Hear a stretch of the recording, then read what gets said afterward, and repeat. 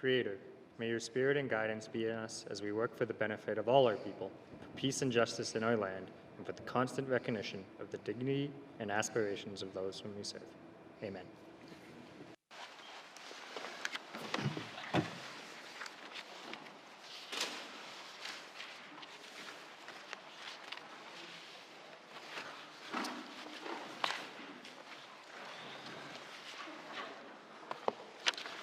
Minister statements. Minister statements. Minister responsible for lands. Kakaniak ko na nunapting ni Munakri. Ko kanok ko habak tot tau chikun kanok habang niak tot tau chikun kanok kanok lekat ko habang niak tot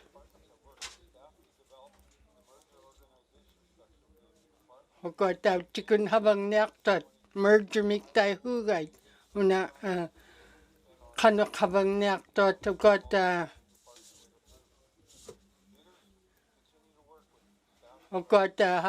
habang tau chikun habang niak totin tohi nakurakun hama pinyak tohi tau chikun habang kufi.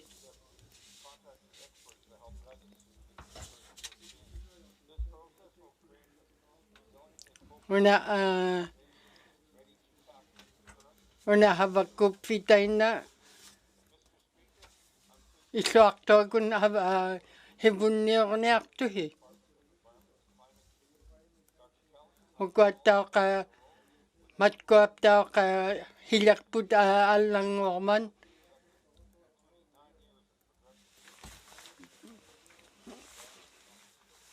Habang niyak tuhi tayo na.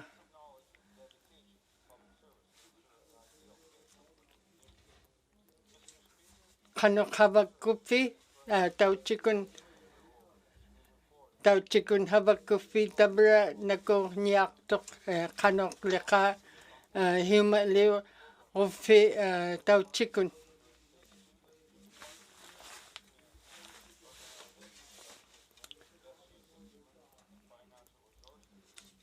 Kopta kanok leka habang kufi. Aglan tau chikun habak ko fitabra hibun mugniak to hi kanok nakurokun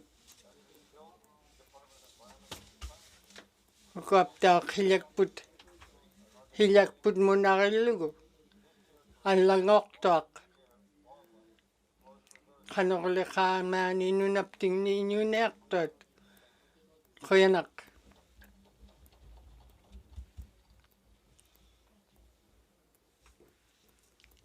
Hata? Can't hear? Minister statements. The speaker's off. Wakakti. Maning nik manakri. Una kalang niyak to. Mani. Nunapting ni kakaklu una manakri kanok habang niyak to. Kanok kakehawra kun habak tot kuataw ka habang niyak tot inmig kun kanok ikayor niya kahit kanok leka habak tot kuataw kakehawra kun habak tot tabra.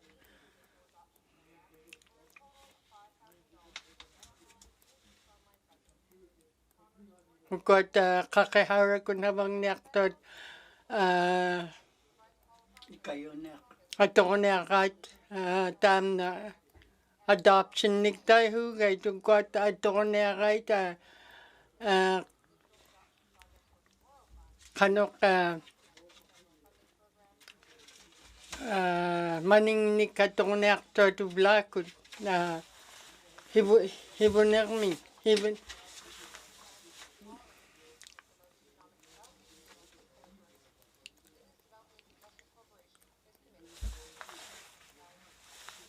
are entering the digital market or expanding their digital presence. Thank you, Mr. Speaker.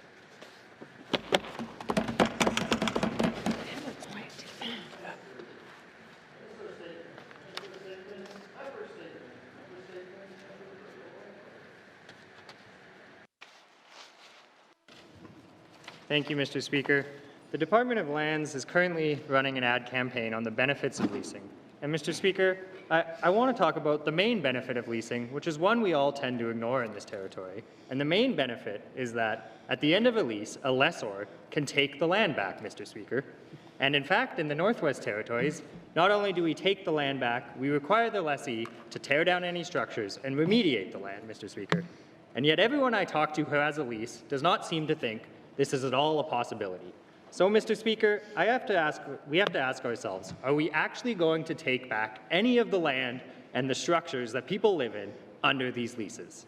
And Mr. Speaker, if the answer to that question is no, there is a very simple and obvious solution. That is to give those people their land, Mr. Speaker, that we have no intention of actually taking back. And Mr. Speaker, I believe it is time we get out of the leasing business. Firstly, Mr. Speaker, I think we have to start with the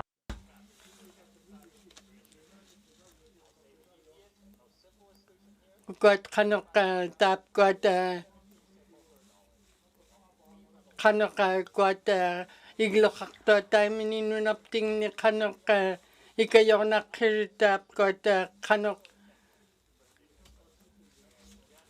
got Inuit tanong chot iglokakto nunapting ni kanok ikayo na kiritap got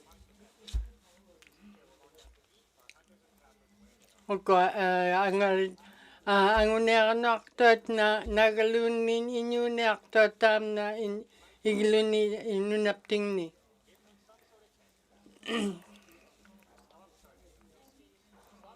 Kano kay kayo naktudud maning ni ka pingakluhi. Kano kay kayo nakritap kot.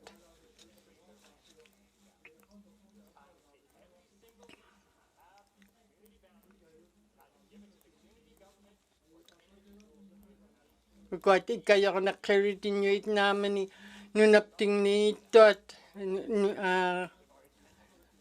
ilokaktot nunapting ni atoktot anu bapakri farnek tunga kayanak.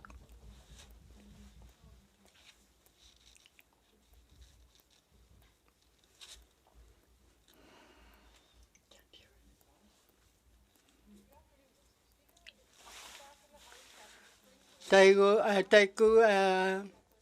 ublumi got tatkakit malong ni got kanoka habagtot tauchikun pirak tadukot nundakat tachiko tada Port Providence ni Ugot nundakat katak paraktot kanok leka piraktot kanok leka tangung chonik pirat kanok pirak paraktot nundakat. And at the consultation tables across the regions. These youth are our future, and it heartens me to see their strength and resiliency, to see them take the reins of their own destiny. Tap got that piraktot hibun munawlak awlert nakurokun pirakaming tauchikun lihali chut kanok lihakane chut kanok awlakanak ugot kanok ngilakan tam na lihakane akto lihakawing mito kat hostel nik tayo hugay ugot kanok ngilakan tayo na pirot agla no blupak nudakat ikayornak kirutap kot kanoleka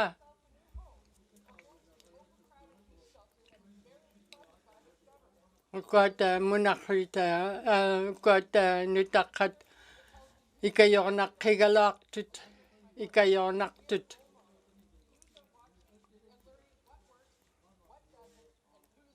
kanokleka Inuvialuktun Iliarniaktun tabra munarinak kirut kuyanak te chomin kalangniaktuk kuyanak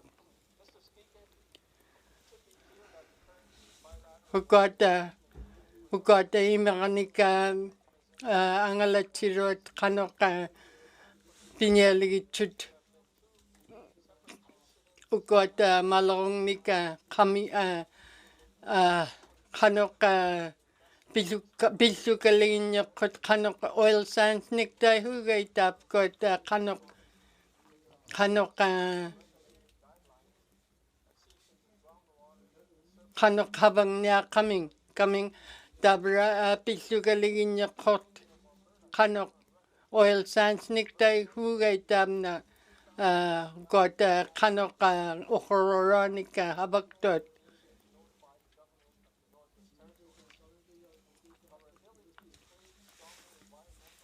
got kanoka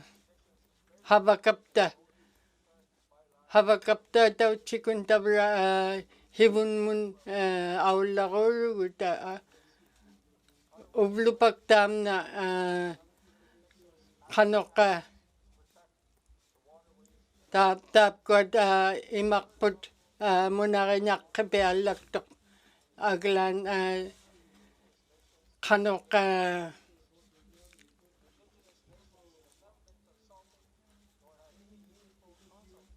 kanoka ukot tangungichot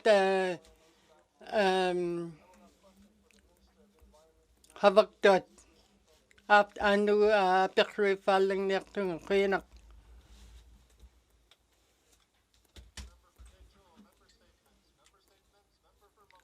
Mampui mino kalang niaktok. Kuyanak. God iglut mat 16.5 million tuna kilyanak akilyanak linya kuta kanok arrears niktay hugay God kanok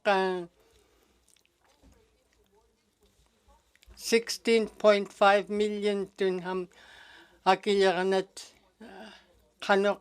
kanok pinyak patap kot inuit iluni atoktot kanok ikayonak kirutap kot inuit iglunika atoktot nagalunin iglunika pekaktot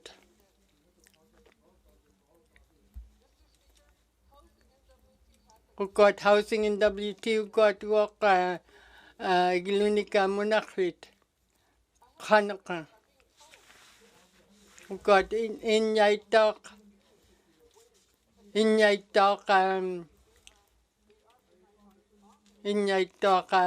hapakanya pelak to kanolaka inyunia kaming iglunika hakilyanak riting kanolaka pinyak tot hapakanya kebelak to kanok igluting inyak tot humilakad tapkot inyut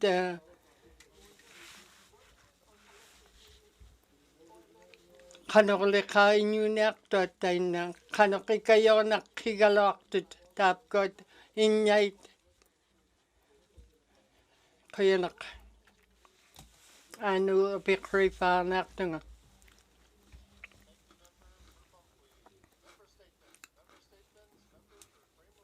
frame lake min kayanak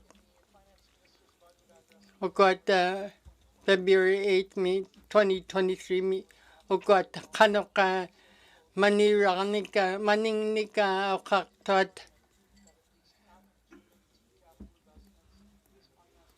ukat abangit manit kanoka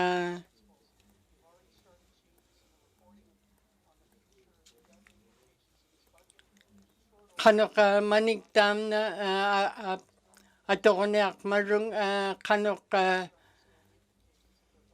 hisakinakigalaktok kanok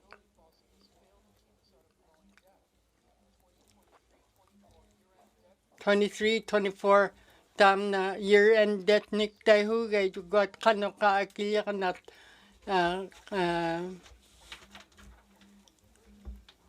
maningnik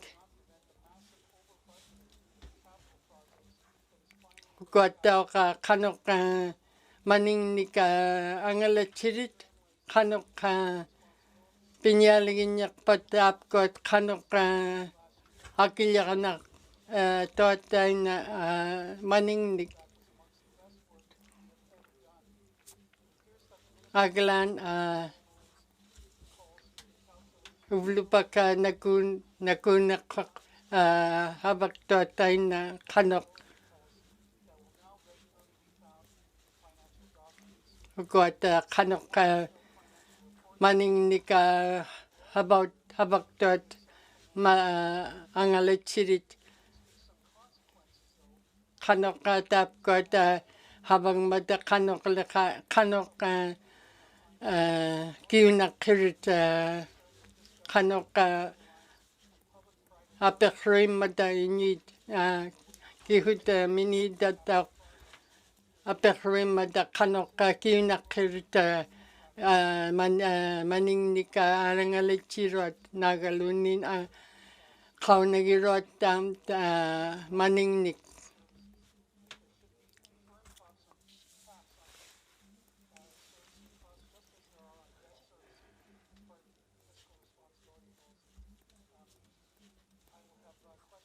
anu apekri falang niak tunga kuyanak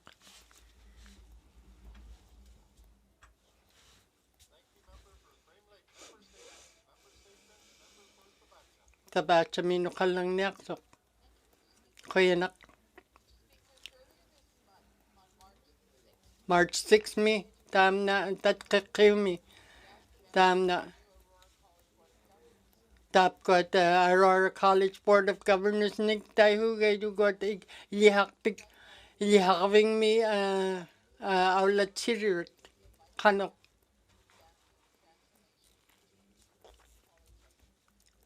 tam na taka ilihakvik pak Polytech University miktay hugay to tap got kanok tap got Board of Directors niktay hugay kanok tap got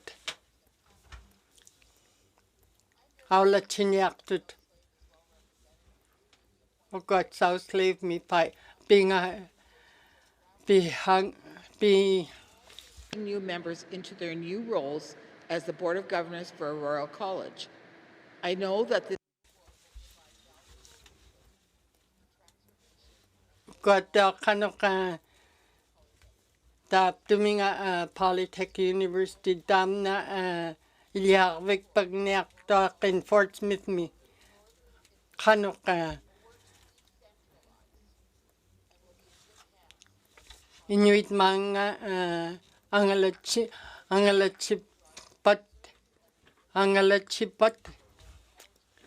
years, I will have questions for the Minister of Education. Thank you, Mr. Speaker.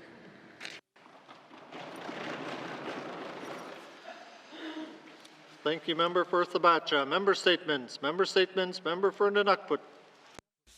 yunak pun kalang niak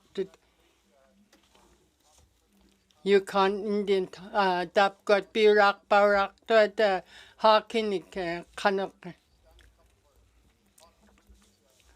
got pirak parak to Yukon mi Odi and Johnny Elias tap got pirak to hakinik Darius Elias tap got talk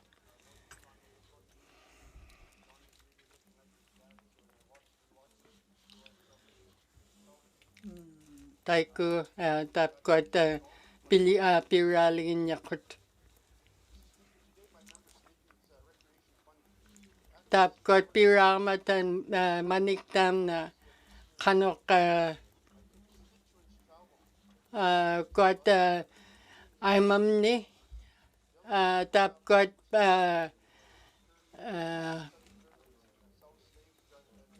kan humulika kamnuka time aulagurut kanuka tamna aglan manik maningnik ara pivaitchut akitchuvaitchut kanok tingmirolim nika tingmata tapkot piranertot kanorlika aglan manichut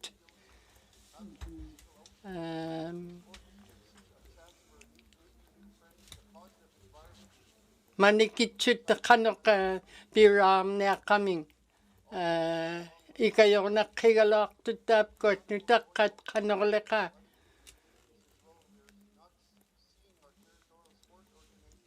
ukwataw ka kanok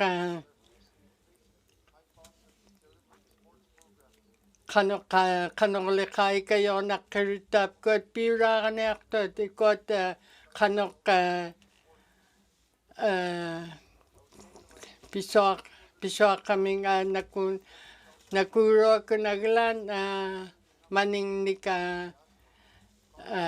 pichut anu apekrofarnera kuyanak. Statements. Member for Trinidad-Welde. Thank you, Mr. Speaker. Today I come to you with a message of grave concerns regarding our waters. As we speak, the Slave water system, which is a lifeline for many small communities in our region, and facing serious threats from downstream's water contamination originating in Alberta. This contamination as a result of industrial development.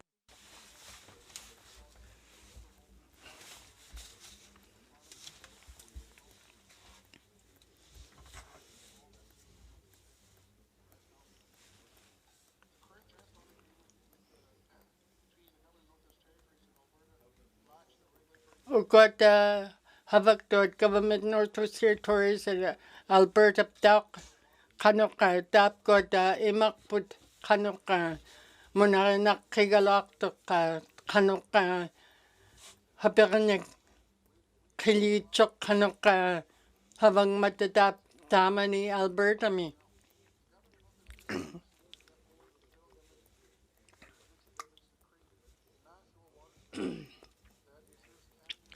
Kanok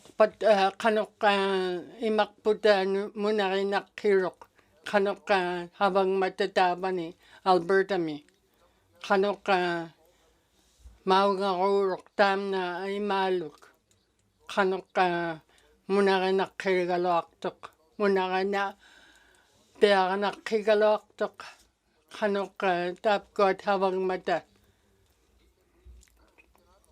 imakput tap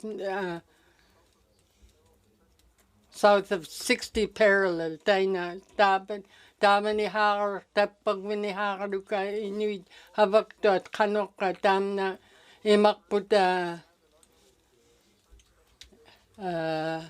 huinyaligat kanok makivluting makivlu tapgot tak Ohrorok mang imapting anu pekrinyariga tamna ina minita kuyanak. Ham Lake min kuyanak.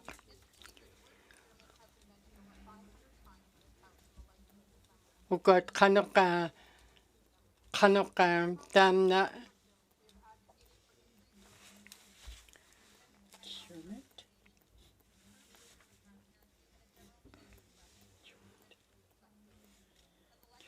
We have all committed to making procurement improvements as requested by all Northerners. In September 2021, the Procurement Review Panel published its findings and 50 recommendations. According to the panel, this review provides the GNWT with a historic opportunity to establish a solid foundation for the strategic use of procurement and take full control of the opportunities to leverage public contracting to support economic and social objectives in the Northwest Territories. This past fall, the GNWT tabled a work plan with a single table divided into 4 deliverable categories: administrative updates to make it easier to do business with the GNWT, actions to improve government procurement's transparency and accountability, and efforts to increase the benefits of government procurement for Indigenous and NWT businesses. But that is literally the extent of the work plan's detail. Mr. Speaker, this work plan does not give certainty of whether or not the procurement review of the 19th Assembly will affect change or fall short of resident and northern business expectations. In response to questions about the outcomes of the procurement review, this House has been told that, quote, the work is underway and we need to wait and see how it unfolds, end quote. Mr. Speaker, we have limited time left in the life of this Assembly, and this Assembly needs the opportunity to review, question, and hold the government accountable to changes to the GNWT procurement policies. And as a regular member, I need the opportunity to advocate for the people and entrepreneurs I serve and ensure their voices, experience, and time given during the panel review are respected. NWT businesses continue to question why their businesses should continue to operate north of 60 when significant contract dollars go south to where the cost of doing business is more affordable. And population decreases show that a significant number of Northerners are heading south. Northerners need certainty. Regular members Mani nunapting ni ito at kanokan tabang hakarok hindi hakayak ni ako manip daw ka hindi hakawig na itami kaya na hindi min kaya Jacqueline Mose na kanok tayo makaligin niya kok March 14 mi tayo maligin niya kok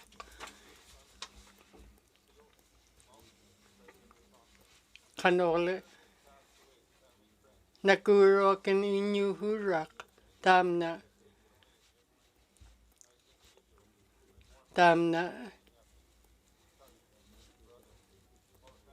tayo maligin niya kok aglan pichip paragat kanok inyo rock nakuro kan inyo hurak kanak ikayok parao kay tinit tama ni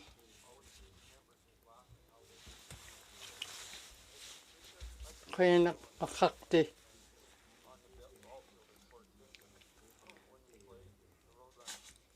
nilakan pirak parao rak kanok lakay kayo niyak dun humilakay inyong apay ikayok parak trak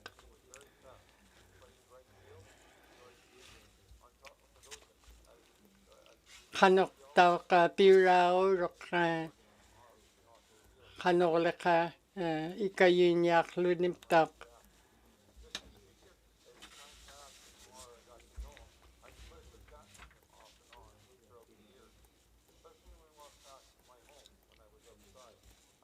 kat kanok hindi magalwaki ka nakurakin inyo hurak tam na nakubeliktok tam na inyuk pichak para na yat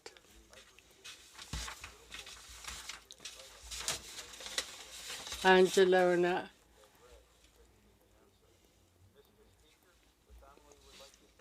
ugat inyo na nadakarit ugat ko para kanok tam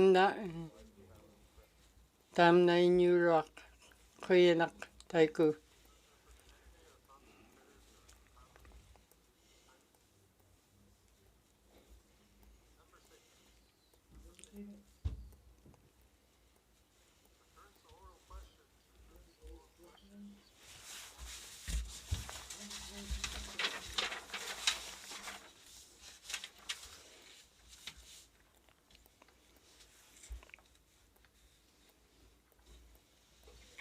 Quaina. Camle kukwata aperura kwata kanoka nudakanika munarehurat kanorleka Child and Family Services niktahuge dukwat munakrit kanoka nudakanik kanoka Ikayonak kirit kanorleka munari kaming tapunanik nudakanik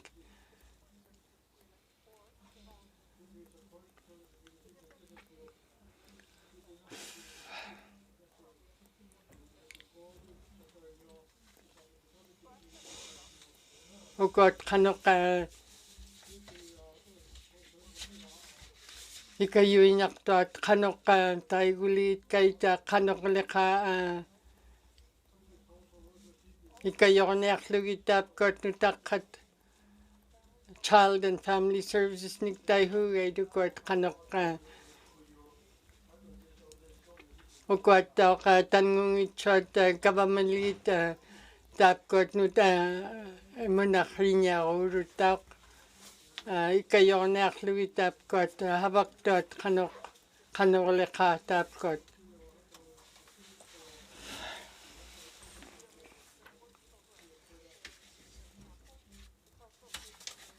ukot ka kanoka ikayornek lugit kanoka Nunapting ni kayornek lugitap kot nutakat kanoka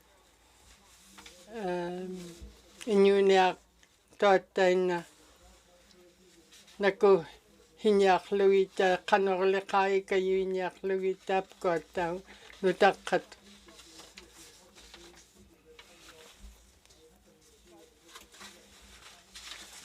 kanoka tap kot tangungit chot kamamalgita ikayunyak urut kanorleka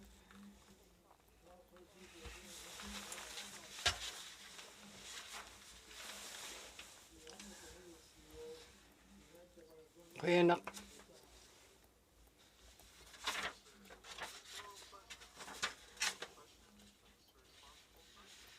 infrastructure mintayan R2 na kalang naktor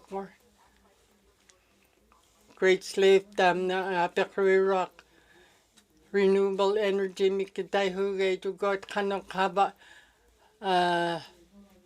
habak pangnika kanok dam na Huang Rock pangnika atong mata kanok chokinyak tok habaw talit kay kitka ukwat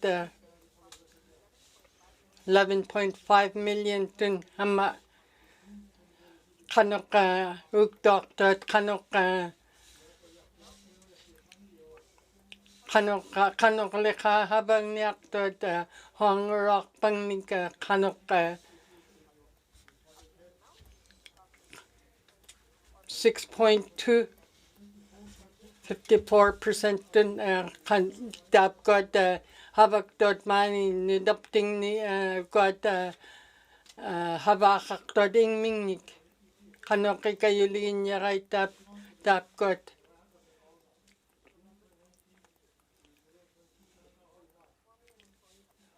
got ikayuraka consultnik tayo gay got kanok ikayornek ngugay tinot inyit habak dot mani nunapting ni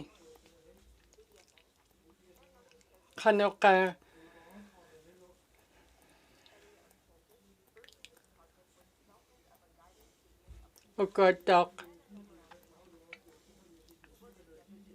ukot chikun habang nakirit kanok uktornak projects niktay hugay ukot kanok tanungit chot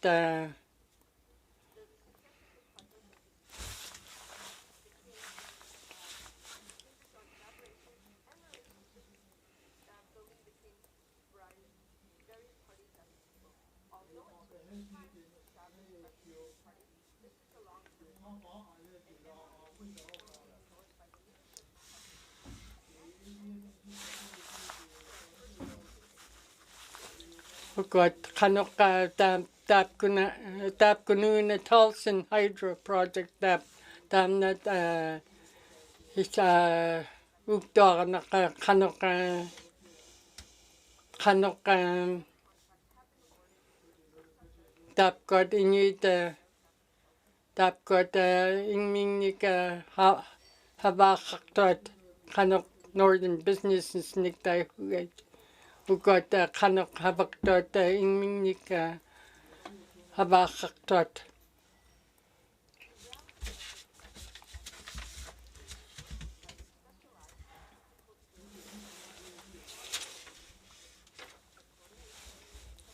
Havaktot Kanoleka Ikayon na Kirt Kanok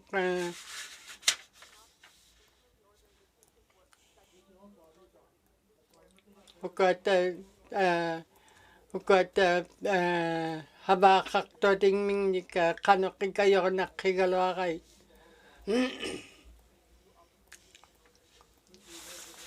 Will continue to prioritize the inclusion of northern businesses in the future. Thank you, Mr. Speaker. Thank you, Minister. Returns to oral questions. Returns to oral questions. Recognition of visitors in the gallery. Recognition of visitors in the gallery.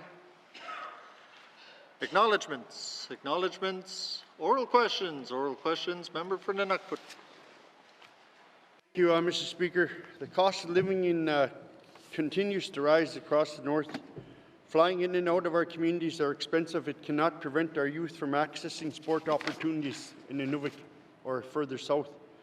Can the Minister explain what funding supports are provided to territorial sport organizations and organizations like BDAS? Who got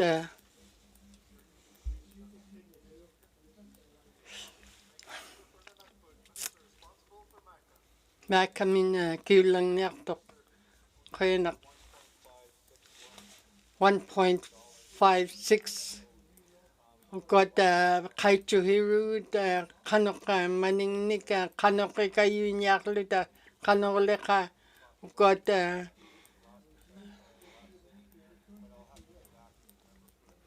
Anuna Kufar Neripin Kuyanak Nunakpun. Got Kanokaleka Nudakanika Ikayunya Urut Kanokaleka Kanok Aula Mata got Kanok Kanoka Ikayona Kirutap got Nudakata Manicha Kuyanak Maka. I tree who would Maniranika Kihulaka or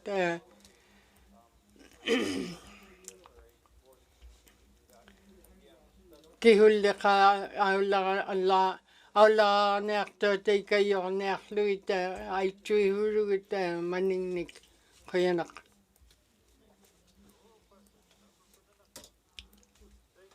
Koyanak.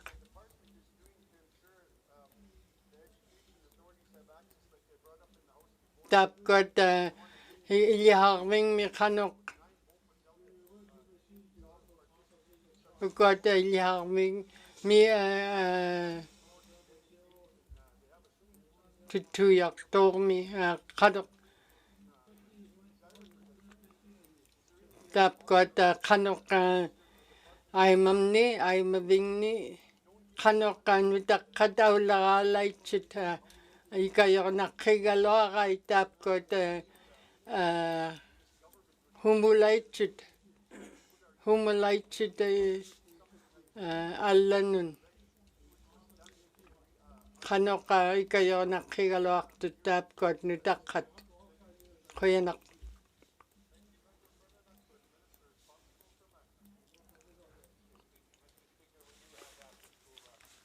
ukata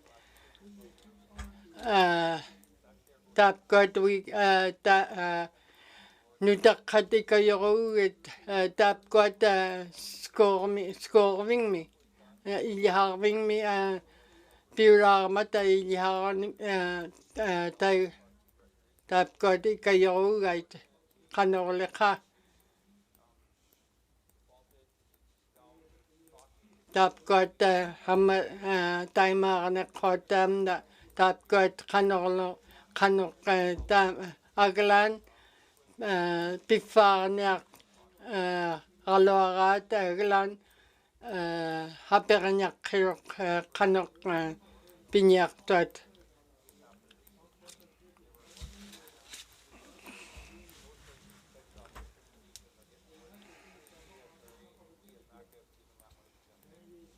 Koyanak nunakpunmi koyanak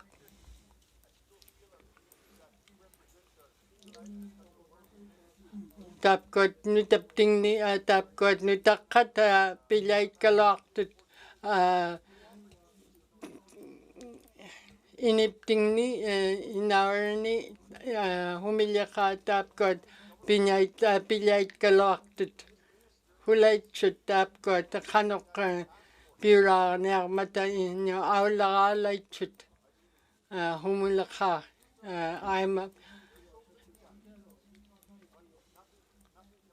nutaqqat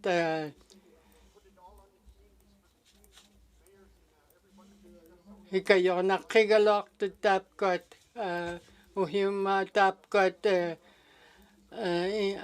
ilaani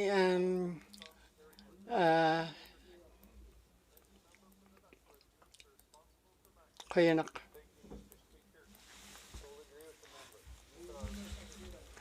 ja taina tapkot nutaqqavut hivulliuniartut ilaani tapkot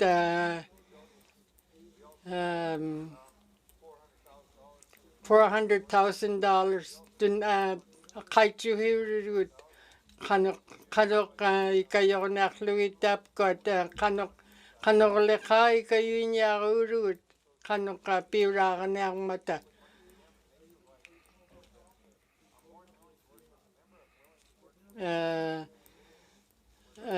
qanorleqa tutqiqqarniarlugit qanuq piuraarniartut nutaqqat ikayorniarlugit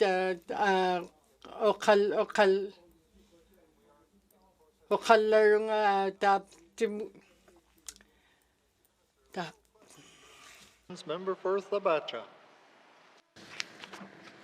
Thank you, Mr. Speaker. Thabacha min qaraniartoq Aurora College mi uva qanuq tapkot malerutaliutniartuat tapkot Board of Governors niktaihugaituqot qanuq piniaqpat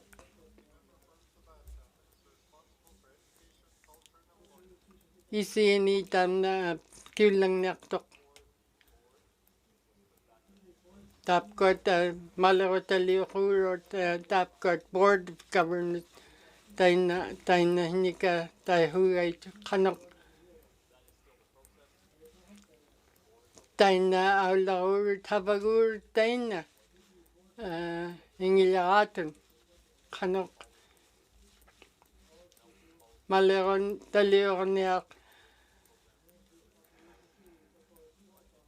malerutaliornik maliurut qanuq tapkot piniarugaluarait quyanak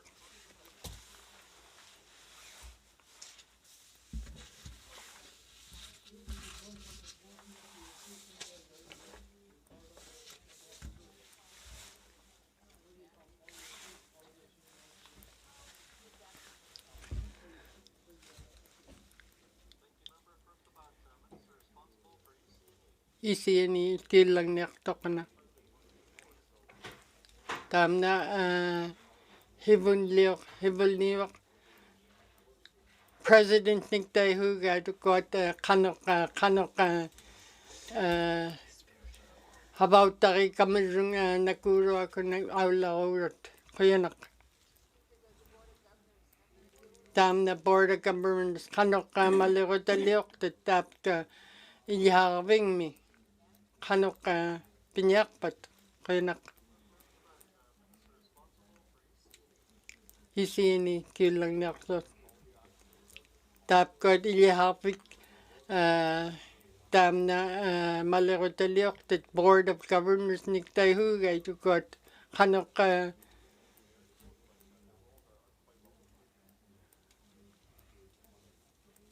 kainak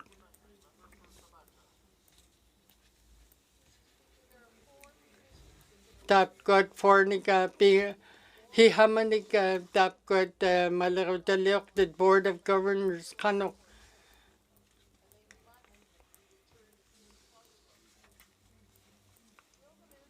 pihangunik tap kot kanok tap kot malerotaliunik pihurot ihaving mi kanok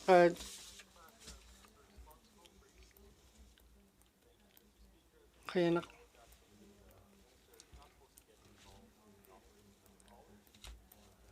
una minita ka pinjaichok una havang niangitchok tap kundani the board ugot malerotaliutit kainak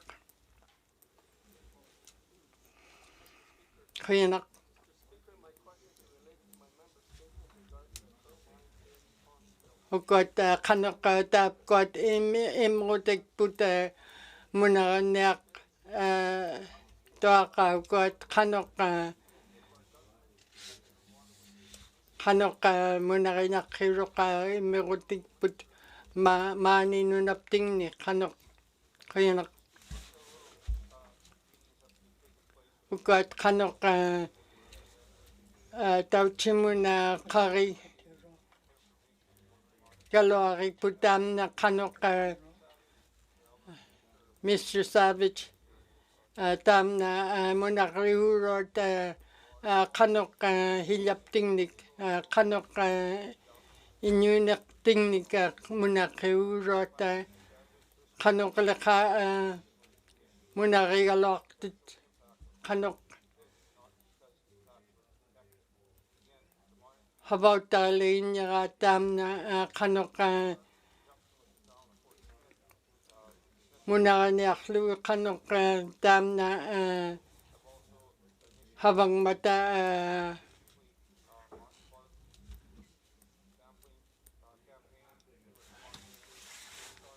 mata kanok laka got kanok kainak they told me kainak minita tam na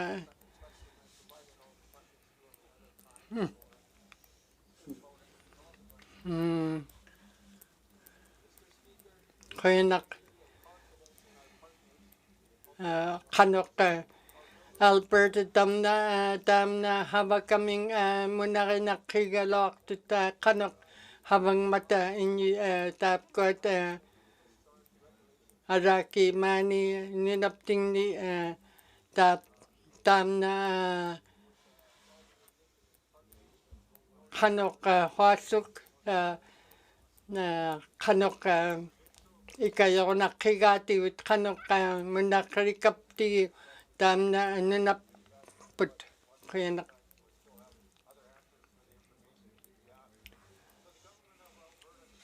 government Alberta government kanok munarania kaming kanok lakatam na kanok pinyaraloarat siakun havang niarugaloartut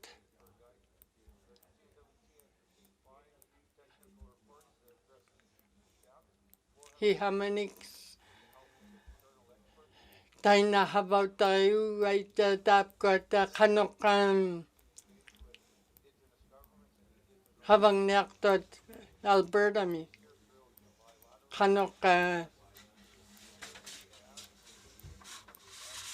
havang niarluting nakurokun kanok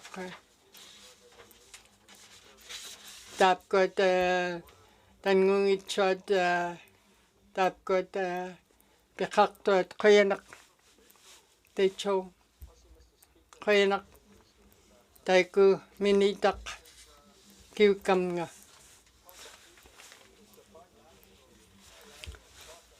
Ukot kanoka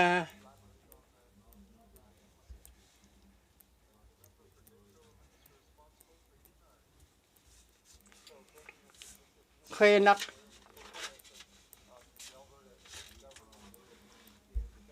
tapkot Alberta government kanak havakkalak tu tauchikun kanok tapkot federal government tauk tamnap tauk tapkudap tauk Alberta government tut ukagay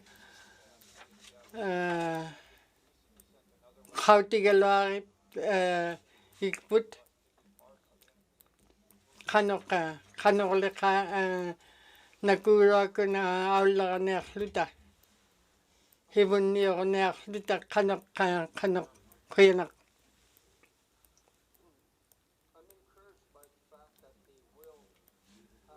Ukot kanok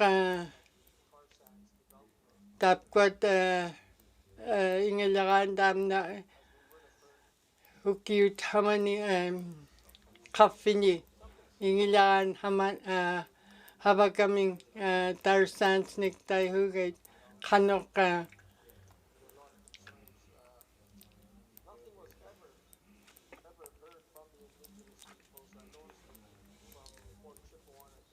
ukot tanungitshot kanok ingalakan ukalay kalaktot kagalan lupak ukalekot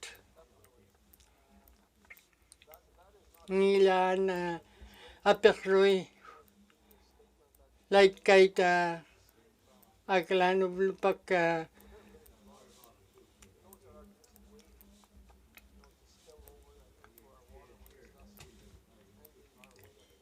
ukot kanok imaptik ukot imabut munari peak nakigaloakay tapkot kanok leka Inuvialuktun tayo makakadaktok munari ngitkufiyong kuyanak.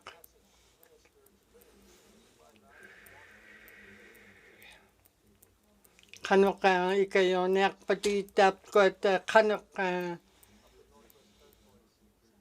kanok itangungitshot kamonigit kanok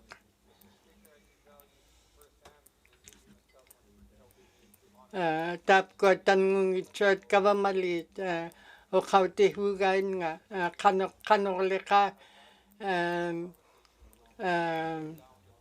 taptun ta Alberta tarsans niktay hugay to got Alberta mi okhrelio nik havaktot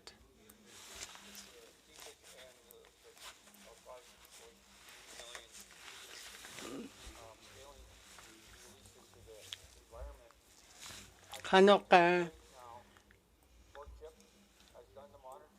Fort Chip tam na monakahugat tam na kanok Fort Smith mi tao ka monakapel lekat kanok leka tam na havaktot monakalit kat kanok havaktot Alberta mi.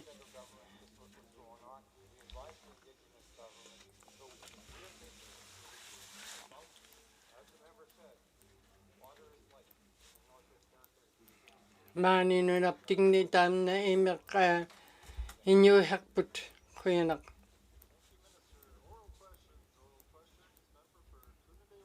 Tuniday waladay ukalang niyaktok kuyanak.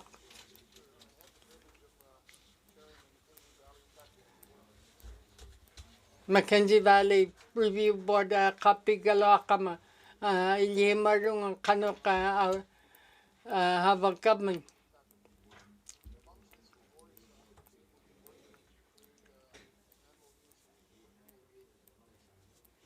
kanok tapkot ay ilichop kahugay tapkot inuit kanok habang mata tam na tabor.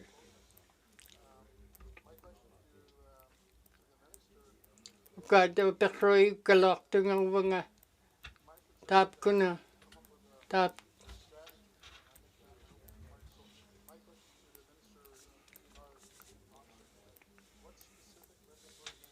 Kanok pinyak patap ko at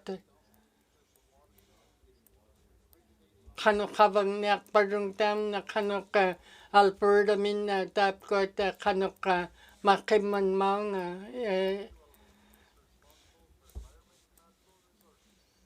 himapting nun kuyanak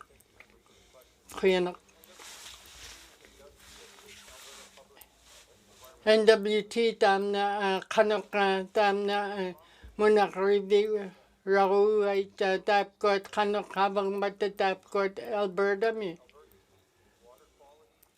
kanok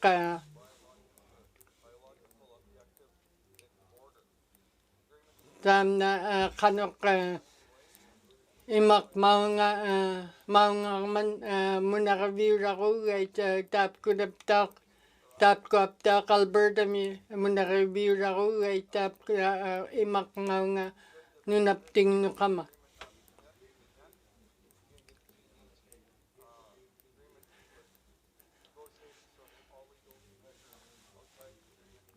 Kota kanok taiku.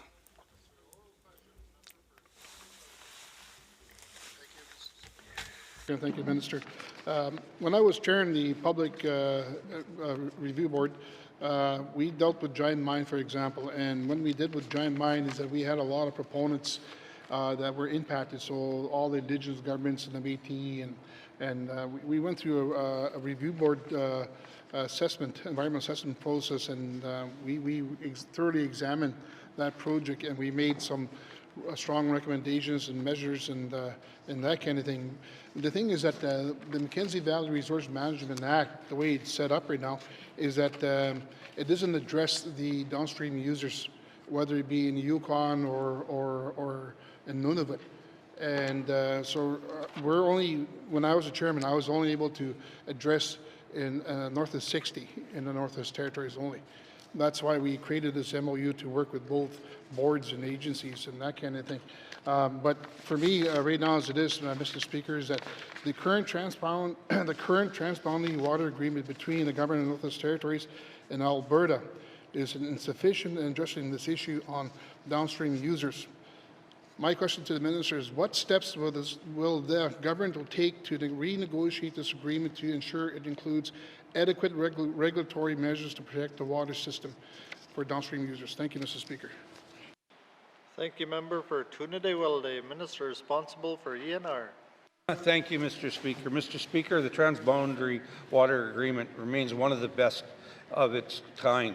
The agreement prioritizes NWT interests to identify throughout the years of engagement on the NWT water strategy and guidance from Indigenous steering committees. For example, includes measures to protect aquatic ecosystems integrity and ensures Indigenous knowledge is considered in decision-making.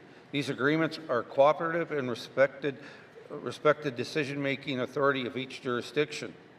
There is no reason to renegotiate the agreement. In fact, the agreement gives us the tools to address situations like the Coral spill through our dispute resolution provisions, which is happening right now. Throughout the agreement, we should not have, if we would not have these tools, and Alberta would not be obligated to share information with us or meet specific conditions at the border. Alberta is engaging with us on this issue. They have agreed to engage in a dispute resolution under the agreement and have put us in touch with Imperial to provide us with more detailed information on this matter. Thank you, Mr. Speaker. Thank you, Minister. Oral questions. Member for Tunadewelde. Thank you, Mr. Speaker. Again, when I was thinking about when I chaired the Impact Review Board, we couldn't really address any issues on the downstream users from Nunavut and Yukon. But here in Alberta, it's the same thing. This agreement that the minister talks about doesn't give us the tools needed to participate in their regulatory process in terms of approving a mega project. We're just kilometers down the road in Fort Smith and in my riding of Tuna de Willowday and Fort Resolution that are impacted, and all the residents of Northwest Territories. So there has to be a way that we have a voice at their table so that we are able to have a say in their regulatory approval process. Otherwise, it's, we're going to be talking about this in the next 4 years and 4 years thereafter. Nothing's going to happen. So my question now is to the minister again. The the need for the national water strategy to protect Canada's water system against harmful effects from industrial development is long overdue. What concrete steps will the government take to advocate for in concrete such strategy, and what time frame is being considered? That's my question to the minister. Thank you, Mr. Speaker. Thank you, member for Tuna de Willowday. Minister responsible for ENR. Thank you, Mr. Speaker. Mr. Speaker, first, NWT can and does participate in the Alberta Environmental Assessment and Regulatory process. I need to stress that we do engage. We were part of that process.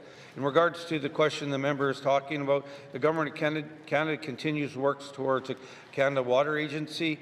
We have participated in the process and will continue to advocate for the NWT Indigenous governments and organizations to be part of any process that we have, or they have. We've been having that. That's our letter. We've had conversations with Minister Savage. We're reaching out to Minister Guilbeault, and we're trying to meet with them, and we're trying to meet with Minister Savage as well sometime in April, face-to-face, to discuss this. Thank you, Mr. Speaker. Thank you, Minister. Final supplementary, member for Tuna de Willowday. Thank you, Mr. Speaker. From what I'm hearing, the minister had said that the Northwest Territories is involved in the regulatory process for approval for development in Alberta. I'm not sure about that. Can the minister provide a commitment that the government will prioritize the protection of the water system in the Northwest Territories over the interests of industry, and will take proactive measures to prevent contamination from industrial activities from entering the slave water system? Thank you, Mr. Speaker. Thank you, member for Tuna de Willowday. Minister responsible for Environment and Natural Resources. Mr. Speaker, and maybe I misspoke. What I said was we're part of the process. We engage. We provide feedback to it. We're not in.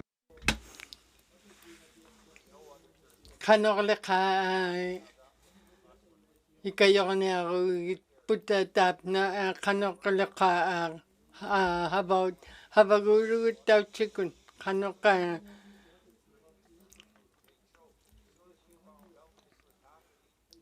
kanok tamna kanok tamna pimman tamna ohra luita makimata maunga nunapting nun kanok tamna Imakuna okarehu itap got kanorlecha tutkikarnerlu itap got kanorlecha got oil sands damna tabdak kanorlecha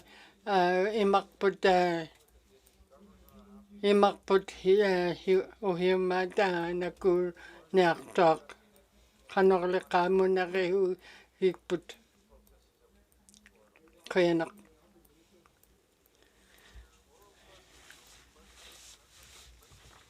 Frame Lakeman kayanak. Got maning nika munakri ka apekrog nariga. Kanoka tap got kanoka kemilario. Kuvat kanorlecha tap kununa maningnik. Kuyanak. Got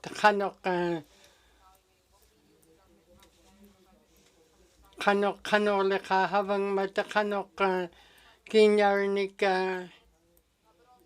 havang mata got kemilaru time na kanorlecha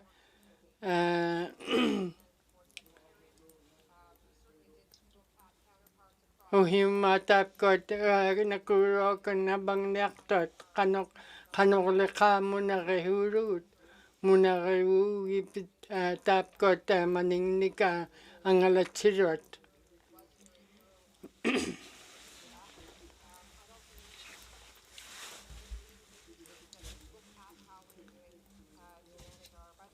Kuota kanoka naing time na ang alatsirot maningnika pagjidnik tayo hugay dugot kanoka muna nyakpit kuyanak frame like me kuyanak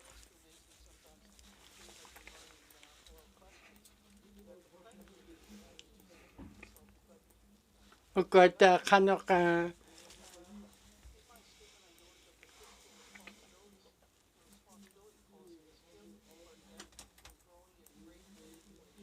Ukat kanok maningnik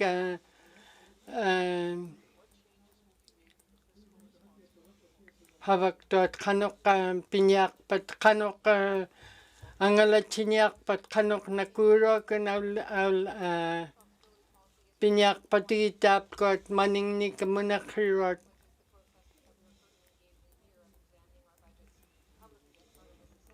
Ukat kanok tam na maningnik kanok aglinyak pat nagalunin kanok habang niyak parung. Tam na kamilwili chuta kanok tam na habang niyak pat kanok tam na habang niyak parung tayo na maningnik kanok katokumata ukot kihulika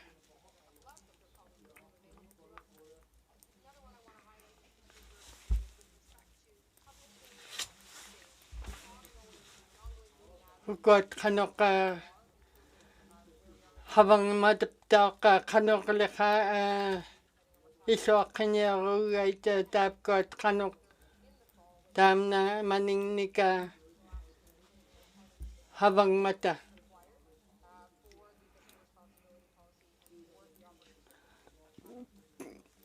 Kuyanak.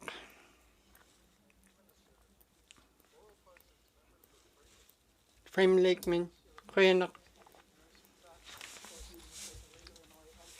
Kuyanak.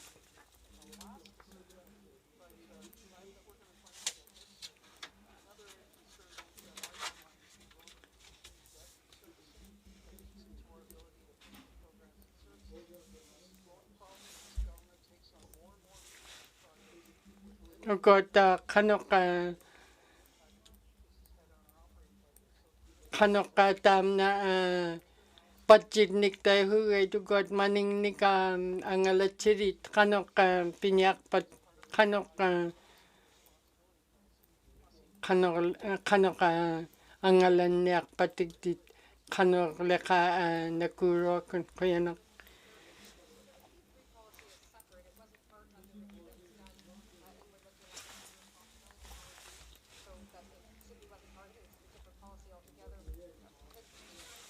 There's not any active work happening with respect to a P3, so this is not something that is, there's not an active concern around growing numbers of P3 projects. But what we do have are some projects that are ongoing where there are operational expenses now, because rather than investing huge amounts of sums at the capital side to build a project through a traditional process, instead, that the budgeting for these projects, such as Stanton, such as the McKenzie Fibre Line, they were extended over the life of the asset. They were made into operation costs over the course of existing projects. At the end of the day, though, Mr. Speaker, all that money is GNWT money, whether it's on the capital budget, whether it's on the operations budget. So those P3 projects that are still on the books are there on a different side than what they would have been otherwise. Thank you, Mr. Speaker. Thank you, Minister. Final supplementary, member for Frame Lake. Monsieur le Président, I want to thank the Minister for that. Of course, I'm not talking about the P3 policy. I'm talking about the fiscal responsibility policy, where debt servicing should come into play, whether it's P3 debt as well, and it should include that. And although the minister doesn't think there's active concern, I've been raising this in the House for 7 years. So I'm very concerned that the minister and the department appear to be ready to make changes to this policy without bothering to engage the public. And the minister herself spoke about how they engaged the credit rating agencies, but are we actually going to talk to the public? So we hold all kinds of public engagements for such mundane things as renaming the Stanton Legacy Building or a survey on liquor and cannabis products. But can the minister tell us whether there will be any public engagement on the review of the fiscal responsibility policy, and if not, why? Must Mr. Speaker. Thank you, member for Frame Lake, Minister responsible for Finance. Thank you, Mr. Speaker. Mr. Speaker, I've had the pleasure of overseeing a number of different policies that have been reviewed and revised in the life of this Assembly, and I've actually had the opportunity to go back and say, when do we go out, engage public, and when do we take different types of approaches? And Mr. Speaker, it depends upon the impact of the policy on members of the public. The greater the impact, the greater the anticipated interest, such as in the naming of a building, which may well involve wanting to name it after an individual or after a particular location. Those occasions certainly do see a wider and more concerted effort to do engagement. Affirmative action policy would be one that I am currently involved in right now, where there is extensive public in-person engagements taking place. The fiscal responsibility policy, on the other hand, Mr. Speaker, it really is something that looks at government trying to ensure its own processes and its own budgeting is done in a responsible fashion. As far as input onto budgets, Mr. Speaker, there are the budget dialogues that I've done every year. There is the process of the Committee of the Whole. There's the process of business plans. All of those are opportunities where members of the public, advocacy organizations, municipal governments send in their comments on the budget, what we should spend on, how we should spend it. The budgeting dialogues process, again, how we should budget, where we should manage, where the balances should be. So all of those processes continue to exist. But the fiscal responsibility policy in terms of how to structure the fiscal strategy, that's an internal looking process, and that's why we've kept it to being a more narrow focus. Thank you, Mr. Speaker. Thank you, Minister. Order. Oral questions. Member for Mumphy. Thank you, Mr. Speaker. Mr. Speaker, indeed, we do need to do a better job at administering our housing programs and supporting our residents. And with that in mind, Mr. Speaker, if we give people a home and they continue to build arrears and are unable to pay their mortgage, that means our program is not working. Can the minister tell this House how they are working with residents who are currently have a mortgage with Housing NWT to ensure they are able to pay that mortgage while having resources for other things, such as food? Thank you. Thank you, member for Mumphy. Minister responsible for Housing NWT. Thank you, Mr. Speaker. Thank you to the member for raising this question as well, too, because right now Housing NWT is reviewing. We have 268 mortgages throughout the Northwest Territories. This was a program that was available to the Northwest Territories through CMHC about over 20 years ago. At that time, we did come out with the subsidized mortgages throughout the Northwest Territories. We have run into some issues where we have not had clients pay consistently throughout the territories, but we do enter into payment plans and we do work with each of the clients considering their financial changes and trying to make them become and help support them to become successful homeowners. Thank you, Mr. Speaker. Thank you, Minister. Oral questions. Member for Mumphy. Mr. Speaker, we have mortgage that we know people cannot pay. We have a collection policy that shows our ability to forgive residents who are in this situation. Can the minister explain how Housing NWT administer its collection policy and how often people are assessed and forgiven from their debts based on their ability to pay those debts? Thank you. Thank you, member for Mumphy. Minister responsible for Housing NWT. Thank you, Mr. Speaker. In the lifetime of this government, the Housing NWT has forgiven $8 million in housing mortgage arrears throughout the Northwest Territories, and they consist of several different financial situations that the client may be entering into. And we try to do our best to try to work with the client prior to them receiving the eviction notices. That is the absolute last resort. And if that we do have public housing that is available to the tenants as well if they're not able to afford their home ownership program. We also do work with our collections within Housing NWT, but we also do have to submit to FMB as well too with a financial analysis as to why we are going to be submitting a forgiveness and a write-off of those debts. Thank you, Mr. Speaker. Thank you, Minister. Oral questions. Member for Mumphrey. Mr. Speaker. Excuse me. At the moment, Housing NWT is owed almost $5 million in mortgage payment. The current process of refinancing and owning a house through Housing NWT is proving not sustainable. Can the minister commit to forgiving the current outstanding? Minita ko na ikayilabit pigitap ko at inuit kanok iluning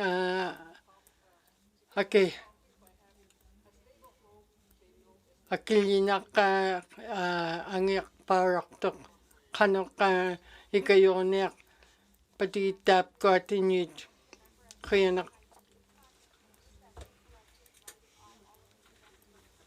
Okat kanok akiliyanak to kot kanok igilunik atoktot nagalunin igilunik igilokaktot inming nuk kanok pinyak pat kanok ikayonek pagitap kot tautu right kanok laka Khemilroero right tap got kanok tap got tap got pinyarmata kayo clear tap got taina habagurut kuyanak inyakaktu tap got ay mavemni kanok got inyait kanok kanok tam na kanok tap got igilukaktot tap got 72 ukilit kanok kayo nek pati tap got kanok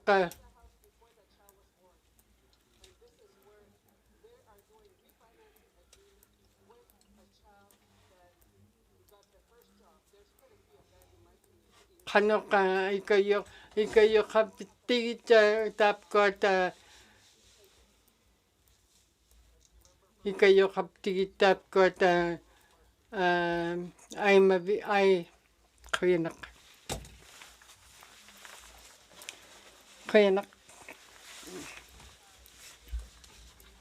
got apekruil lang na ITI una Manira nika munakritak kanok.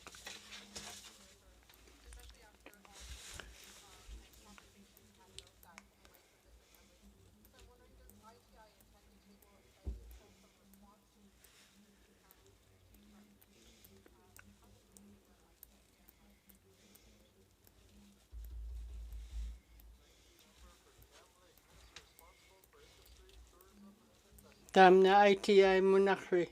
Maning nika munakri. Kanok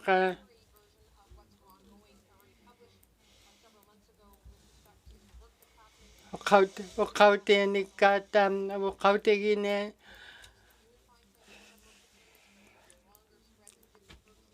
Wakaute gatam na ingilan tam na kanok report nik tayo gait aglang nik aglag taktot kanak kanok habang mata kanok laka tayo na ikayo na fluid procurement policy They've said to expect something more by the summer. Thank you. Thank you, Minister. Oral questions. Member for Kamloops. Mr. Speaker, and thank you to the Minister for that response. And I can also say that in conversation with the Minister during our other work time, that the Minister has been very helpful at kind of providing a fulsome response of what all the department is working on. The problem that I have is that I don't have concrete answers to be able to give the people that I serve about what those specific changes are going to look like. In the month of August and in the summer, there's about 8 sitting days that we'll get to sit through roughly before we're done, and we're literally escorted out the building. And that doesn't give me the time, or my colleagues the time, to really hold the government accountable to what those changes look like. And so the Minister said that there's an intent to table responses in the summer, but I'm really concerned with that timeline. So is the specifics to the policy work that's being done, for example, to the Northern Manufacturers Policy, to the Business Incentive Policy, is that expected to be tabled in the summer, or is that something that we will see before? Thank you. Thank you, Member for Cam Lake. Minister responsible for ITI. Thank you, Mr. Speaker. Mr. Speaker. ITI una kulang naktok kanok habang mata manufacturing policy ni tayo hugay to God malero taliuta kanok habang mata.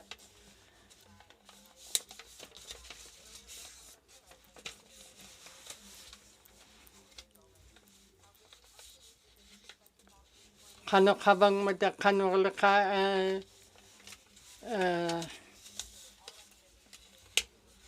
tapkot kamilari linya kaita tapkot kanok habang niyak mata kanok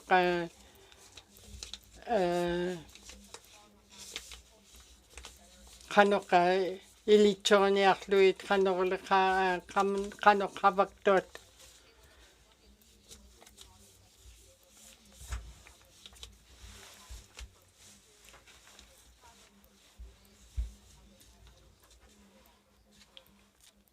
Kanok kayo niyak tat kanok leka ilicho niyak luit kanok leka uhuma nakuro kun habang niyak tat kuyanak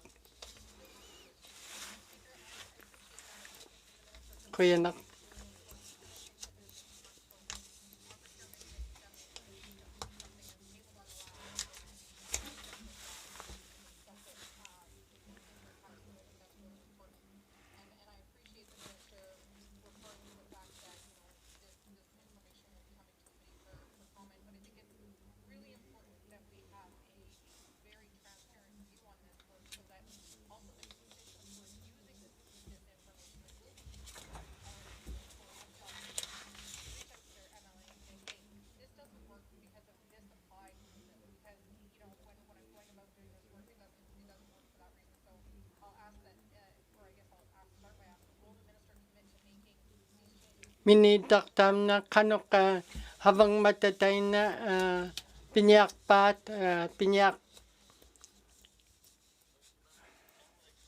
pihitay na habang niyak pihitay na kanok habang niyak habaw taka niyak padrung tam na kanok.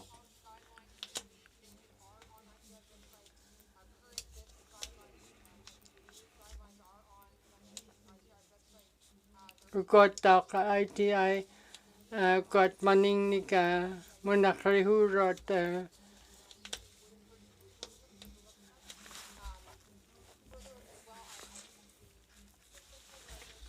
got ka kanok habaw ta barung kanok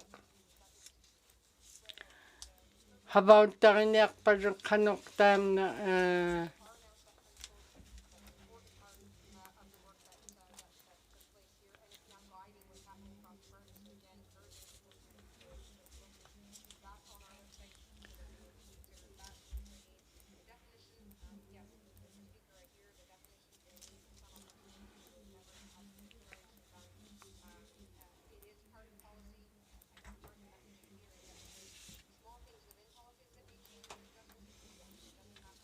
got kanok malero tulio kaming tam na about kami rung tayo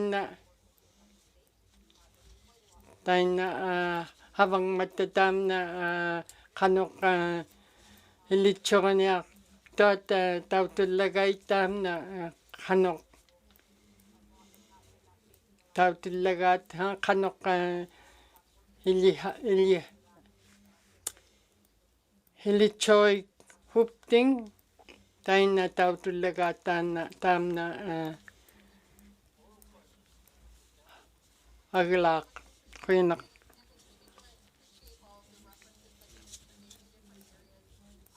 канеқ тайку тапкота неаққуулакун қаққихаулакун таам тай тапкота таутуллагаитини канеқлеқа пиукми илитсори хуккумин тайна қаққихаулакун таутуллагаит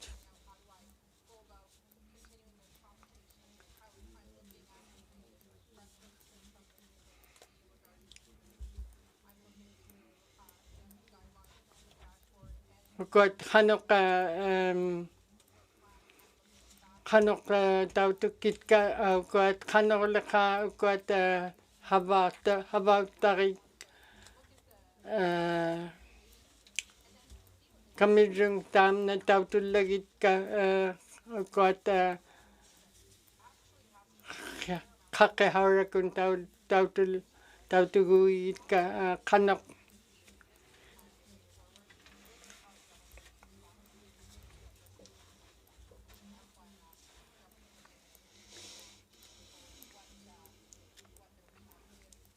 kanok kemileornearpati taapkoat havaktoot kanok ilitsoriniarpadung kanok ikajornearlugit inuit kanorleqa kiuniaritka taapkoat kanorleqa aperrui kamilung aperrui man kiillagitka kanorleqa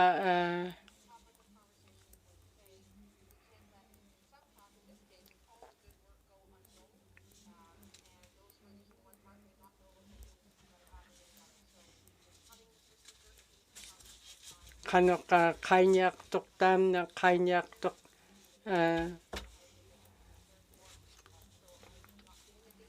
aperruillaruta taapkot ukot minitat kanorleqa kiullagitka quyanaq Yellowknife North quyanaq ukot kanok community government taapkot kanok iglunik atokpitok GNWT list taapkot kanok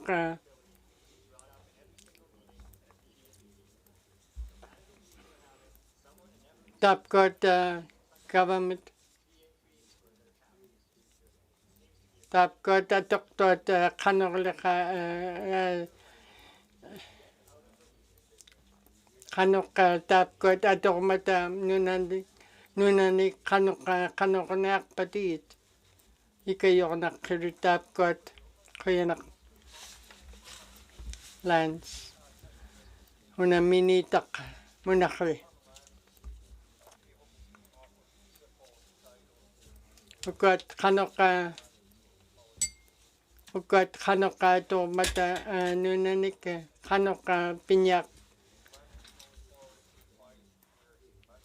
pinjaqtaat kanok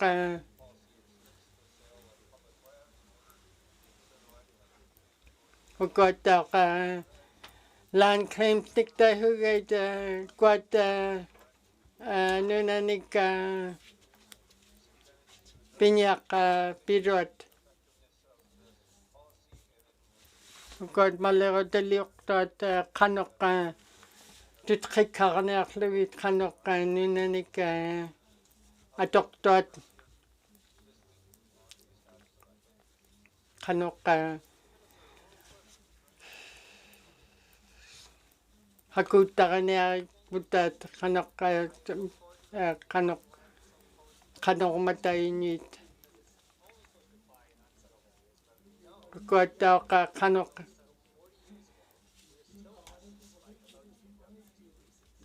ukat GNWT ta pimmata kanok Inuvialuktun mata GNWT min ukat atok tichot ukat government kanok Isoaqanaqaluaqtut kanok piruata ukat igilunikat kano igiluqaqtuat ukat kanok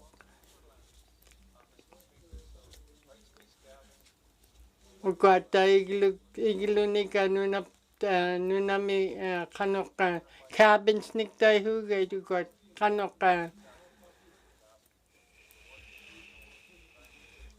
kanok pinyakpat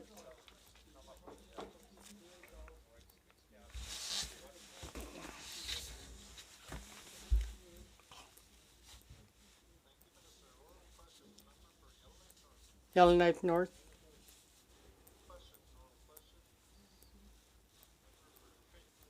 Frame Lake. Koyanak. Ukat. Minister of Finance na manirinika munakri. Ka kanok tam na Auditor General una kanok. Ukat kanok.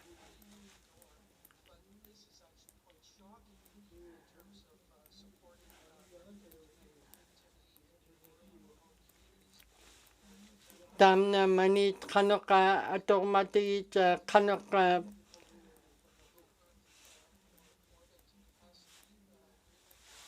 kanok patap ko automata kanok kinyarekun nagaluni kakeharekun automata taina kanok koyanak hunek pat kawamabut Isakinyak padung tamna koyanak.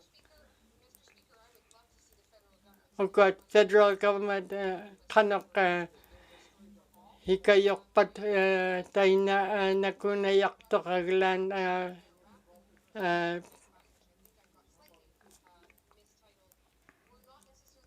pilaichut koyanak. Ukat kanok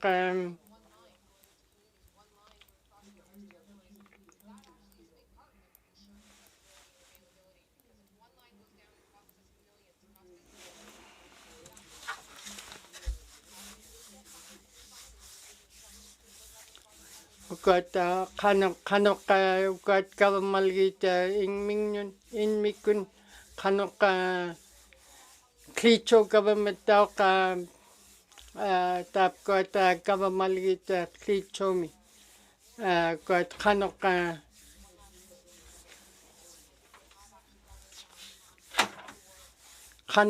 kayunyak pat inarni ta mani koyanak Frame Lake koyanak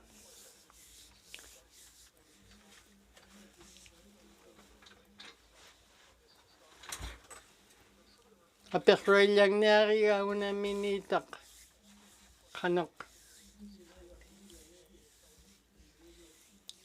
ukat radio television nika ukat kanok tawduktat na elektronak kanok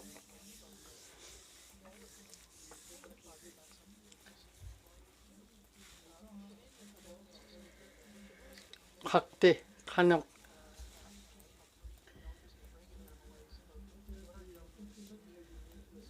hubat government makwa kanok leka minita nun kolelek kit koyanak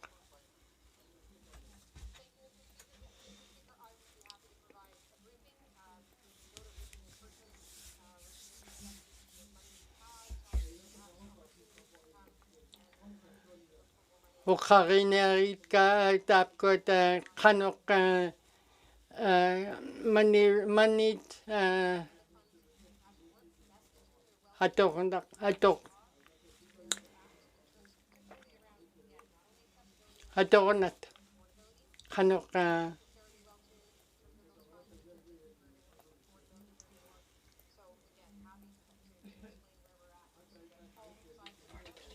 got kanok in mata inuit atogomata iglunika kanok leka ikayonero koyanak.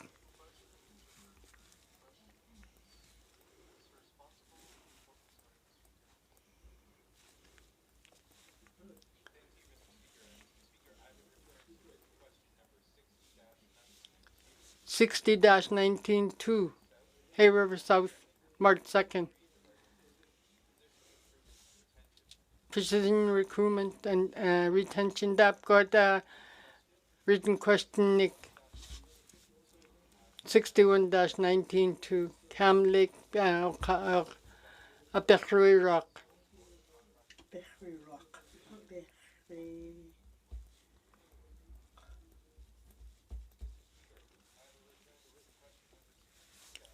62-19-2 Cam Lake, Aperui Rock.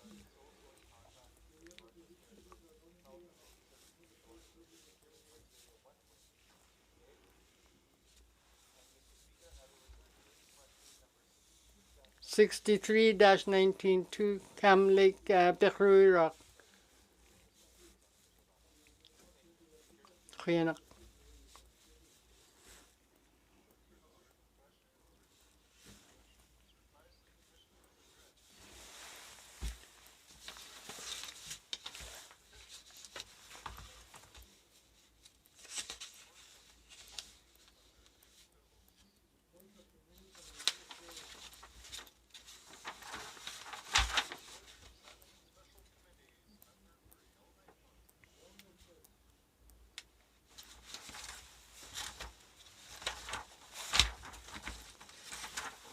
Yellowknife North.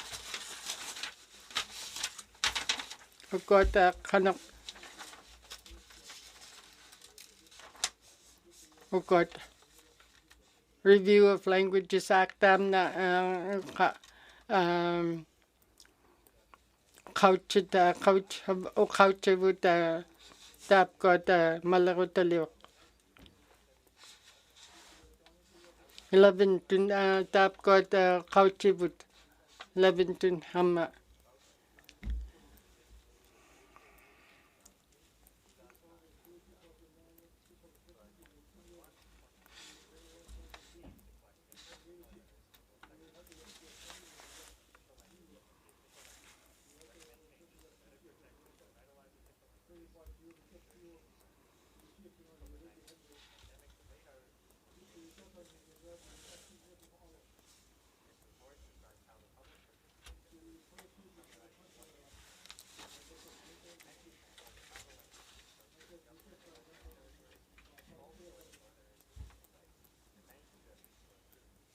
Ali.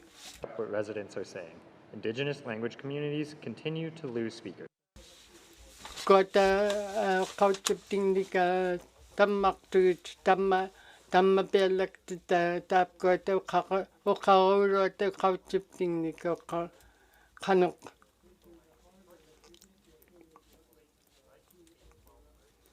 Tamna Ikayona Kirito got the Karanak to couching.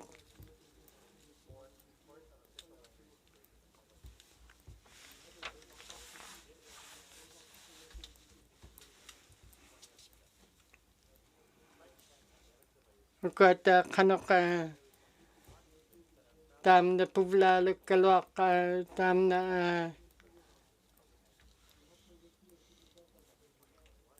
Hapernyalok to Raglan Pisuk to Kanok. How about Taranaklu Tam Kanok Tam no Kauchik put Nakura kun Aulale. Kanok Kai Kayona Kiritap got Kauchi with Kaunaginiarat. Kauchip with Kaunaginiarat Kanoleka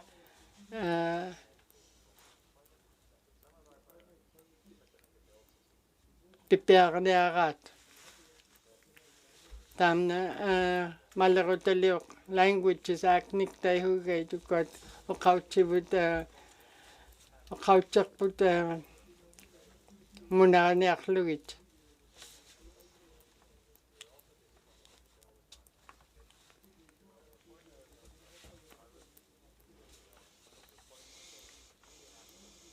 okota qa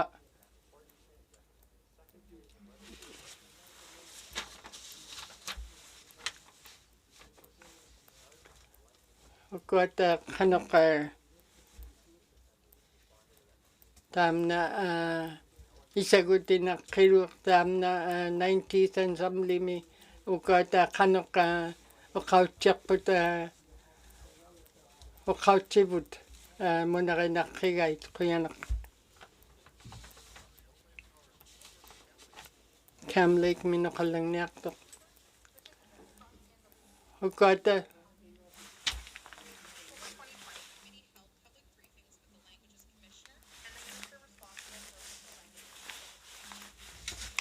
see that sound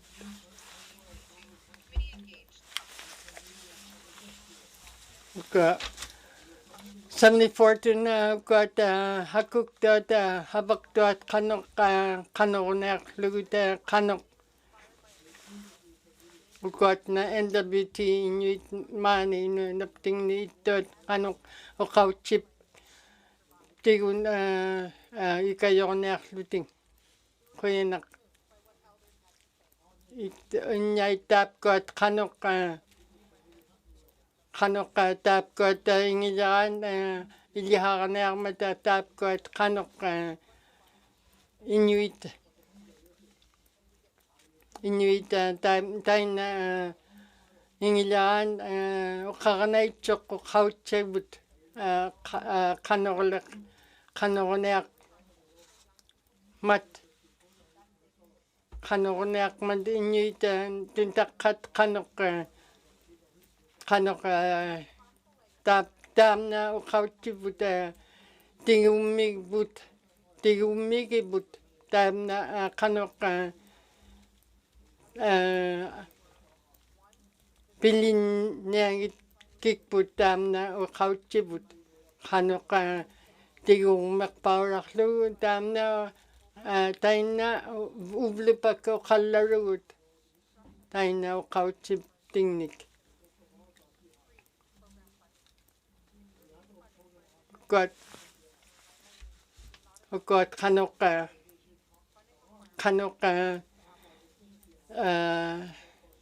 iliharanniartuat qanorleqa got uqautsiptingnik ikayornaqqirit taap got qanorleqa got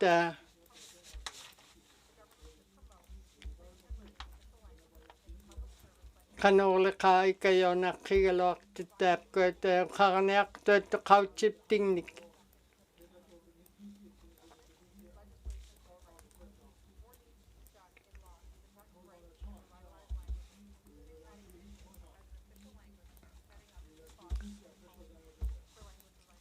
got uqaranniartuat qanorleq language commissioner taamna ikayuiniartuaq qanoq uqautsiptingnik kayornaqqiluptaaq qanorleqa ikayornaqqirit taap got uqautsiptingnik tigumminiartuat qanoq ikayornaqqigaatigut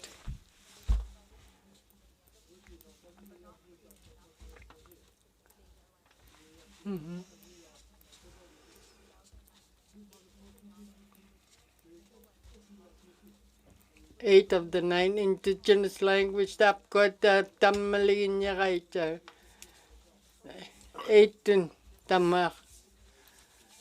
tammaliginiaraita tap got qanoqa uqaraniartuat qautsiptingnik Inuvialuktun quyanaq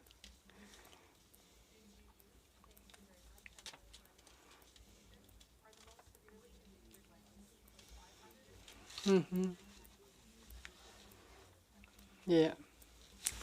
Profile of current speakers is also concerning. Half of the 6,800 Indigenous language speakers are over 50 years old, and 1/5 are over the age of 65. In almost every community, committee heard that young people are losing the Indigenous language, and elders find that they are unable to communicate with them in their Indigenous languages.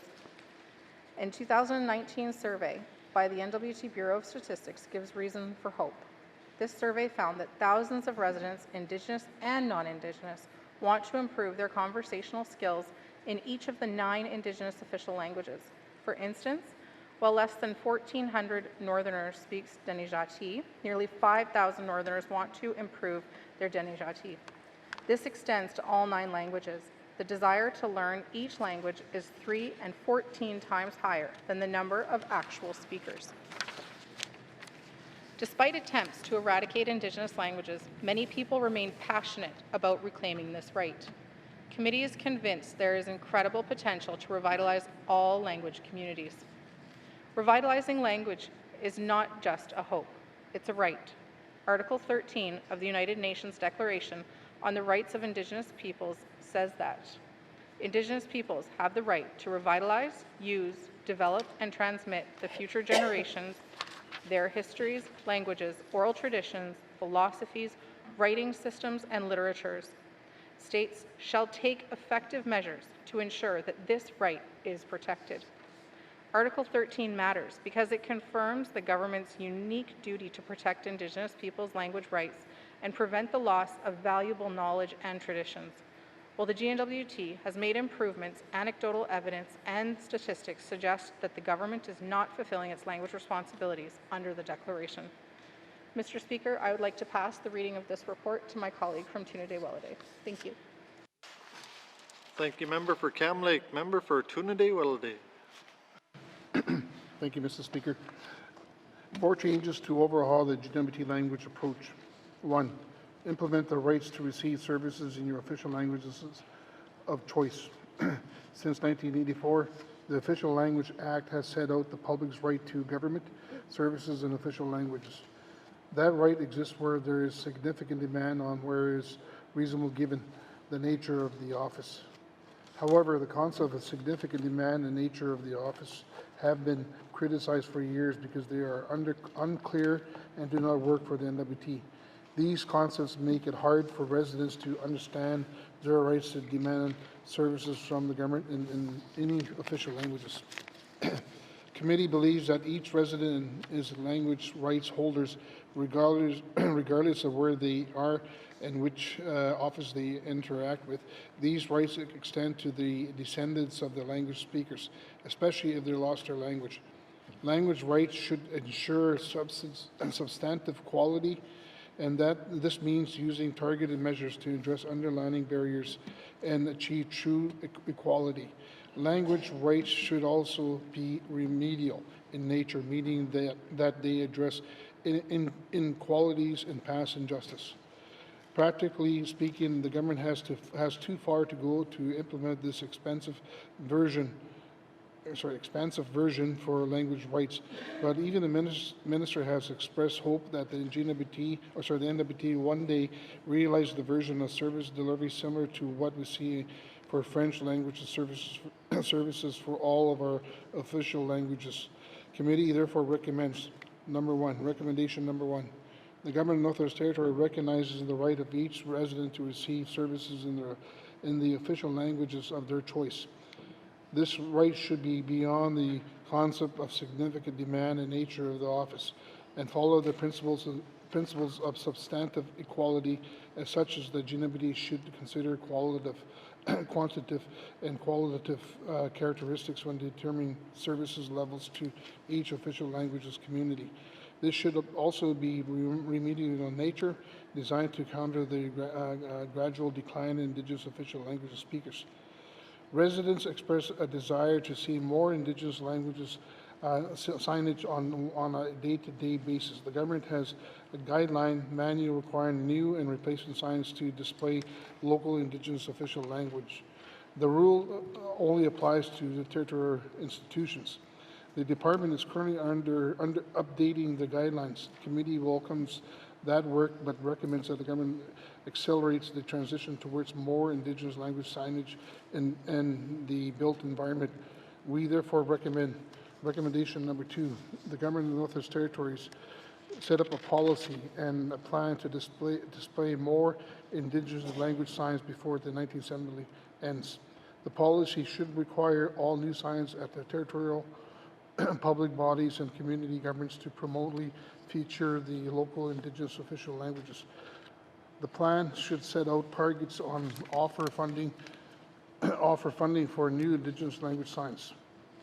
In the NWT, the Métis are the only Indigenous group whose traditional language is not recognized as the official languages. Committee heard interest in adding Mischief as the official language in the Hay River. This idea is not new. In the 2002 special committee developed a discussion paper about the Mischief in NWT and recommends further research to figure out how the language should be recognized. The language commissioner also recommended reconsidering whether the Mischief should be official language in the 2016. Also, as there is no recent publicly available research on Mischief, and the NWT committee believes more study is necessary and recommends recommendation number 3. The Department of Education, Culture and Employment commissioned a study on the state of Mischief and the NWT an option to recognize Mischief in the Official Languages Act. The study should be tabled in the House within the first 18 months of the 20th Assembly. Number 2, implement the rights to K-12 immersion education in your local language. Committee heard a strong and clear desire for more Indigenous languages in education, including more intergenerational learning opportunities for more instruction time and K-12 immersion options in each community. However, there are more formidable barriers such as lack of fluent young people to replace retiring teachers and too few languages instructor training opportunities at a rural college. Committee believes that the long-term goal needs to be a right for a full K-12 immersion in your local official languages. Anything less will fall apart short of Article 14, which says in brackets, state shall, in conjunction with Indigenous people, take effective measures in order for Indigenous individuals, particularly children, including those living outside their communities, to have access with possible to an education in their culture and provide their own language. Committee believes upcoming work to renew the Education Act must prioritize languages revitalization and to aim to make a plan to achieve full immersion in the future. We note that the Nunavut Education Act sets out a long-term schedule to phase in bilingual Inuktun education for all grades by 2039. The Standing Committee in the Government Operation recommendation number 4. The Department of Education, Culture and Employment implement in the Department of Education, Culture and Employment tuna munakri kanok ugot ilihanak tot kanok ikayo niaklut kanok got pinyakigalok tot tap got kanok chipting nika ilihautinaklut nagalunin got ilihartinaklut kuyanak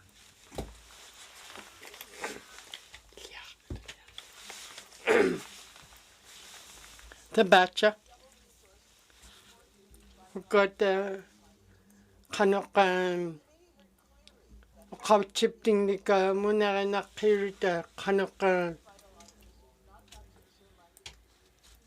got kanok bifarnakirita kanok chipting nika 21 million tun hama atoro kanok kanoka atogurutaina mani kinyaranika manirinik maningnika atogurutam tapkot kanok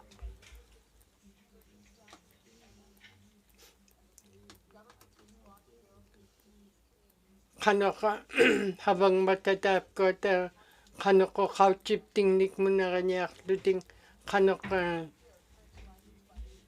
ukot tapkot Frenchton pirot kanoka ikayuhurutaina kanoka ikayok pauragugay tapkot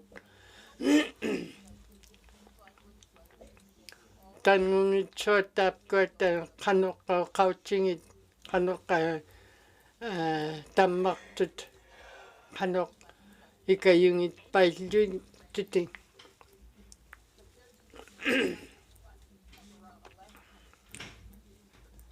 1100 tun hamni tapkot inyungnik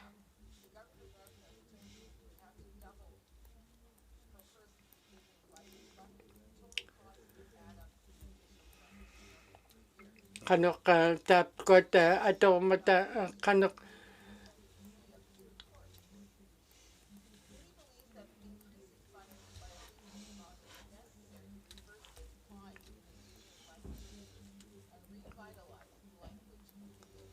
ukata kanoka ikayunya kaming kanoka kanole ukata kauchipting nik kanok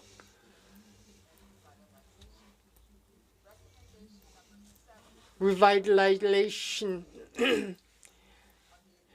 miktai huga tam na kanok ikayunya luting kaming kauchip puta utit karnerlu uternerlu Experts brought up the problem of fragmentation among language communities in developing resource materials. Committee heard one example of a southern publisher charging $20,000 to allow an education resource in one Indigenous language to be translated into another. Participants thought the department could do more to minimize the reinvention of the wheel, so the educational resources can be translated easily and affordably. One promising suggestion was that for a Creative Commons additional space for people.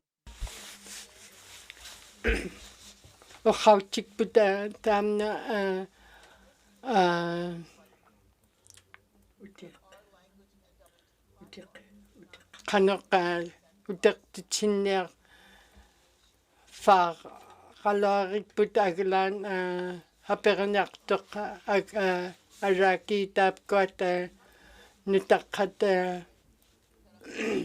uqarnaitsuat ingileran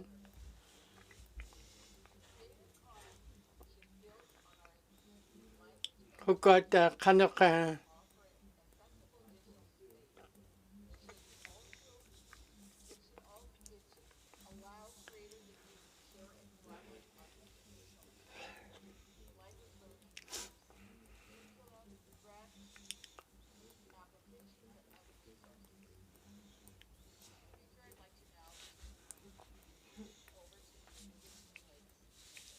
Inuvialuktun Lakes na taiguan ng nertok.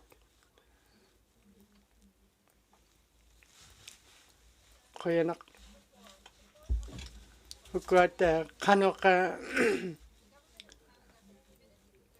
Government Canada ukat kanoka kanoleka tapkot okhavchibut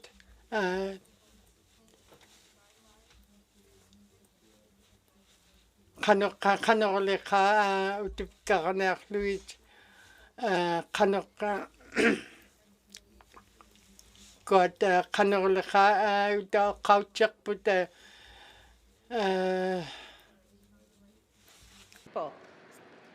Specifically, Article 13 recognizes the right of Indigenous peoples to revitalize, use, develop, and transmit their languages and traditions to future generations, and indicates that states should take adequate measures to ensure these rights are protected. The government's duty to protect language rights extends to its role as an employer of the over 600 or 6,300 public servants. However, current 2021-22 342 hama got kanok bilingual tun tam na at malong ni ka o kanak to kat bilingual ni got o kaurot malong ni kauchinik kanok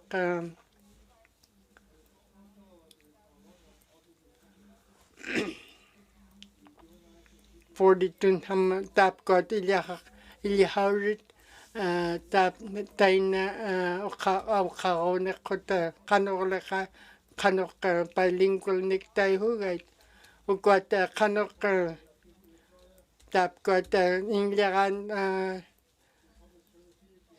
ne coming taina o kauchik put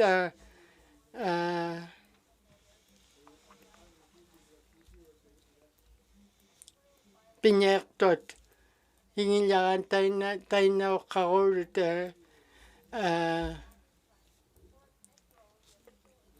ingin taina o kauchak put pinyak tot ingin ilihak tot taina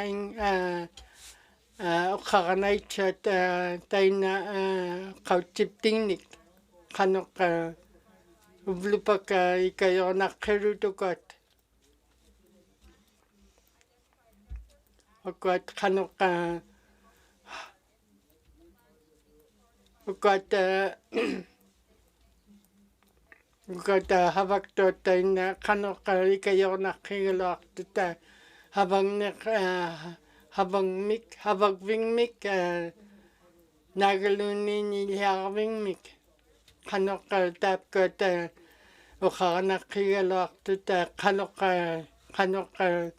malong ni ka kauchinik pinyakirit konak got pinyak tot pipiar na kigalok tot recommendation nik tai hugay to got kanok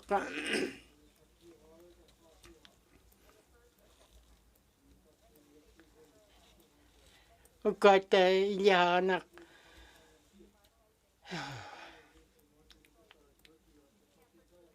kanok ikayo nek nakigalok to ilya nek to nagalunin ilit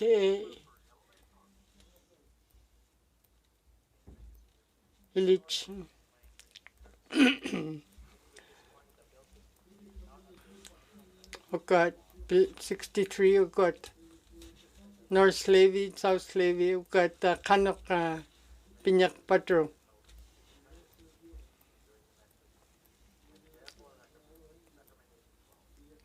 Number 12 damna tektifar nek nakirok damna o kauchak put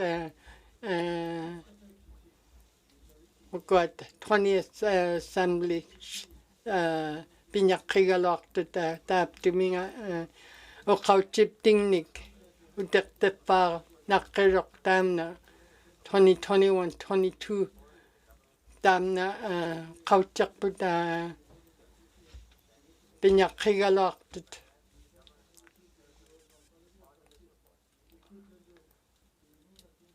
koyanak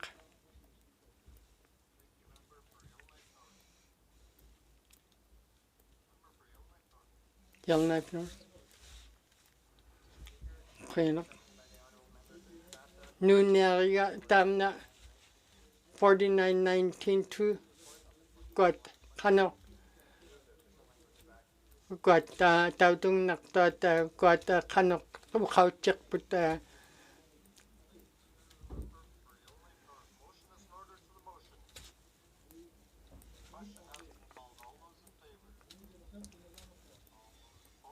nagkakanirato na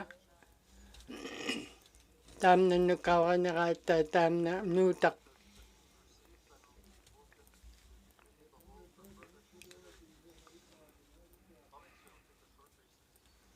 Utefarnertuutanu.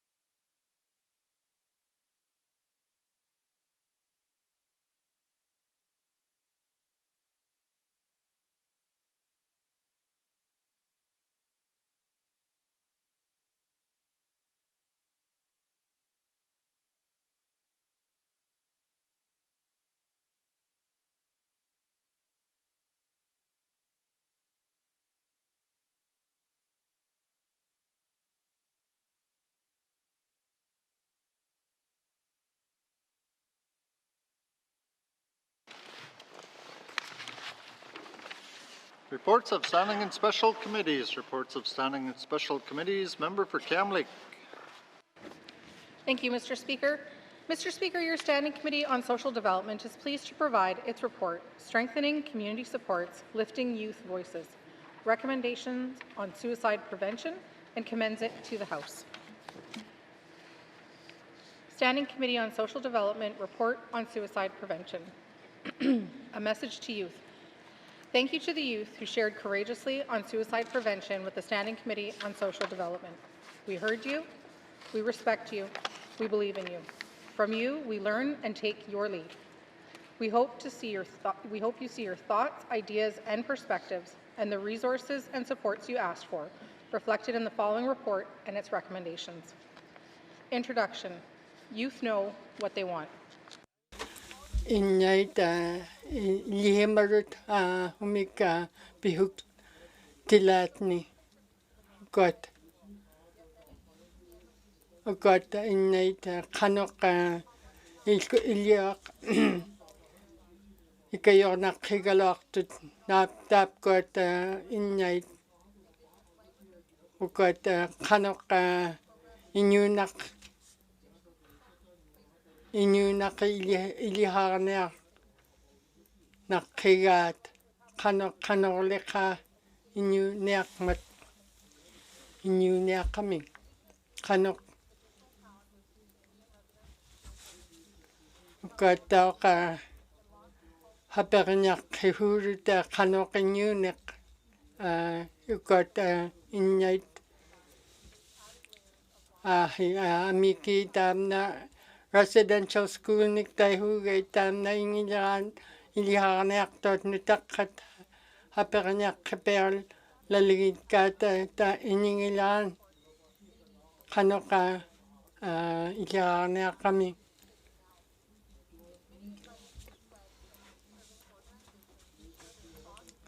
ukot ka ikayorna kipelka ukot kanorleka wima hivun mukneaktot kanok nakurakun taptuminga pihukatakan mirmik nakurakun pinyaktot kanok ikayorna kigalortut tapkot night.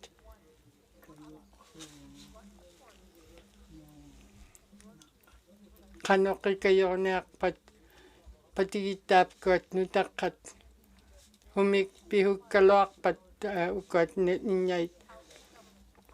Ukot kabama kanok ikayorna pati tapkot nutakat. Tapkot night humik pihukuming ilihamarut.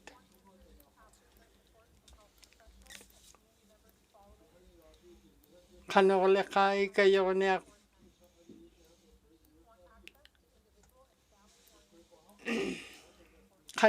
kanorleka ikayorna pati ukot nutakat ikayorlit. Araki inyuna kaming hapernya kebirok pel kalorto. Tapkot apa ita tapkot kanok tapkununa tangarnik nagalunin hoklolungnik holungnik ukot kanok atoktot uvlupak taina ukot ingming nun taimak nektot kanok 18 tun hamma tapkot inyay tokolin yakot kanok ingming nun taimalin yakok dudakataik dudakatauk pinya hukot taimalin yakot kanok ingming nun pipluting kanok suicide niktay hugay tukot kanok inyay tapkot ingming nun tukutot kanok ikayorna kigalok tapkot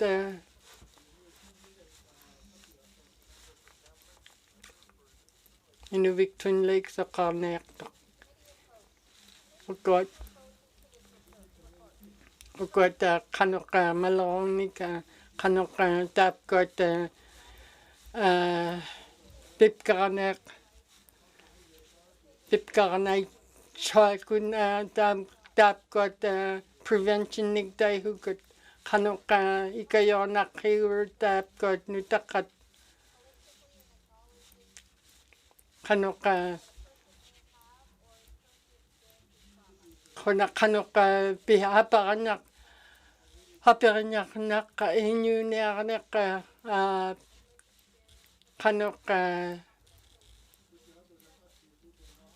pipkarlugit tapkot nutakat kanok ikayornak tapkot nutakat pinyaktot ingming nun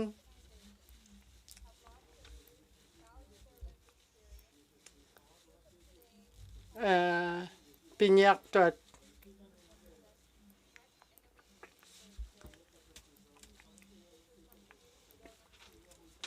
ukot kanok ukot kanok inyuner tot inawrni kanok kanorleka ikayornerugay tapkot inyuner tot itakat kanok ikayorna kir tapkot nutakida iliharnertot nagalunin itot tanya kanok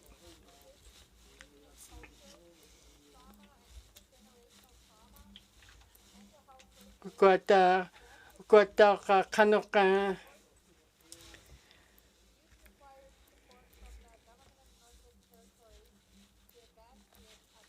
Kawamat ugot ikayor nakirit ugot ugot nutakat hivun munal laneaktot kanok ikayor nakirit.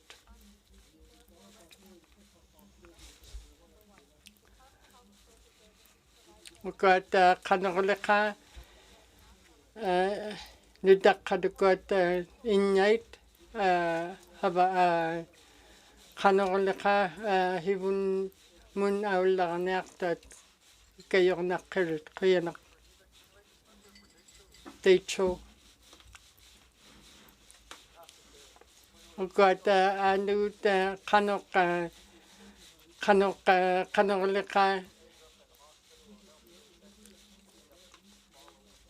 kanok anun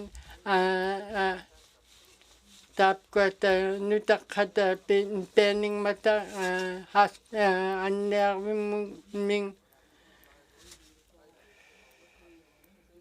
unnerving mung mata kanok anun kanok ikayornek padit kanok taina ikayornak kigalaktuta nutakat ay mata kanok anim mata unnerving min kanok ikayornak kigalakait kot kanok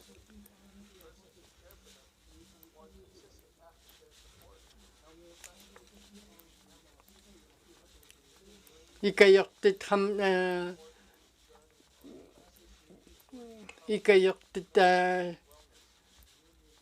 ikayornak kigaitat kot anirot unnerving min nagalunin ingming nun tutkikarnak tot kanok kot ingming nun taimarnak tot kanok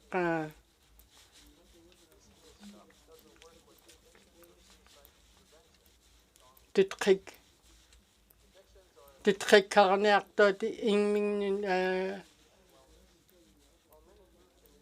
ikayornak kigalaktot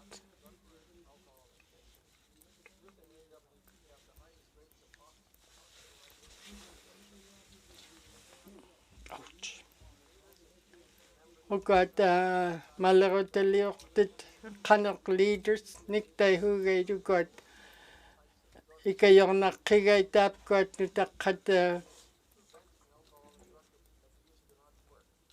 kanok hivun mun aulaneaktot kanok ikayornak kigaitap got ugot kanok leka ingming nun tutkikarneaktot kanok mani taina hinik tutkikarnak tonik ingming nun igilokak opta nakurakan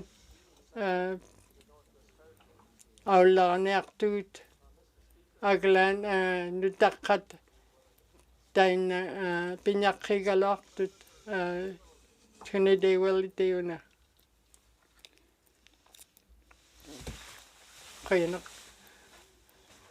ugot kamnoka ingming tukanyak kanok ugot minister tamna kanok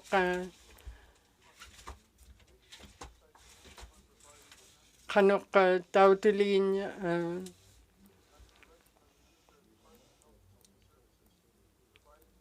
tap got piligin yakot kanok ugot inarni kanok habang nektot kanok lekaing mingnun kanok ugot ingmingnun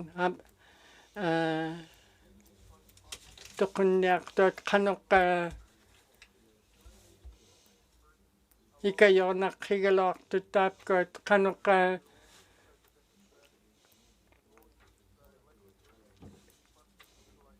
ugot maningnik pinakkigaluartut agalaan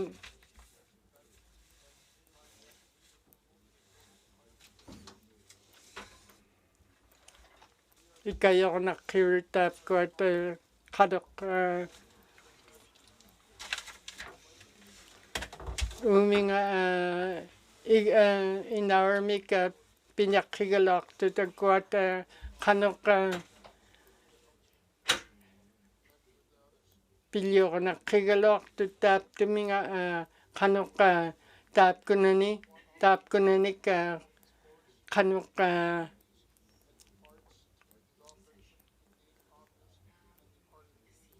taapkuat innait qanoq taap qanoq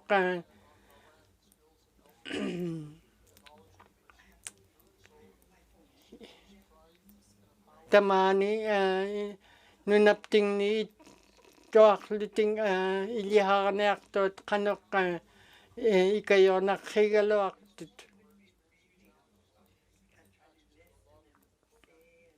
ikajornaqqigaluartut tavra innait maani nunaptingni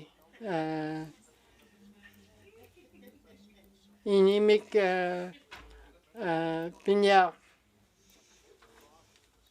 piñaarnaqqigaluarai taapkuat qanoq ikajorniarlugi taapkuat nutaqqat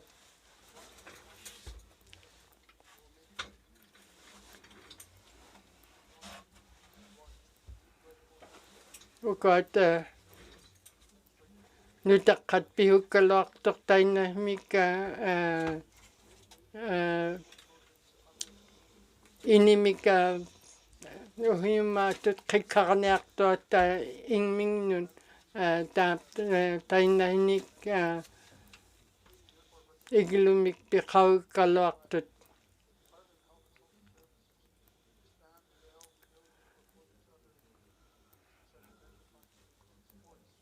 ukaat qanoqleqa tutqikkarniartuat ingmingnun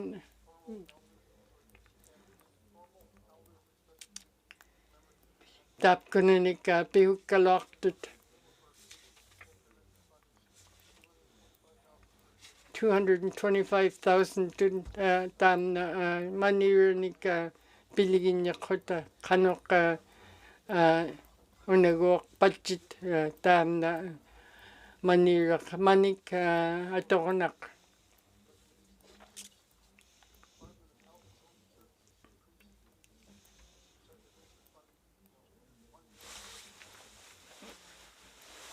ouch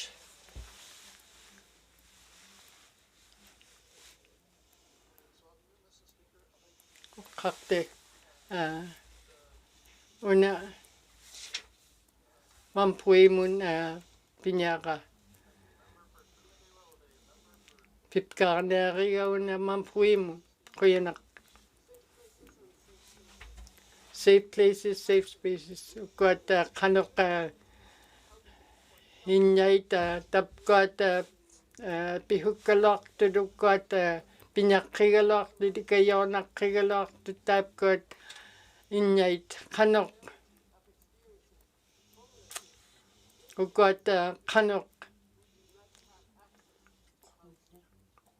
igluitsut taapkuat innait qanoq ikajornaqqirut taapkuat qanoqleqa ilaanni tainarluting ingmingnun taimaaruut toqutsuut qanoq taapkuat nutaqqat ikajornaqqirut tainnahinik munaqinaq 24 hours and 24 hours qanoqleqa ikajorniarlugitaak tainna nutaqqat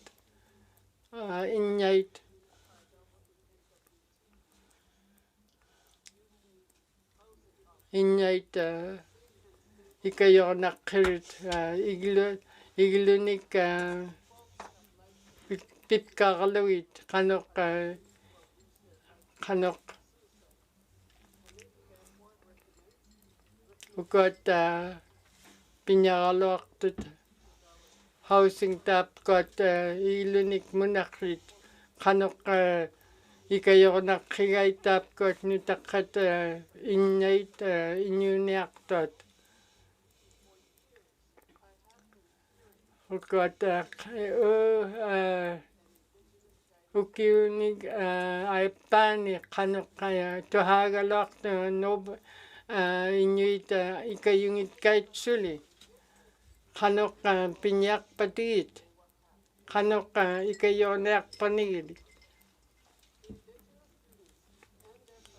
ugot dangungitsuat ilihaqtuat kanok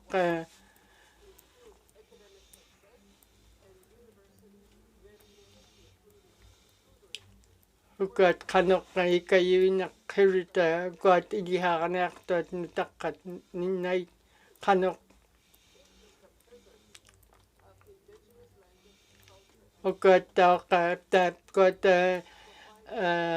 ikayoru truta qautiput tamanit nam tamanit pan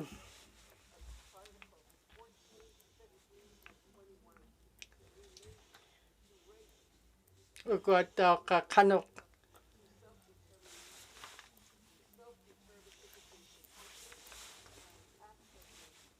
kanok ikayorneaq tuat igmingyun kanok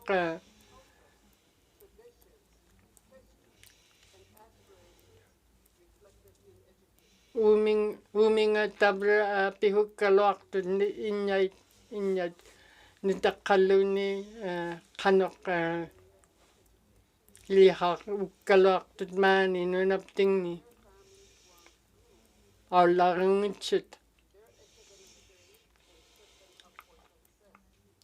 kanok ikayornaqqirutap kot nitaqqat ikayorneaq ilihaqneaqtut qanorliqa ugot kanok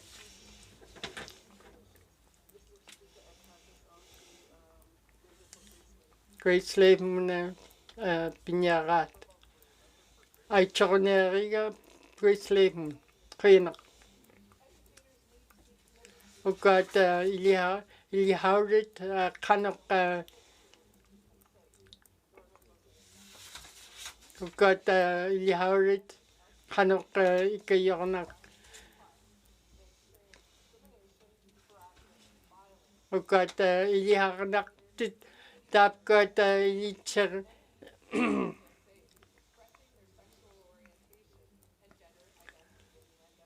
ilihaurirot nutaqqani kanok ikayornaqqirut kanok pinyaqqirut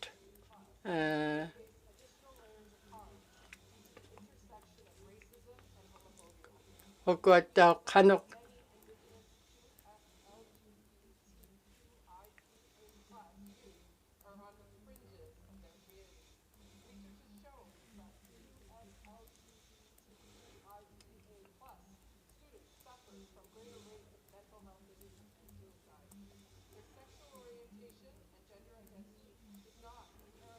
ugot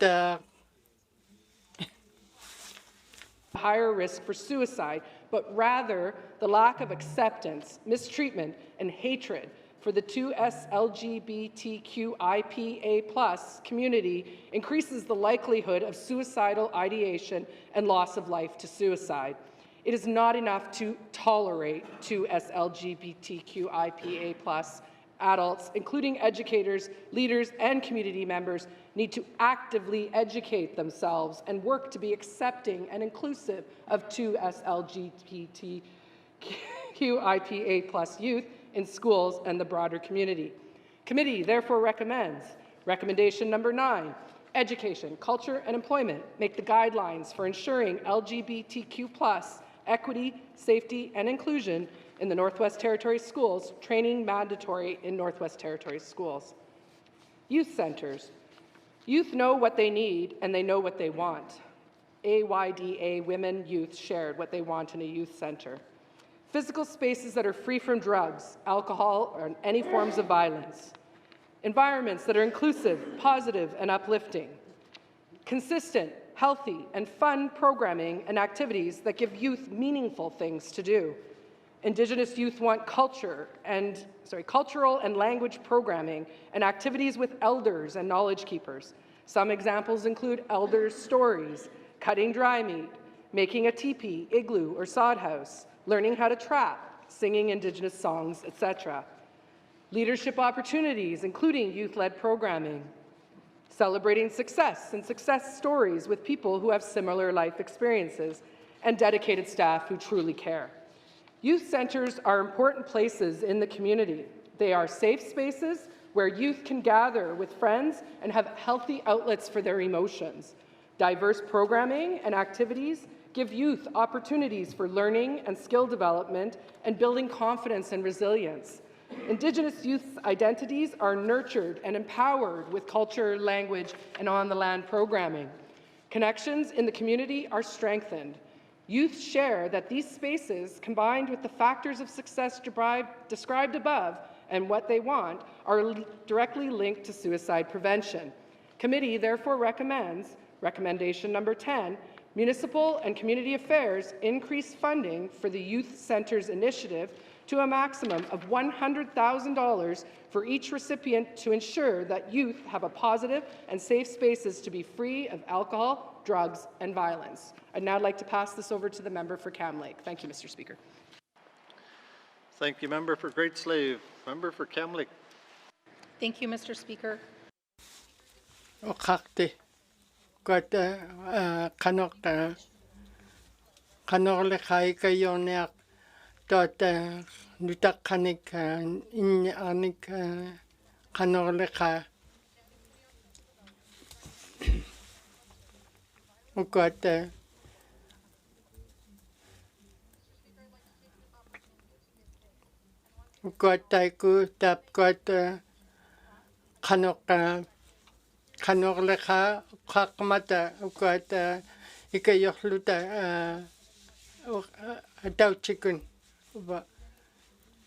Nation, community building news first, home base yellow.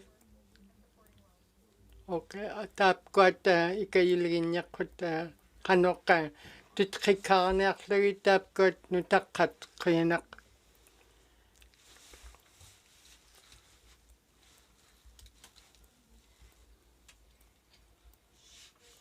Kayanak.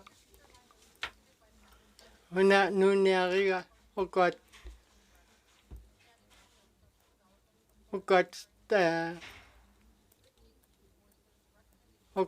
kanoka ikayornak lagi nutakat nut inyailok ugot yakading ikayornak lagi kayanak.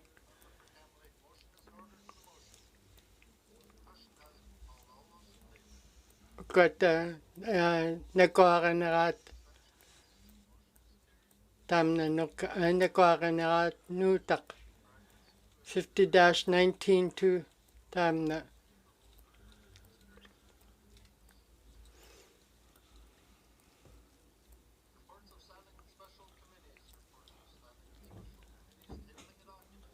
Got ITI on Ilyakanera Liginyarait. Got 61-19 bracket 2. Got Kanok. Northwest Territories Business Development Corporation and the Business Development Investment Corporation Corporate Plan 2023-2024 and Northwest Territories Innovation Action Plan. Thank you, Mr. Speaker. Thank you, Minister. Tabling of documents. Tabling of documents. Minister responsible for Justice. Mr. Speaker, I wish to table the following document, follow-up letter for oral question 1423-19 brackets 2, the Nakput court travel. Thank you, Mr. Speaker. Thank you, Minister. Tabling of documents. Tabling of documents. Minister responsible for Health and Social Services. Mr. Speaker, I wish to table the following two documents. Follow-up letter for oral question 1367-19 brackets 2, Health. letter for oral question 1435-19(2), dental hygienist regulations. Thank you, Mr. Speaker. Thank you, Minister. Sorry. Tabling of documents, Notices of motion, Motions. Notices of motion for the first reading of bills. Member for Kamlik. Very much, Mr. Speaker. Mr. Speaker, I give notice that on Wednesday, March 29th, 2023, I will present Bill 80, Dental Hygienist Profession Statutes Amendment Act, to be read for the first time. Thank you, Mr. Speaker. Thank you, Member for Kamlik. Notices of motion for the first reading of bills. Minister responsible for Education, Culture and Employment. Mr. Speaker, I give notice that on Wednesday, March 29th, 2023, I will present Bill 81, an act to amend the Education Act, number 2, to be read for the first time. Thank you, Mr. Speaker. Thank you, Minister. Notices of motion for the first reading of bills. Minister responsible for Justice.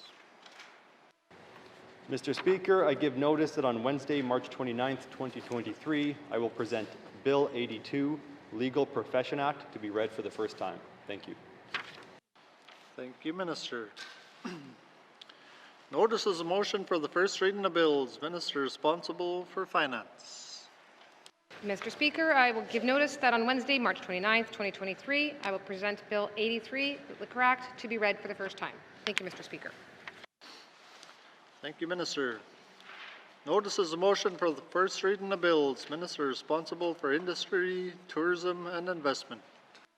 Mr. Speaker, I give notice that on Wednesday, March 29th, 2023, I will present Bill 84, an act to amend the Northwest Territories Business Development and Investment Corporation Act, to be read for the first time. Thank you, Mr. Speaker.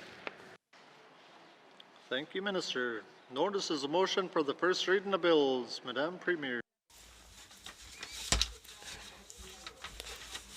March 29 me got 85 una Pinyari put 85 Wednesday, March 29.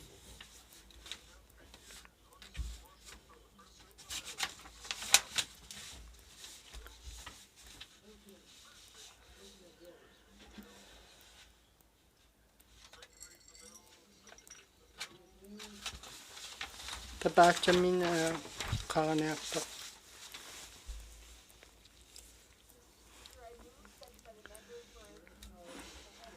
Nunaria on Bill 76. Bill 76. Pinyarat.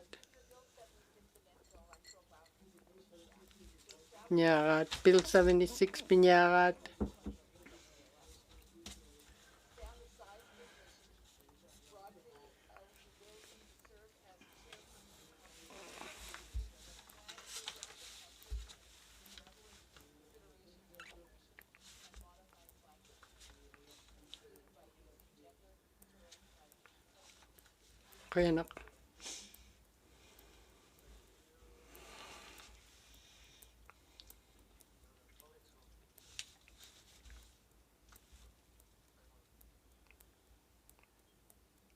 Kaya malang naktot.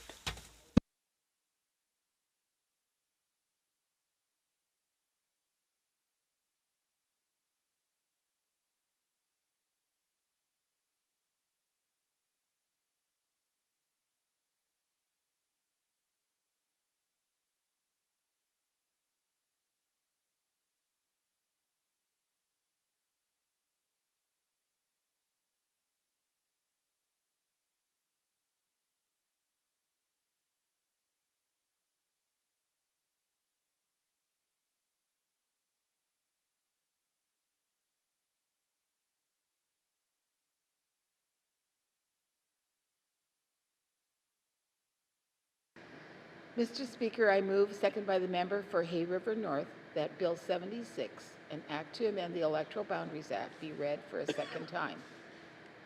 Mr. Speaker, Bill 76 amends the Electoral Boundaries Commissions Act to establish a commission within 2 years of the 2023 general election, expand the size of the commission, broaden the eligibility to serve as chairperson of the Commission, add geographic and place names to the relevant considerations of the Commission, and modernize language, including by using gender-neutral language. Thank you, Mr. Speaker.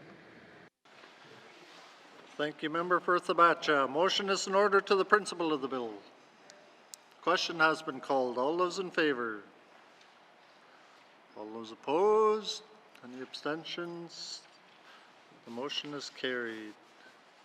Bill 76 has had second reading.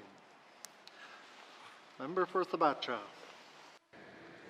Mr. Speaker, I seek unanimous consent to waiver Rule 8.2, Bracket 7, and have Bill 76, an act to amend the Electoral Boundaries Act, referred directly to Committee of the Whole for consideration later today. Thank you, Mr. Speaker.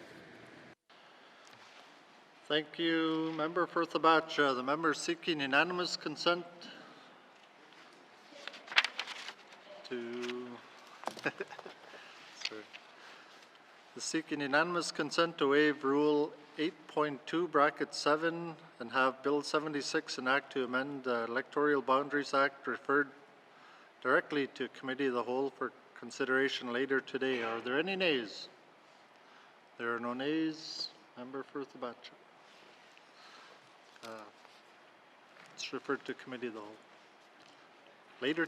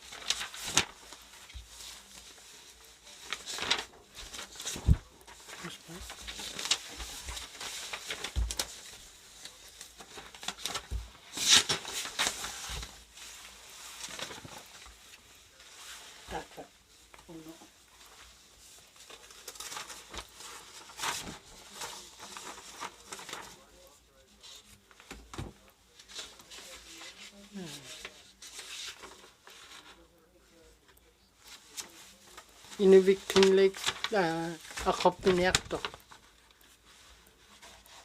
Yeah.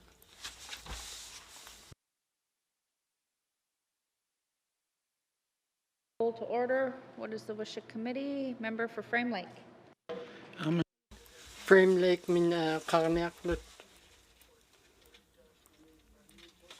40-19 brackets 2.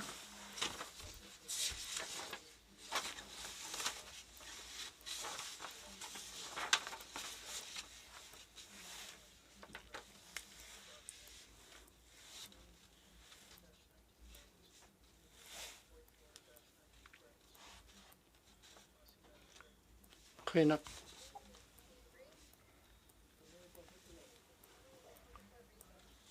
Taimal lang niyak dun. Taimakimal lang niyak tu, taiko.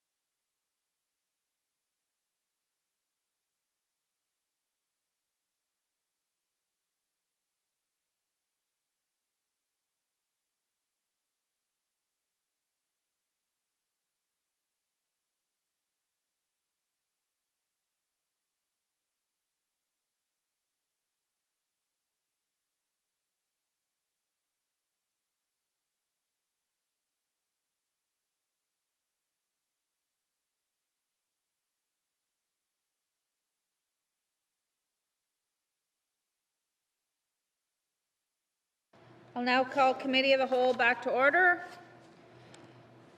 Committee, we've agreed to consider Committee Report 40-19 brackets 2, Standing Committee on Government Operations Report on Bill 61, an Act to amend the Ombud Act. I will go to the Deputy Chair of the Standing Committee on the Government Operations for any opening comments. Member for Tabacha. Tabacha, Bill 61. Got Ombud Act miktai hugay to got kanok pinyak tot.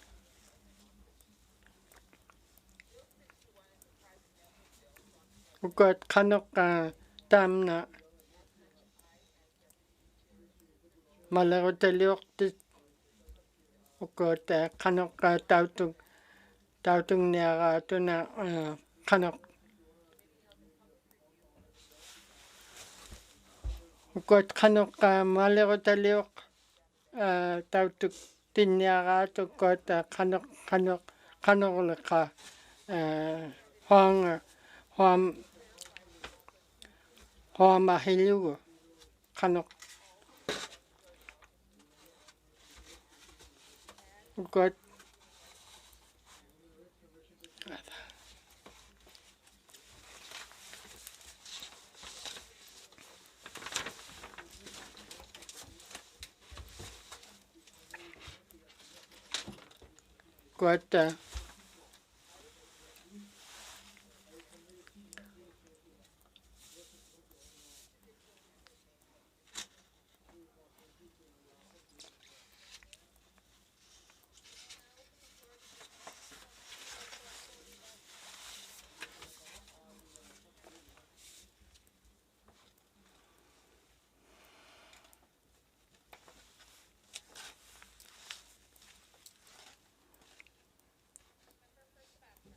Tabacha min kalang nektok. Nun nariga una kanok tamna.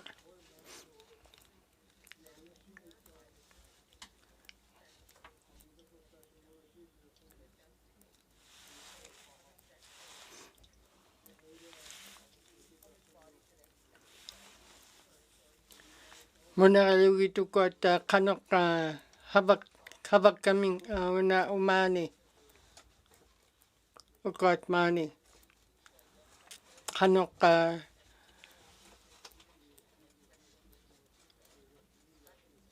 tautul la lugi ta got kanok habak mata. Got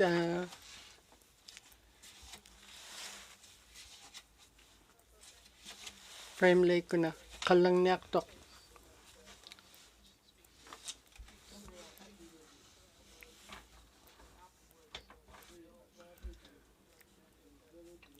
Una bill kanok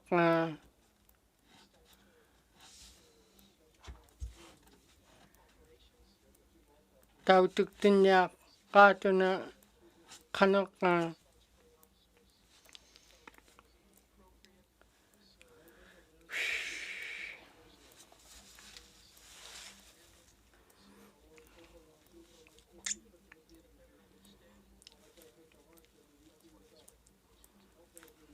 got una kanok tam na kamilak verniaklu tam na Bill 61 an act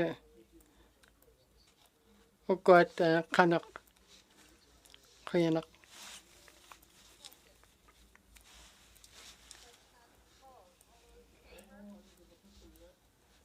Hilo kating nakuha nirat tam na nakuha nirat pinyakat.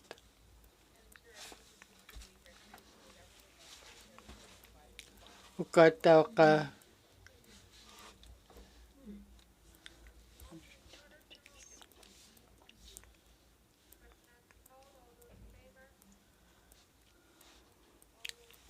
nakuha nirat tabra nutit tok kayanak.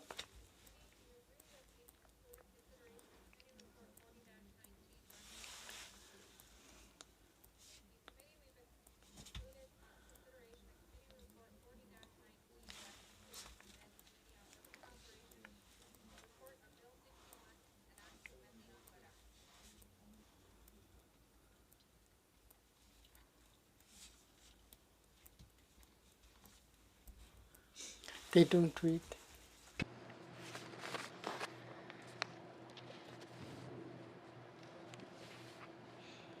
Committee, we've agreed to consider Committee Report 43-19, brackets 2. Report on Bill 63, an act to amend the Official Languages Act. I will go to the Chair of the Standing Committee on Government Operations, for any opening comments. Member for Yellowknife North. Thank you, Madam Chair. The Standing Committee on Government Operations has been reviewing the Official Languages Act for approximately 3 years, having undertaken both the statutory review of the Official Languages Act in early 2020 and now the review of Bill 63, an act to amend the Official Languages Act for the last 3 months. The committee provided input to the Minister of Education, Culture and Employment for the development of Bill 63 by providing the Minister with ideas for some of the most straightforward and attainable legislative changes committee heard in its review process of the Official Languages Act. The bill received second reading on November 2nd, 2022. The committee invited public feedback on the bill and appreciates all of the stakeholders that participated in the review process. As a result of the review, Bill 63 committee presented a report with 3 recommendations to the Legislative Assembly on February 28, 2023. I would like to thank the committee for its work on the review of Bill 63. Individual members may have additional comments. Thank you.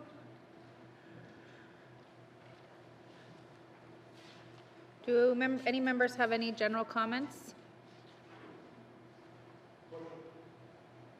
Member for Montfouille. We know that a lot of people have different view on the Indigenous language. And some are saying, okay, our language is dying. Some are saying our language is thriving. But so what I would like to see from this government is that this government should give the Aboriginal Language Fund to the Indigenous government because they are the authority over the language and culture. You know, they should have more say, but they should give the funding to the Indigenous government. And I don't feel comfortable and support somebody from ECE having the authority over this language. So that's what I would like to see, is that for future reference, is that to give the Aboriginal language funds to the Indigenous government, because they are the authority. They have the authority and control over the language and culture. Thank you. Thank you. Are there any other general comments? Seeing none, member for Yellowknife North. Thank you, Madam Chair. I move that this committee recommends that the Government of the Northwest Territories commit to a second phase of legislative changes to protect, promote, and revitalize official and Indigenous languages in the 20th Assembly. And further, this new legislation should be based on past recommendations, suggestions arising during the review of Bill 63, and the advice in committee's upcoming report on its statutory review of the Official Languages Act. And furthermore, the new legislation should also seek to implement Articles 13 and 14 of the United Nations Declaration on the Rights of Indigenous Peoples. And furthermore, Indigenous government should be invited to co-develop the legislation. Thank you, Madam Chair. Thank you. To the motion. The motion is in order. To the motion. Question has been called. All those in favor? All those opposed? Abstentions? The motion is carried. Member for Yellowknife North. Thank you, Madam Chair. I move that this committee recommends that the Department of Education, Culture and Employment ensure independence and transparency at the Merged Languages Board, and further that the department should provide a proper framework and resources for the board to fulfill its mandate, including timely appointments when vacancies arise. And furthermore, the board should disclose meeting agendas, minutes, and other documents of public interest. And furthermore, the board should also release an annual report that summarizes recommendations to the minister, the minister's response, progress on implementation, and the findings of program and initiative evaluations. Thank you, Madam Chair. Thank you. The motion is in order. To the motion. Question has been called. All those in favor? All those opposed? Abstentions? Motion is carried. Member for Yellowknife North. Madam Chair, I move that this committee recommends that the government of the Northwest Territories provide a response to this report within 120 days. Thank you, Madam Chair. The motion is in order to the motion. Question has been called. All those in favor? All those opposed? Abstentions? Motion is carried. Thank you, committee. Do you agree that you've concluded consideration of committee report 43-19 brackets 2? Thank you, committee. We have concluded consideration of committee report 43-19 brackets 2, Standing Committee on Government Operations report on Bill 63, an act to amend the Official Languages Act.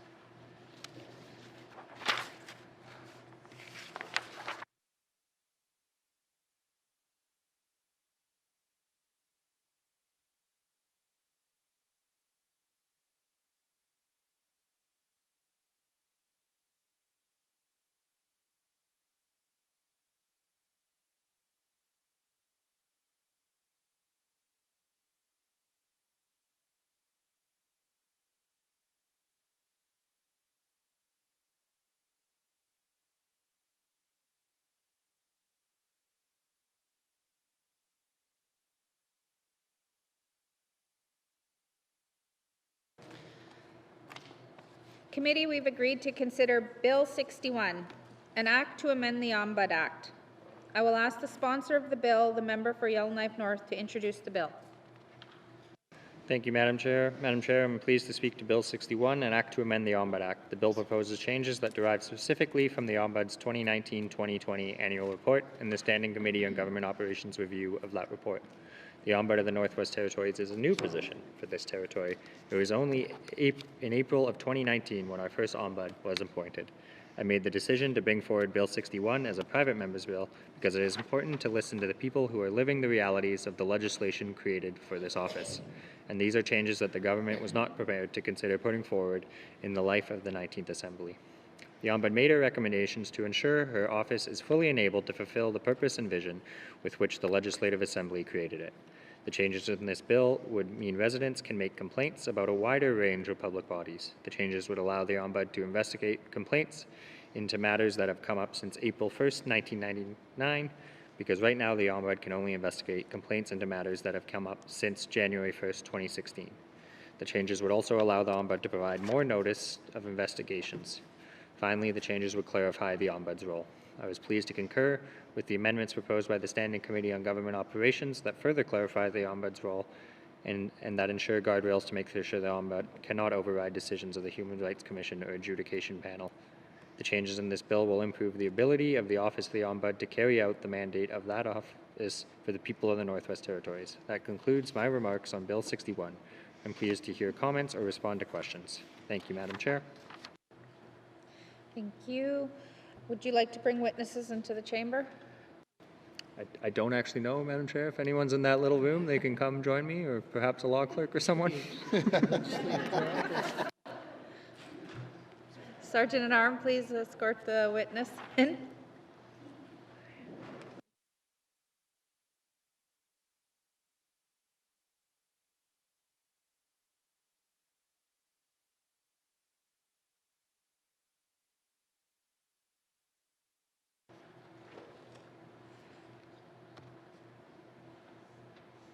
Can you please introduce your witness? Thank you, Madam Chair. I'd like to introduce Christina Duffy, who is a legislative drafter. Thank you. Thank you. I will now turn to the Deputy Chair of the Standing Committee on Government Operations, the committee that reviewed the bill, for any opening comments on Bill 61. Member for Tabacha, sorry. Sorry. No, you're good. I'm ahead of. I have to start over again now. Thank you, Madam Chair. Madam Chair, Bill 61, an act to amend the Ombud Act, received second reading in the Legislative Assembly on November the 2nd, 2022, and was referred to the Standing Committee on Government Operations for review. The committee received 8 written submissions and oral comments at a public review of the bill. Considering the valuable feedback received from stakeholders during the review period, The committee was pleased to see 2 proposed amendments concurred with by the sponsor of the bill at the committee's clause-by-clause review. As a result of the committee's review of Bill 61, the committee presented its report on Bill 61 to the Legislative Assembly on February the 14th, 2023. I'd like to thank the committee for its work on the review of Bill 61. Individual members may have additional comments. Thank you. I'll now open the floor to general comments on Bill 61. Minister of Justice. Thank you, Madam Chair. I want to thank the members of the Standing Committee on Government Operations for their review of Bill 61 and the MLA for Yellowknife North for bringing the bill forward and his efforts. Given existing resources and focus on current legislative priorities for the 19th Legislative Assembly, the Department of Justice, which jointly administers the Act with the Legislative Assembly, has not been able to undertake a policy analysis, the policy analysis that is necessary to fully understand the impacts of some of the proposed amendments in Bill 61, but had provided initial feedback to Standing Committee during the course of their review. The Department of Justice appreciates that some of the initial feedback that was provided on the bill was incorporated into a revised bill. Cabinet agrees that several of the provisions will improve the overall administration and readability of the Ombudsman Act. However, the impacts of some of the provisions proposed in the bill are not clear. For example, Bill 61 will allow the Ombudsman to investigate complaints about a wider range of public bodies by expanding the definition of authority and replacing the current schedule that lists these authorities. The bill will also expand the list of statutory officers that the Ombudsman shall not investigate without the officer's agreement to include a commission and an adjudication panel. The Department of Justice has not had the opportunity to undertake a detailed analysis of these amendments in order to completely understand the impacts they may have on the Ombudsman's investigation authority. The bill will also change the temporal jurisdiction of the Ombudsman from 2016 to 1999, allowing the Ombudsman to investigate complaints into matters that have arisen since April 1st of 1999. When Bill 20, Ombudsperson Act, was initially drafted, the temporal jurisdiction of the Ombudsman did not extend before the commencement of the Act, which was consistent with similar legislation in other jurisdictions at the time. The temporal jurisdiction in Bill 20 was amended in response to feedback from the committee so that it was extended towards the beginning of the 18th Legislative Assembly, specifically January 1st, 2016. Limitations on temporal jurisdiction are important for several reasons, and the significant expansion of this jurisdiction in Bill 61 raises concerns in regard to the potential impact on resources resulting from this amendment. The Government of the Northwest Territories continues to take the position that amending the Act would have been most appropriate during the 20th Legislative Assembly, given that the Act is still relatively new. As the Ombudsman continues to implement the Act, it is expected that further insights will be gained as to what is working well and where improvements can be made. Madam Chair, there is nothing egregious in this bill, but given that the department has not had an opportunity to do its due diligence, Cabinet will abstain from voting on the bill as a whole. But that said, I wish the member good luck, and I thank him for his efforts on this. Thank you. Thank you. Member for Frame Lake. Yeah, thanks, Madam Chair. First off, I guess this is one of the few times a private member's bill has actually come forward for consideration in Committee of the Whole. And so it is a historic event. And I think that members, certainly on this side of the House, should consider and use private members' bills more often. You know, well, look, there's some things that Cabinet is never going to get to, some things that they will not do, and that's why we have a consensus government, so that members on this side of the House can sometimes bring forward legislative initiatives, and that's the importance of private members' bills. So, and I guess I'm speaking a little bit from experience because I did have a private member's bill passed in the last Assembly, so, and that was actually after encouragement from a couple of members of Cabinet. in any event, I do want to commend sincerely the initiative and work of the member for Yellowknife North in bringing this forward as a private member's bill. And in my view, what this bill really does is fix some of the problems with the Ombudsman Act that was, some of these issues were identified in the last Assembly. The minister who just spoke was actually on this side of the House and voted in favor of some of those amendments to try to fix the bill at that point. So it's kind of interesting to hear the changing of shoes or hats in this House on some of these issues, particularly on the scope of the ability of the Ombudsman to reach back in time. And the Ombudsman, you know, in the very first report, identified this as a problem. Her ability to go back in time to get a full understanding of some of the issues and complaints that were being brought forward to her attention, and really impeded her ability to conduct a full investigation. So, as I said, I think this just helps fix a number of problems that were already there with the bill, some of which arose from the way it was put together and drafted in the last Assembly. I'm a bit dismayed to hear the minister say that the Department of Justice hasn't had time to do policy analysis around this bill. It's been with us now for months. Perhaps the people at Department of Justice have too much other work to do, but I'm a bit dismayed to say that, you know, they haven't had time to look at this. Some of these issues, as I say, have been around not just for months, now for years. So a bit dismayed to hear that, but I'm pleased to hear that Cabinet is going to abstain, and I anticipate that all the members on this side of the House will support this bill, because it's in keeping with issues that were identified in the last Assembly, and helps meet some of the issues that have been brought forward by the Ombudsman to help improve the ability of her office to do that very important work on behalf of all of our constituents and residents of the NWT. So I'll definitely be supporting this bill, and again, I want to sincerely thank the member for Yellowknife North for all his work on this bill. Thanks, Madam Chair. Thank you. Are there any other general comments? Does committee agree that there are no further general comments? Can we proceed to a clause-by-clause review of the bill? Committee, we will defer the bill number and title until after consideration of the clauses. Please turn to page 1 of the bill. Clause 1, does committee agree? Clause 2, does committee agree? Clause 3, does committee agree? Clause 4, does committee agree? Clause 5, does committee agree? Clause 6, does committee agree? Clause 7, does committee agree? Clause 8, does committee agree? Clause 9, does committee agree? Clause 10, does committee agree? Clause 11, does committee agree?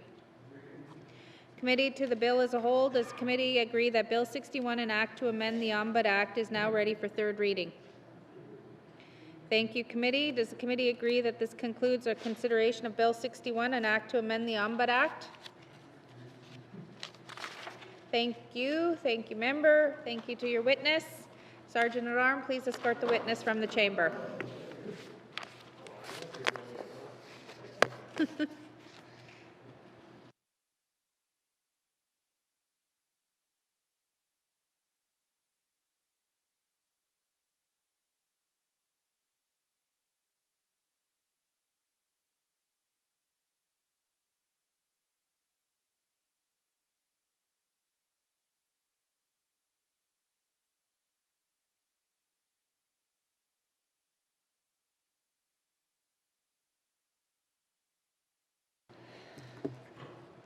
Committee, we've agreed to consider Bill 63, an act to amend the Official Languages Act. I will ask the Minister of Education, Culture and Employment to introduce the bill. Thank you, Madam Chair. I'm here today to present Bill 63, an act to amend the Official Languages Act. The Official Languages Act of the Northwest Territories seeks to recognize, preserve, and enhance the use of Indigenous languages in the NWT, along with the 2 official languages of Canada. To do so, the Act designates Chipewyan, Cree, English, French, Gwich'in, Inuvialuktun, Inuktitut, Inuvialuktun, North Slavey, South Slavey, and Tlicho as official languages in the NWT. The Act requires a review of the provisions and operation of the Act to be conducted by the Legislative Assembly or Committee of the Legislative Assembly every 5 years. The most recent review report was presented to the House earlier today, 8 years after the previous report. Without a recent report to inform potential legislative changes, Bill 63 proposes limited changes and is less ambitious than it would be had the statutory review requirement been met. Despite this, the Department welcomed a set of initial recommendations from the Standing Committee for amendments to the Act. Based on Standing Committee's recommendations and the Department's engagement with stakeholders in the public, ECE is seeking to amend the Act to clarify and strengthen the role of the Languages Commissioner, to merge and empower the Languages Board as a single unified board, and to emphasize the importance of language protection as a means of implementing the Articles of the United Nations Declaration on the Rights of Indigenous Peoples. This concludes my opening remarks. Thank you. Thank you. Would the Minister like to bring witnesses into the chamber? Yes, I would. Sergeant at Arms, please escort the witnesses into the chamber.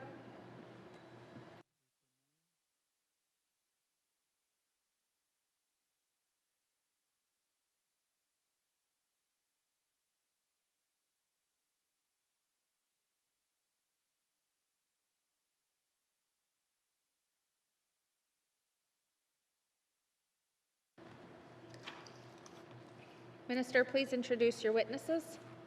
Thank you. I have with me John McDonald, Deputy Minister of Education, Culture and Employment, and Laura Jeffrey, Legal Counsel with the Department of Justice.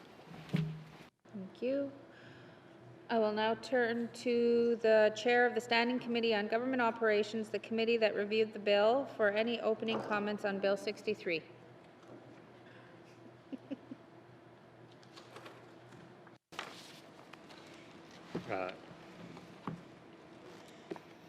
Thank you, Madam Chair. Bill 63, an act to amend the Official Languages Act, received second reading in the Legislative Assembly on November 2nd, 2022. It was referred to the Standing Committee on Government Operations for review.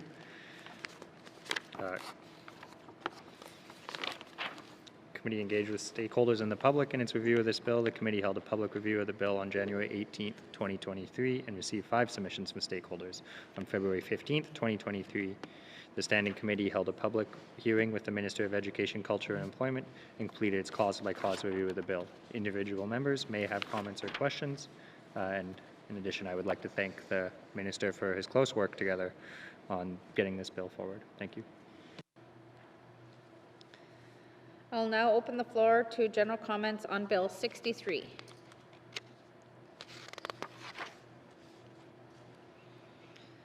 Does committee agree that there are no general comments? Can we proceed to a clause-by-clause review of the bill?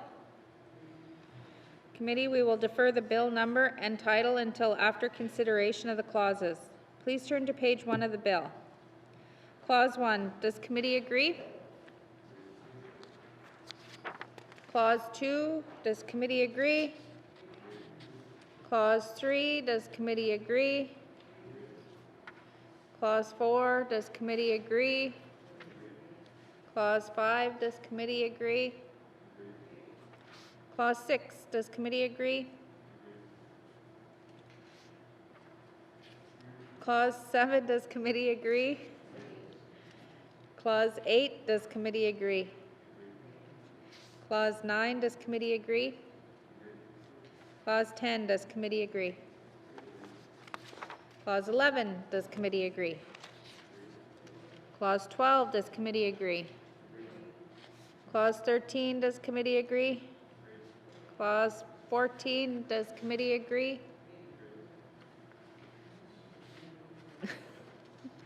Clause 15, does committee agree? Committee, to the bill as a whole, does committee agree that Bill 63, an act to amend the Official Languages Act, is now ready for third reading? Thank you, committee. Does the committee agree that this concludes our consideration of Bill 63, an act to amend the Official Languages Act? Thank you, Minister. Thank you to your witnesses. Sergeant at Arms, please escort the witnesses from the chamber.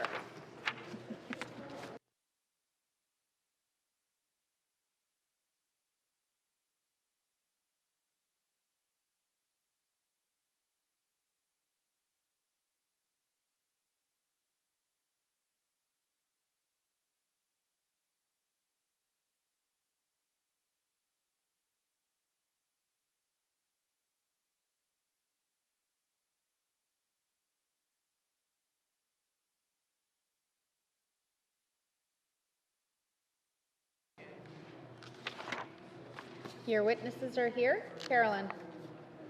Your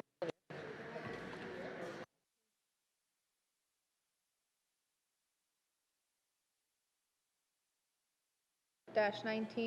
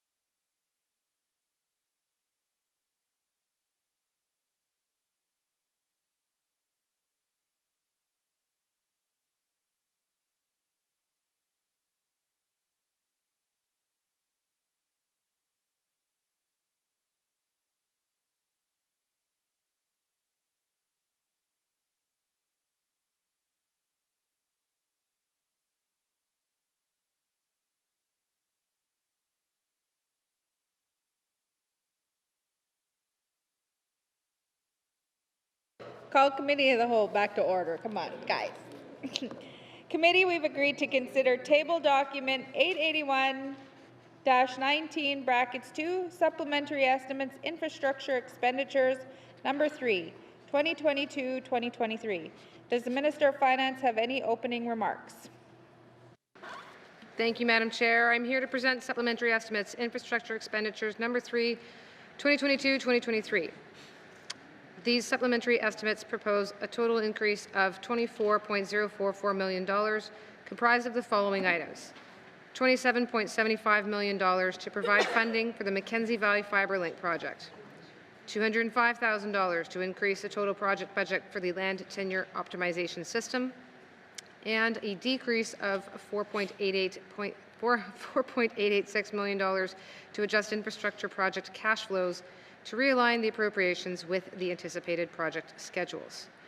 These estimates also propose supplementary appropriations that will be offset by federal revenues, including $726,000 for fish processing equipment for the Hay River Fish Plant, $158,000 for cost increases related to the Fort Simpson Airfield Electrical Replacement Project, and $91,000 for nurse call bells in Fort Simpson to be included in the Communications Retrofit Project. That concludes opening remarks, and I'd be happy to answer questions that committee may have. Thank you, Minister. Do you wish to bring witnesses into the House? Please, Madam Chair. Thank you. Sergeant at Arms, please escort the witnesses into the chamber.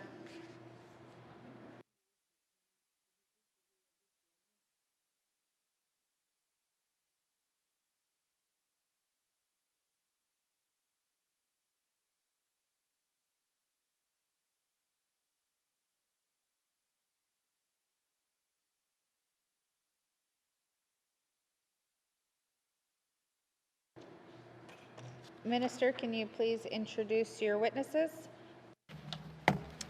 Thank you, Madam Chair. Madam Chair, on my left, I have Bill McKay, who is the Deputy Minister of Finance, and on my right, I don't have your title. Director of Management. Christopher Mellinson is Director of the Management Board Secretariat. My apologies. Thank you. Welcome. I'll now open the floor for general comments. Member for Frame Lake. Thanks, Madam Chair. Can someone tell me what the opening the supplementary reserve was for the infrastructure side in 22-23? Thanks, Madam Chair. Thank you. Minister? Thank you, Madam Chair. Madam Chair, supplementary reserves are on the operations sides. There aren't supplementary reserves for infrastructure subs. Thank you. Thank you. Member for Frame Lake? Sorry, thanks. Okay, so as a result of this supplementary appropriation, are we going to be in a, does this create, are we going, what's the debt that's created through this supplementary appropriation? Thanks, Madam Chair. Thank you. Minister? Thank you, Madam Chair. So, Madam Chair, at this point, the net impact doesn't have us going into any new debt on this one. Actually, Madam Chair, sorry. I think I'm looking at the wrong page. Let me turn it to the Deputy Minister. Deputy Minister. Thank you, Madam Chair. So the total impact on the total impact to be $31,758,000. So that will be spending more than what was budgeted under the capital plan. Thank you. Thank you. Member for Frame Lake. Thanks. Maybe I'm really mistaken, but I understood that we actually did have a reserve on the infrastructure side. Can I just confirm that with the Minister? And thanks, Madam Chair. Thank you. Minister? Madam Chair, no, there is a reserve for supplementary operations, Madam Chair. Thank you. Member for Frame Lake? We've had a little bit of a flood here, Madam Chair, so I'm just trying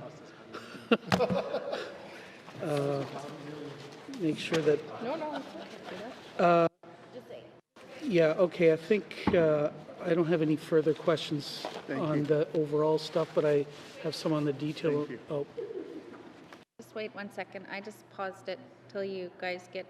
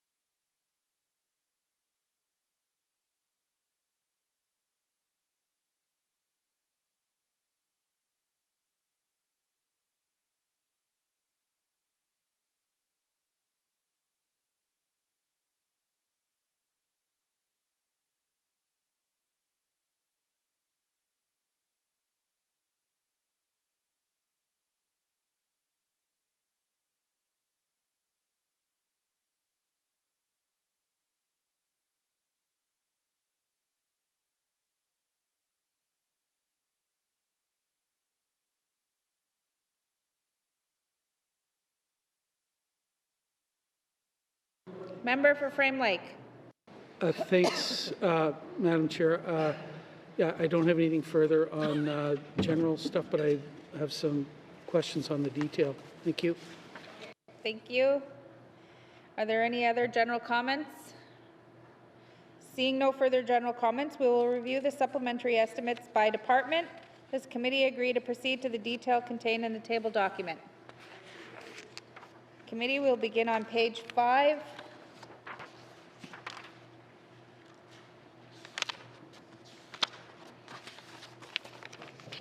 Supplementary estimates, infrastructure expenditures, number 3, 2022-2023, Department of Finance, infrastructure expenditures, Management Board Secretariat not previously authorized, $27,750,000. Does committee agree? Member for Frame Lake. Sorry, they're not going to get away with this one. So I guess I'd like to get an explanation of what this $27.75 million is for. Thank you, Madam Chair. Thank you. Minister of Finance. Thank you, Madam Chair. Madam Chair, there had been a matter involving the other parties, what we call Project Co, the entity that was involved in building and running Mackenzie Valley Fiber Line. They, under the project agreement, have the ability to seek compensation for what's called a supervening event. So that's an event that they may have claimed would have increased the associated costs of the project. What they were seeking was such that the GNBT entered into some discussions to try to determine if that could be settled rather than having to go all the way through a more formalized process. And in the course of doing that, brought in a mediator, and it was after the mediated process that a proposed settlement amount was reached, and that is the amount that is reflected here. Thank you, Madam Chair. Thank you. Member for Frame Lake. Thanks, Madam Chair. So this money is going to go to Northwest Tel. Is that what happens here? Thanks, Madam Chair. Thank you. Minister. Thank you, Madam Chair. It was the LEDCOR team cohort that is the other party. Thank you, Madam Chair. Thank you.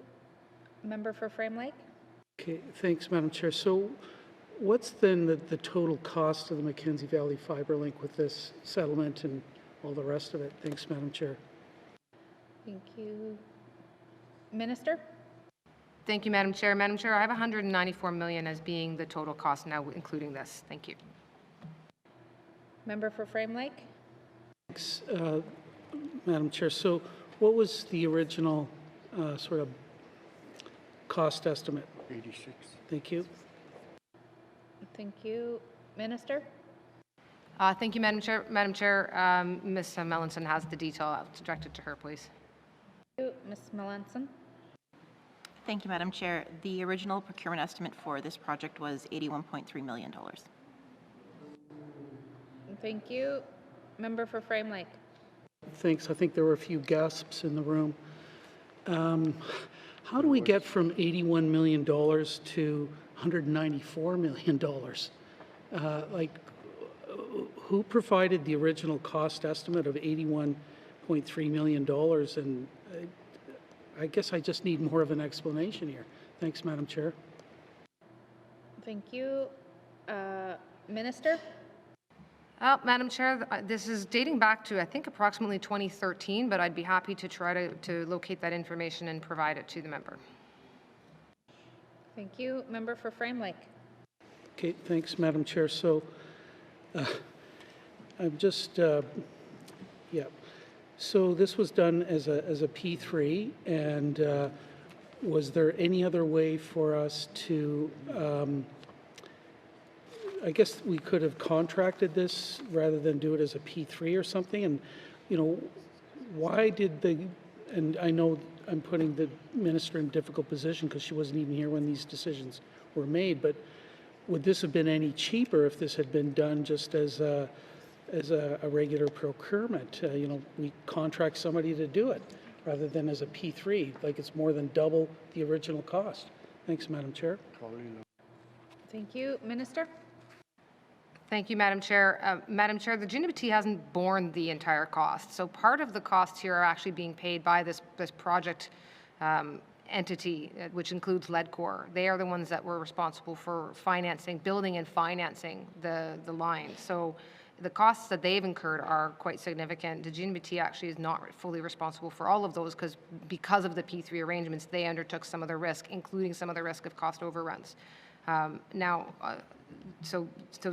not so simple as to say that all of those cost overruns are entirely the GNBT's responsibility. That is the benefit of having a P3, is that another entity takes on risk, and when matters go up in cost, they are sometimes responsible for it. And that is one of these situations. So again, I'm hesitating, Madam Chair, only because some of that was the subject of the matter that was settled, and I want to not run afoul of an agreement about of what was settled and why it was settled upon. They were claiming, obviously, an increase of costs that they put under the supervening events. A discussion was had as to what amount we would agree were under the project agreement, and therefore the GNWT would compensate for. But some of what they were claiming for as being cost overruns was not going to be compensated for under this process. So again, Madam Chair, and I don't have all the details, neither do any of us have all details going back to 2013 of what budgets were and what cost overruns were over that course of time. So perhaps I could again suggest that we'll begin by getting committee members a more detailed breakdown of the budgets and costs, and then hopefully that will help provide a bit more clarity and ensure that we are remaining on side with the settlement agreement that led to this very specific line item here. Thank you, Madam Chair. Thank you. Member for Frame Lake. Thanks, Madam Chair. So what other exposure do we have on this project? Are there other, subcontractors out there? Is there ongoing litigation related to any other aspects of this project that we could have some exposure or liability for? Thanks, Madam Chair. Minister. Thank you, Madam Chair. Madam Chair, this should be the sum total of it. At this point, there are no other outstanding claims or matters that are brought to our attention, and certainly at some point, as parties would be aware, there are limitation periods that attach, particularly to this type of matter. It's not I am not anticipating anything further of this nature. Thank you. Thank you. Member for Frame Lake. Yeah. Okay. How do even us as regular MLAs, is any of this sort of exposure or potential for risk ever disclosed to us? Like, this comes as a total surprise. I know that the public accounts has, this global figure, massive figure, like I think the last time was over $200 million or something of potential exposure or litigation or something, and it's grown exponentially over time. But how does this sort of exposure or potential liability ever get conveyed to even us as regular MLAs? Thanks, Madam Chair. Thank you. Minister. Thank you, Madam Chair. Madam Chair, this is, member's quite right, this is within what is termed the contingent liabilities that are found, that are budgeted for and that are reported upon. It's a larger sum initially. It's in the public accounts. It's a larger sum. It's reported as an aggregate precisely because there's often either the discussions towards resolution aren't advanced enough to know whether they should be within contingent liabilities, or they're at a stage where it would not be strategically wise for the GNWT to put itself out and say, well, we think a matter should settle at X dollars.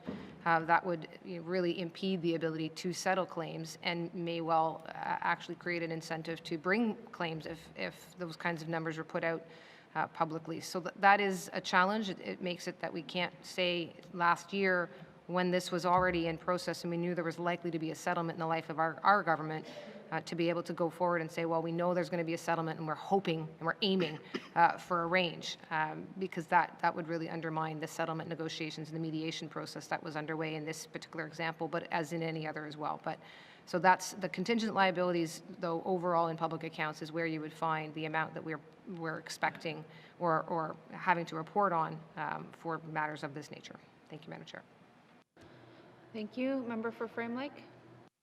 Yeah, thanks for that. And that's why Standing Committee on Government Operations in its I think most recent review of the public accounts has asked for greater transparency of those contingent liability amounts, as is done in some other jurisdictions. But I just don't know why that kind of information can't be disclosed to us as regular MLAs. But I'm going to run out of time here, Madam Chair, but I'm going to be voting against the supplementary appropriation, particularly for this amount, because I think this is just extremely poor project management and not the kind of thing that we should be doing and just come to the House and get a bailout on it. I'm just not prepared to do that, Madam Chair.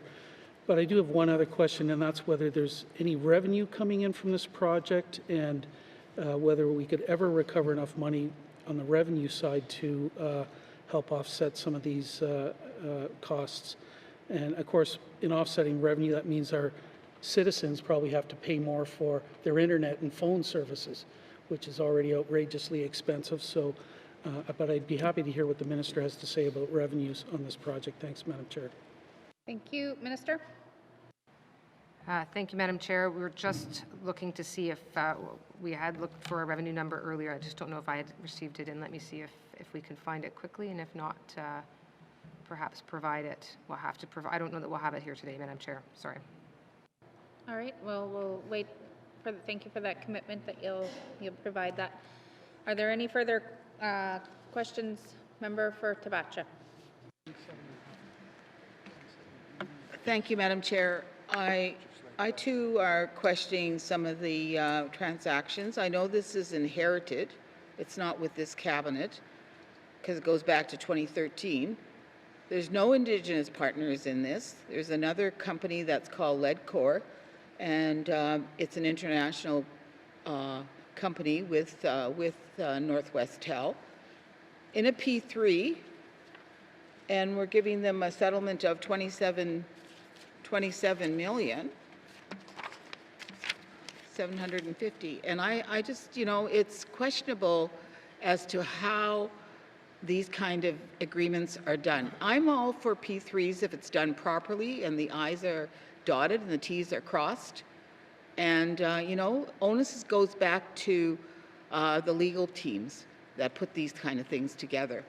And I want to see how could this happen, first of all, is my first question. Thank you, Madam Chair. Thank you. Minister? Thank you, Madam Chair. So, Madam Chair, again, the total project cost isn't the total necessarily that the GNWT is paid for it. I'm providing the total project cost as an estimate, but again, I'm somewhat constrained because it wasn't a total project cost by the GNWT. It was paid for by this other entity. That's the nature of having a P3 partner design and build a project and deliver it. And they ran into some significant issues in the course of that project, which we didn't then have to have the risk for. So the claim that was made and the settlement that was reached, as in the case of many claims and settlements, started at a different point and had to go to a mediated process in order to reach a conclusion, which is what brings me here at 27 million on almost $200 million project is the resolution that is before committee right now. But again, it is not the total cost of the project, nor is it reflective necessarily of what the GNWT's process or portion would have been. The ability to undertake a fairly technical delivery and a very technical procurement and project delivery on a fiber line running up the values is not one that I would suggest, frankly, and with respect, that the GNWT has the technical expertise to deliver upon. So it's a matter of paying up front to have a third party come and do it, or having them engage in some risk to deliver on it. Thank you, Madam Chair. Thank you. Member for Tabacha? Madam Chair, I would like very specific and precise answers and not waste my time for my questions. So I would appreciate that very much. The other question I want to ask is, you know, we have Northwest Tel here as the main proponent in this settlement, and you know, I've always been against monopolies, because when you have a monopoly, in business, you never try to give the best service. And that's usually what happens in business. And I think it's extremely important that we as a government start being more accountable and more transparent. And that's what we were trying to do. You know, there's another part of a whole situation that I'm in with Fort Smith with the fire center. There we have the fire center who we're going to put out now to a different process, and yet we pay out a company, an international company, and Northwest Tel, who's stationed in the Yukon, and we're paying all this extra money to make sure we agree on a settlement outside the premises of the agreement, and that to me is very alarming. And I'd like to know if that's okay for the Minister of Finance to say that's okay. And how did this settlement come about? Thank you, Madam Chair. Thank you. Minister? Thank you, Madam Chair. Madam Chair, I don't know that any parties to any contracts want to end up in any kind of dispute resolution mechanism. I mean, I'd go so far as to say they don't. That's not the preferred course of action for anyone who are parties to a contract, including the GNWT. We can't certainly control when entities want to make claims against the GNWT. There are times where that is going to happen, and this happened in this particular instance. Again, it's an almost $200 million project, and that was back starting in now a decade ago. So certainly worth, no doubt, much more than today. As far as the settlement process itself, again, there was discussions that were had between the parties involving council, which is a standard operating, and exactly as I would expect them to do, to have council engaged for something of a technical nature like this. It was done within the parameters of the agreement that was previously negotiated. And then when discussions got to a point that required a mediator, then a mediator was engaged in order to ensure, again, that the two parties could continue to have their counsel involved and to use the mediator's services to reach a point where, what was reasonable in the circumstances under the agreement could be achieved. So am I satisfied that the agreement was adhered to? Yes. Do I want to see agreements get to the point that they have to be in some form mediated or litigated? Of course not. But am I satisfied that that agreement was followed? In this case, I'd say yes.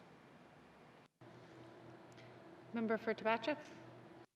Madam Chair, we sit here and we're using public monies, and in private industry this would never happen.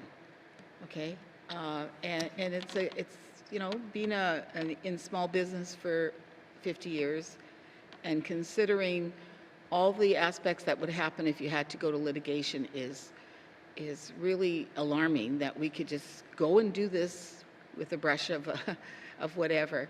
And I have to really think seriously before I vote on this, and I just don't like the whole taste of it, because it's not okay for transparency and accountability issues when it comes to public monies, because we're doing this on behalf of the people of the Northwest Territories, and I have a real problem with that.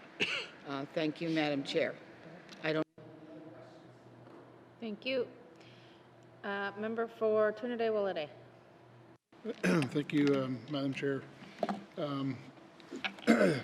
I'm also concerned that in regards to how we manage this project, and if we get a price at 81.3 million, then now we're looking at 194 million, and now we're asking for a total additional cost of 33,750,000 extra. It's concerning to me as the MLA for the Trinidad-Willowday riding. I mean, I just got back from a funeral service in Futsuke, and I've been advocating for better internet services for my community, and we were told that it's going to be a big improvement in December. I'm still having trouble. So, I mean, I don't see any improvements in that community. Having said that, though, I mean, and I agree with my colleagues that there's got to be a better way of doing this. I mean, in the business world, these guys should be holding all the risk at 81.3 million. And now we're spending almost $227 million just to get through this. And I asked for ice road for my community, $2 million, housing, infrastructure dollars, home ownership repairs, etc. And I don't see it. But yet, guys like Northwest Tel, where it seems like they're the only monopoly in game in town that are providing this type of services, and this government continues to work with them and acknowledge that they're only players in town. Well, when I got back from Tutsuke, because their people there are so tired of waiting for better services, they're starting to purchase Starlink satellites there. And they're improving their systems in the community because the Northwest Tel is non-existent. So I'm just going to make a comment on this because, I mean, at this point, I have a lot of, wants for my community. I mentioned it to the minister, I mentioned it to the premier, I mentioned it to the housing minister. Again, it's really tough for me to sit back and find out that we're spending all kinds of money here, and I don't see the benefits in my riding. So I can't support this increase. Thank you. Just a comment, Madam Chair. Thank you. Thank you. Member for Montfouet. Thank you, Madam Chair. Yes, I do have an issue with this too as well, because we've been asking for highway number 3 to have a cell service because that is the busiest highway, and even you, our Minister of Finance, said it before that it is a safety risk that since there's no cell service. I have a serious concern about that because we've been asking it for self-service on Highway 3. We had a lot of incidents. We have life loss. And even last year when there was an incident on the highway, like I was talking about this young man at Boundary Creek, because there's no cell service, we're quite a ways, and instead he caught a ride to Bichako. And instead of going to Yelnat, because everybody was going this way, and then they don't have nothing to call the ambulance with. So it is a safety risk. She even acknowledged that, so which is good, and we can't even provide cell service for highway number 3. And my previous MLA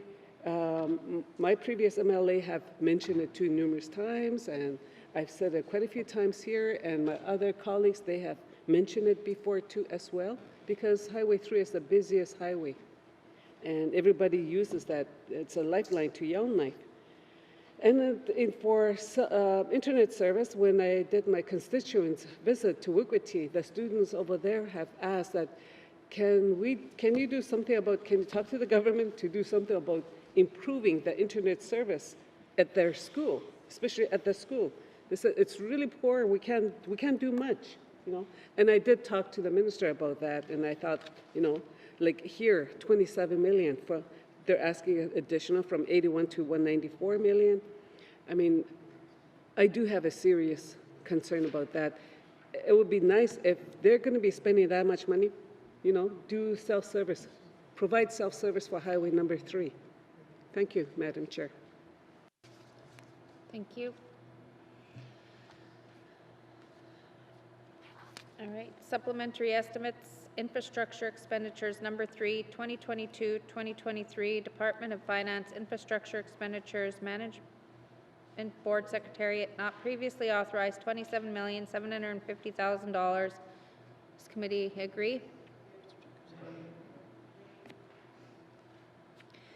Supplementary estimates, infrastructure expenditures number 3. Oh, you had a question? Sorry. Oh, I just didn't really. Member for Nanakput. Yeah, thank you, Madam Chair. No, I'm just going to make a quick comment. As regular MLAs, this is the most money.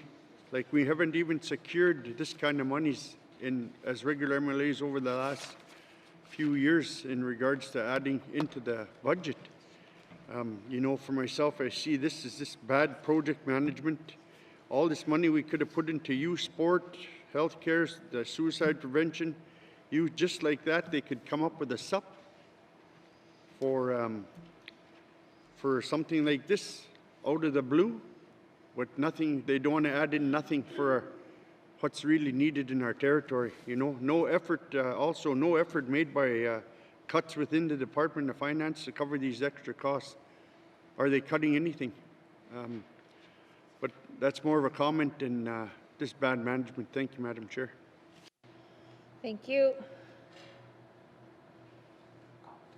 Supplementary estimates, infrastructure expenditures, number 3, 2022-2023, Department of Finance, infrastructure expenditures, Management Board Secretariat not previously authorized, $27,750,000.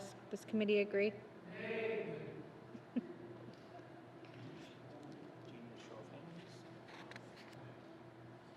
So what then?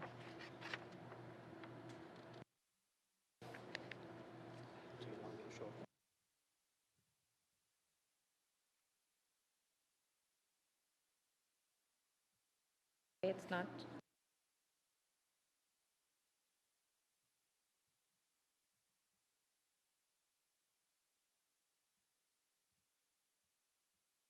Members, I'm going to ask for a show of hands on that. Minister? Thank you, Madam Chair. There was quite a number of comments made, Madam Chair. I was hoping I might have an opportunity to respond to some of them. I think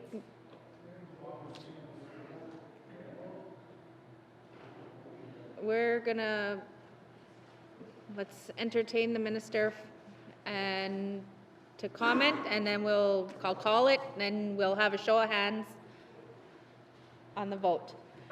Minister? Thank you, Madam Chair. Madam Chair, this is a $200 million asset with some of the budgets dating back to 2013, so probably an asset that is worth far more than that today. It's an asset that was built through a P3, which gave us the ability to not pay that full cost value of that asset, and yet to be able to have a point of presence for the internet across and up the entire value. And today, Madam Chair, earlier there was raised with me the fact of the Auditor General putting out a report about telecommunications. I've, again, only had a very brief opportunity to look at it, but one of the things that came out was that, in fact, the Northwest Territories has better internet access than many First Nations and Indigenous communities across Canada, than many rural and remote communities across Canada. And I have no doubt that part of that is the fact that we have that point of presence running up the valley. So as for being, you know, whether or not there's bad management or bad project management, there was an asset that was built and delivered. It is being actively used. It has delivered on providing a point of presence. As far as the details of the fact that one of those parties decided to, under the agreement, raise some concerns about project overruns, Madam Chair, again, that process went through the project agreement. I appeared in front of committee in the opportunity to speak in an in-camera proceeding about those details. I can't speak to it publicly because there's an agreement, as there always is, including in all private business transactions when there's disputes between parties, which is what keeps an awful lot of lawyers employed because it happens all the time. I can't speak to it publicly because I am under a settlement agreement.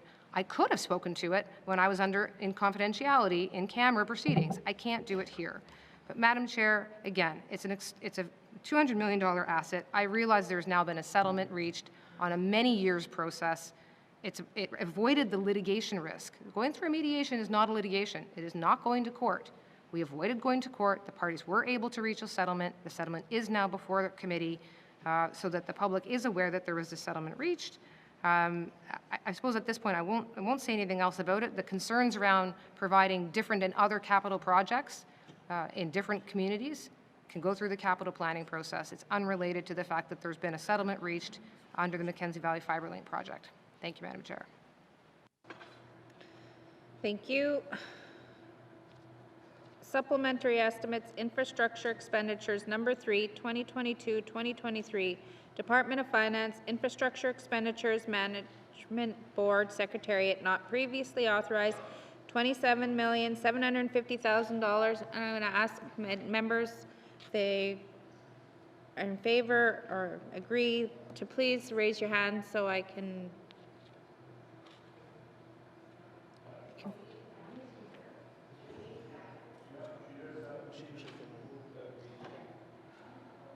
What?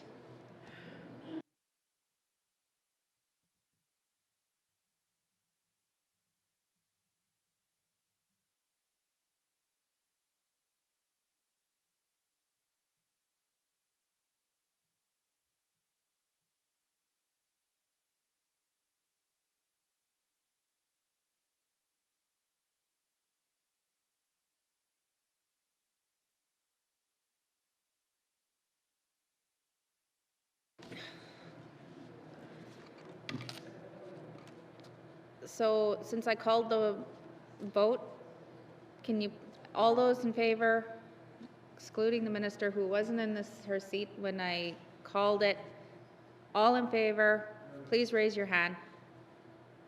Or that's agreed with this 9. So that's 8. All those opposed? 3, 6, 7. Okay. This is carried. We will now take a break.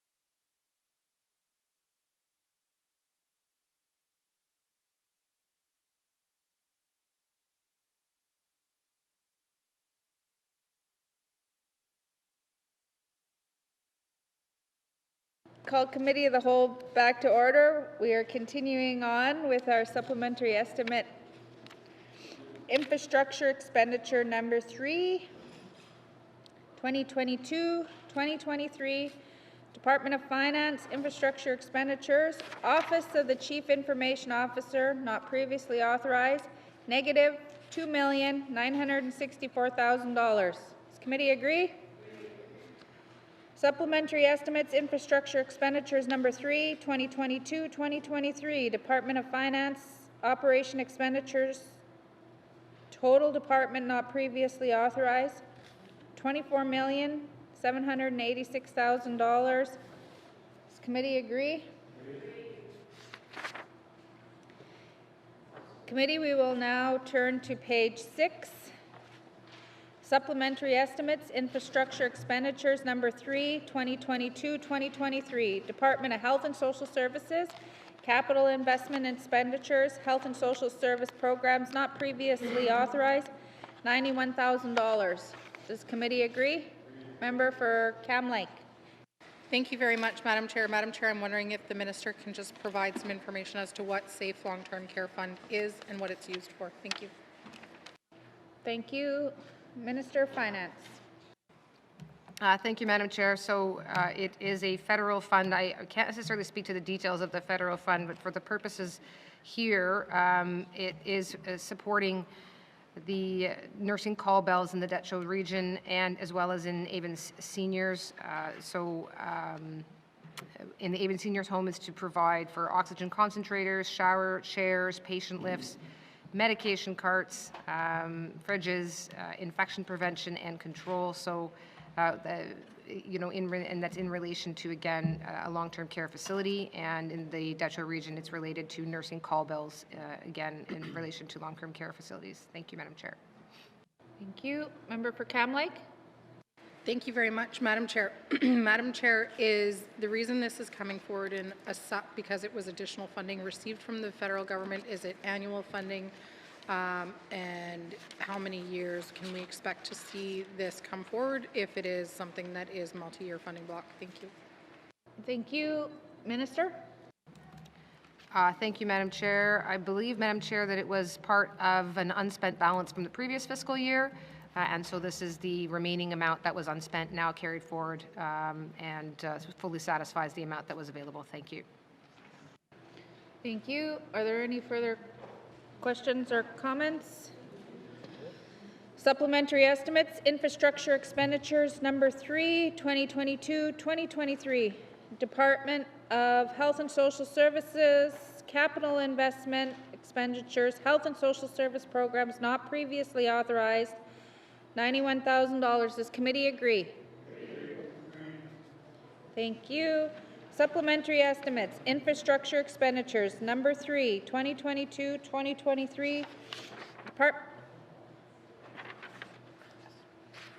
Department of Health and Social Services, capital investment expenditures, total department not previously authorized, $91,000. Does committee agree? Committee, please turn to page 7. Supplementary estimates, infrastructure expenditures number 3, 2022-2023, Department of Industry, Tourism Investment, capital investment expenditures, economic diversification and business support, not previously authorized, $726,000. Does committee agree? Thank you. Supplementary estimates, infrastructure expenditures number 3, 2022-2023, Department of Industry, Tourism Investment, capital investment expenditures, mineral and petroleum resources, not previously authorized, negative $1,717,000. Does committee agree? Member for Yellowknife North. Thank you, Madam Chair. I see we're moving $1.7 million over to, I assume, another year for the Mineral Administration and Registry System, also known as MARS. I believe this is the system that will one day hopefully allow us to have online map staking. Can I just get an update in the timing for this project and when we expect to have online map staking in the Northwest Territories? Thank you. Thank you. Minister? Thank you, Madam Chair. Madam Chair, the member is correct. This was moved over to the following fiscal year, which is expected to be when that amount will be fully spent. As for project timelines and activities, we are expecting to have this contract awarded this fall, which means it would then be being built and then implemented thereafter over the next, takes approximately 2 years, and with a go-live date to follow, so early in 2025. Thank you. Member for Yellowknife North. Yeah, I guess 2025 for online map staking. At one point, perhaps naively, I thought we were going to have that done, well, very quickly in this assembly. I get perhaps that this is a bit of a custom piece of software. Is it not possible to perhaps get online map staking a little faster? At one point, I believe there were suggestions about using other registries that exist everywhere else in Canada. Yeah, is there any way we can speed this up? Thank you. Thank you. Minister?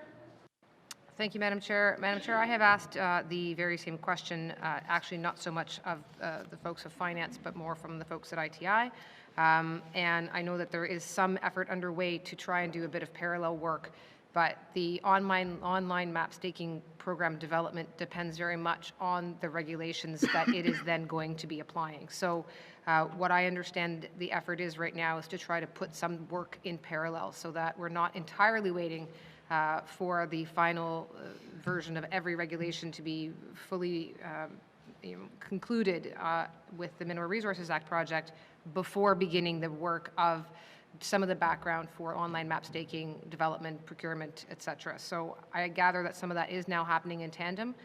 I can go back and confirm whether or not that parallel process will accelerate the 2025 estimated date or whether that 2025 date is actually a result of that. That I don't know, but I'll go back and confirm. Thank you. Thank you. Member for Frame Lake. Yeah, thanks, Madam Chair. My colleague from Yellowknife North asked some of my questions, although, and I am in favor of moving to map staking, but I've got a lot of issues and concerns if the fees aren't raised to appropriate levels and companies are allowed to go in and speculate and tie up a whole bunch of land without actually having to do anything. That's just not a good place to be. But I'd like to know from the minister, how much have we actually spent on this MARS thing so far, and what's the total budget for it? Thanks, Madam Chair.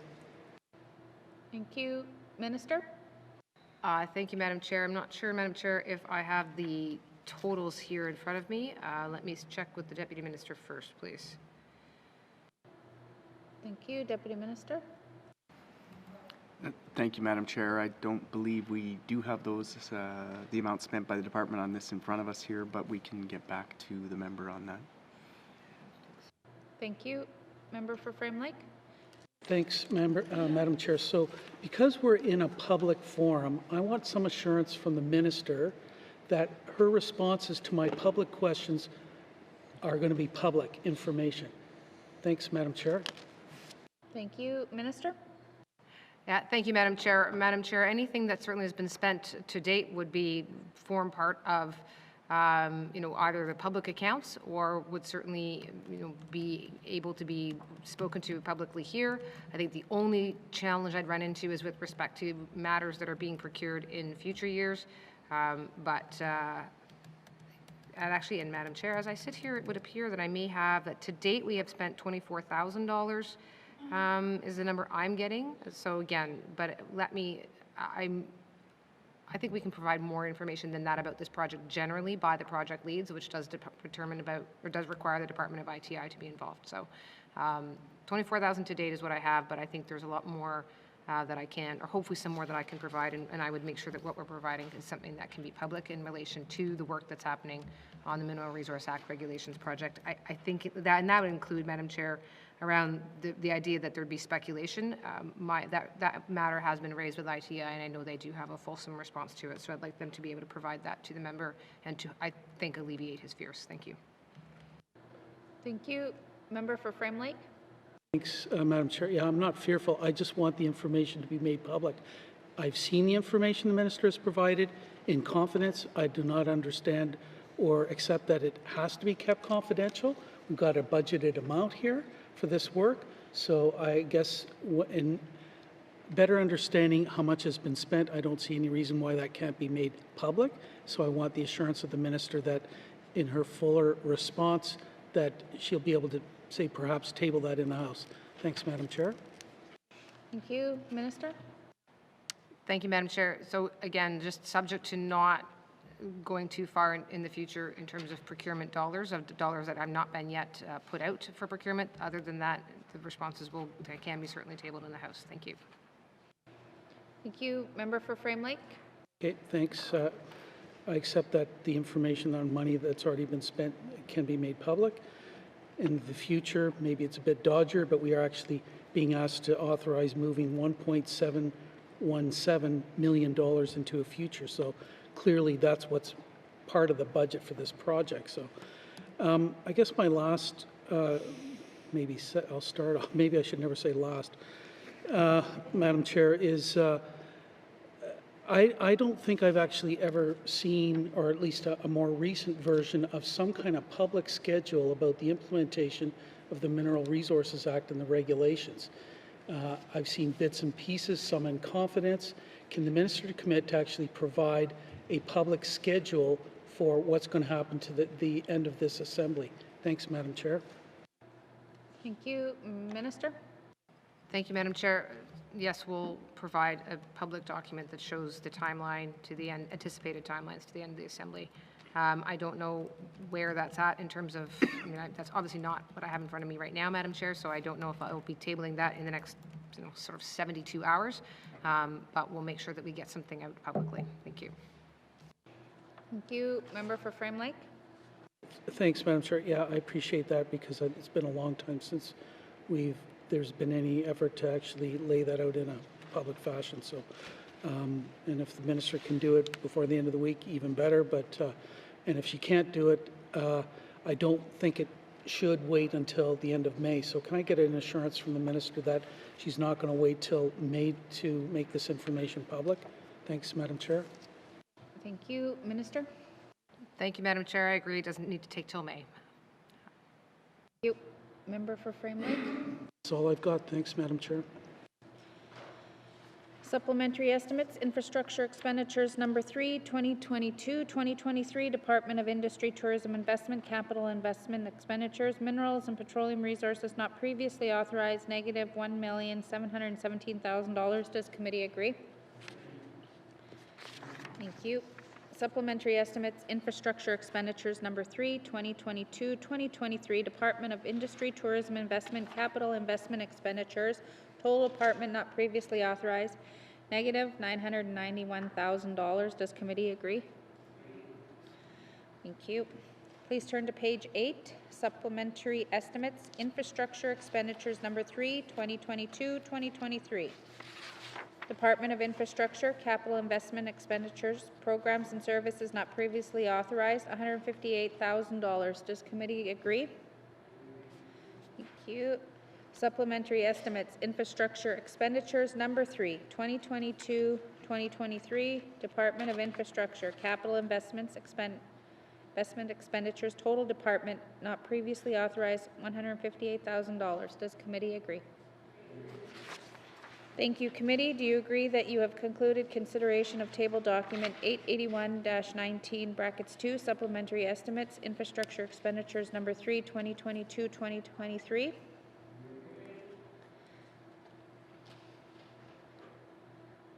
Oh.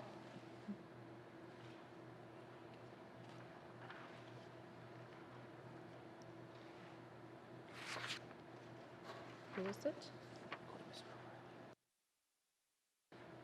Member for Frame Lake?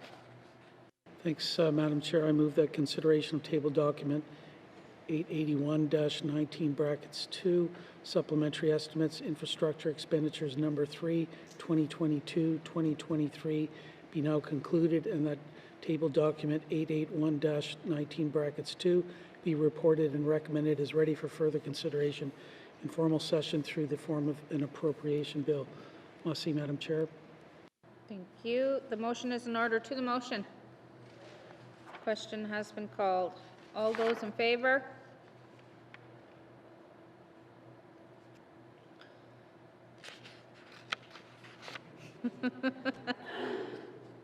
Can you raise your hands? All those in favor? All those opposed? Abstentions? Motion is carried. Table document 881-19-2 will be reported as ready for consideration and formal session through the form of an appropriation bill. Thank you, Minister. And I'll just ask if the witnesses can remain, and we're going to move on so that we can move on to the next.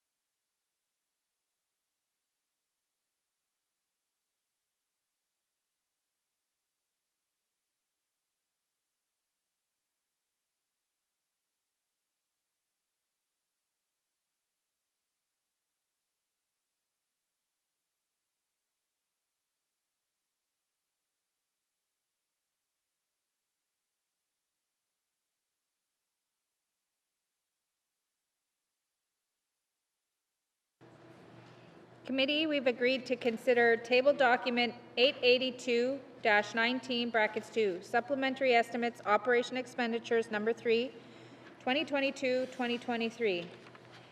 Well, does the Minister of Finance have opening remarks?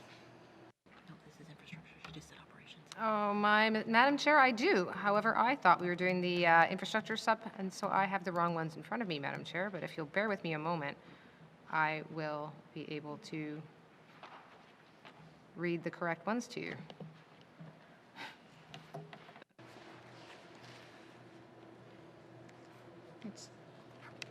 All right. Nope, that's still not it.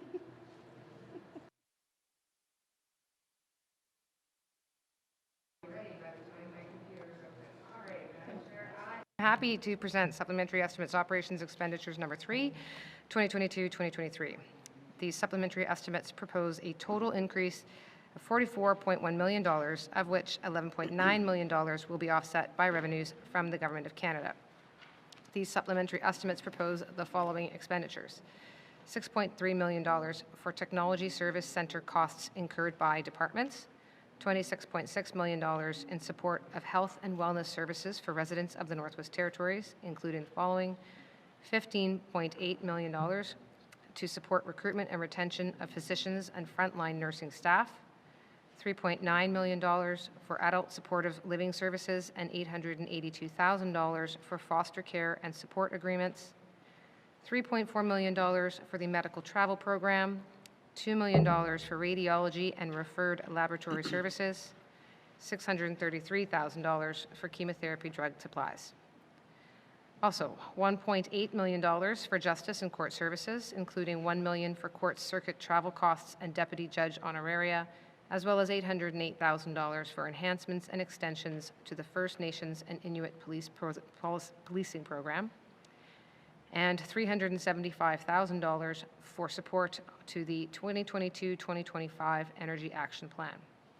Additionally, we're proposing the following supplementary expenditures, which are supported by federally funded agreements, including $8.47 million in support of health and social programs, including $6 million in support of First Nations and Inuit home and community care agreements and the Territorial Health Investment Fund, $1.18 million to support environment and natural resources agreements, including $300,000 for cooperation in the continuation of the National Forest Inventory remeasurement, $200,000 for Peary Caribou movements and habitat use, and $300,000 for the Wood Bison Collaborative Working Groups in the Northwest Territories.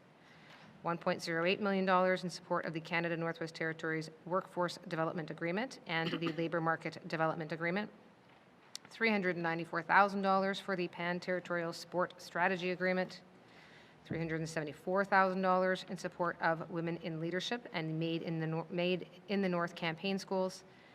$316,000 in support of public housing renovations, and $130,000 to enhance economic activity, including $80,000 to support sealskin artisan development and $50,000 to investigate the use of NWT's geological materials for cement production. That concludes my opening remarks, Madam Chair, and we are happy to answer any questions. Thank you, Minister. I'll now open the floor for general comments. Member for Frame Lake. Thanks, Madam Chair. So I think I'm on the right fund now. What's the supplementary reserve? What did we start off with? What was it before the SUP, and what's it going to be after the SUP? Thanks, Madam Chair. Thank you. Minister? Thank you, Madam Chair. And Madam Chair, just of note, we might make a change on the infrastructure SUPs in terms of the language of using supplementary reserve, because I appreciate that that is a confusing way of putting it. But there is a supplementary reserve for operations. It started off at $35,000. But as a result of the appropriations and the supplementary appropriations, including the proposed one at present, we are expecting to be in a deficit of negative $77 million to $422,000. Thank you. Member for Frame Lake. Thanks, Madam Chair. I think the minister just slipped there. It's not $35,000 for the supplementary reserve. At the beginning it was $35 million, but that's okay. So I guess the reason why I have to keep asking these questions is because this information isn't public. So is there a way that we could do this in the future where the information in the SUP, somehow there's a page or something that says how much we're getting from the feds in general for this stuff, what the net effect is on the reserve, and how much additional debt is being added? Is there a way in which we could do that in the future so I or some zombie of me that comes back doesn't have to ask these questions again? Thanks, Madam Chair. Thank you, Member. Minister? Thank you, Madam Chair. Madam Chair, let me take that back to the department. I don't have a ready answer as to why that wouldn't be a chart that could be included. Thank you. Thank you. Member for Frame Lake? Yeah, thanks, because we get that kind of information in the main estimates.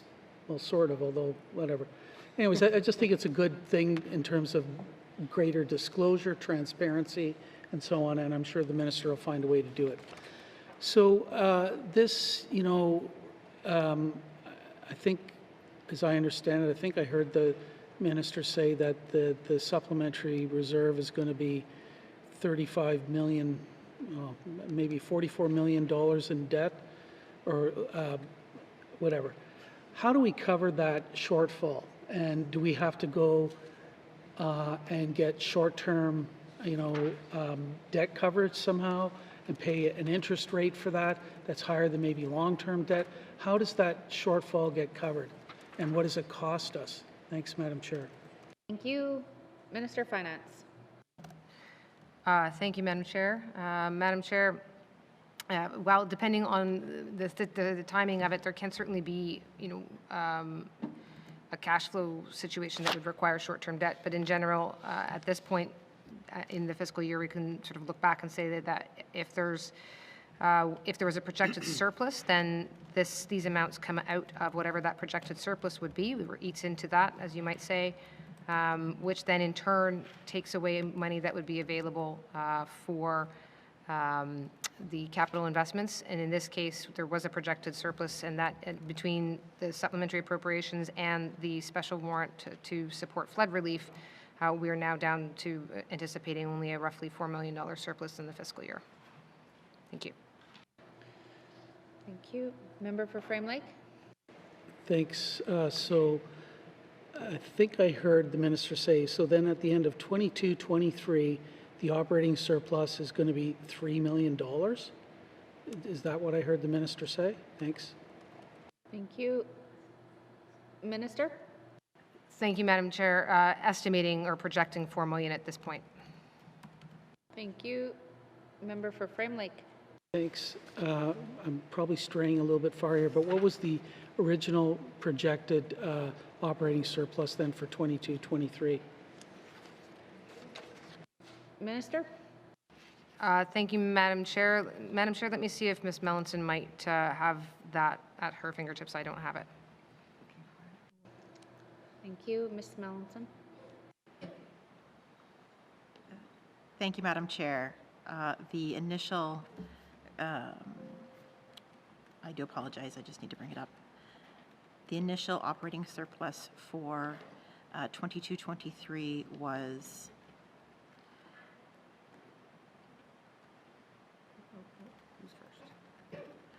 $130,552,000. Thank you. Member for Frame Lake? Yeah, thanks. Well, I guess sometimes I wonder why I ask these questions, but that's it. Like, so our operating surplus went from $130 million down to $4. So next year we're projecting 178, and it's probably going to end up way, way, way, way less than that. But okay, I just wonder about these things, and I just don't like it, quite frankly. Our ability to predict our finances just doesn't seem to be very good. I don't know what else I can say, Madam Chair. I'm not very happy about this. Thank you. Thank you. Are there any other general comments? Seeing no further general comments, we'll review the supplementary estimates by department. Does committee agree to proceed to the detail contained in the table document? Committee will begin on page 3. Supplementary estimates. Operations expenditures number 3, 2022-2023. Department of Education, Culture and Employment. Operations expenditures. Corporate management not previously authorized. $1,680,000. Does committee agree? Supplementary estimates, operation expenditures number 3, 2022-2023. Department of Education, Culture and Employment, operations expenditures, labor development and advanced education not previously authorized, negative $2,269,000. Does committee agree? Supplementary estimates, operation expenditures number 3, 2022-2023. Department of Education, Culture and Employment, operations expenditures, total department not previously authorized, negative $589,000. Does committee agree? Committee, we will now turn to page 4.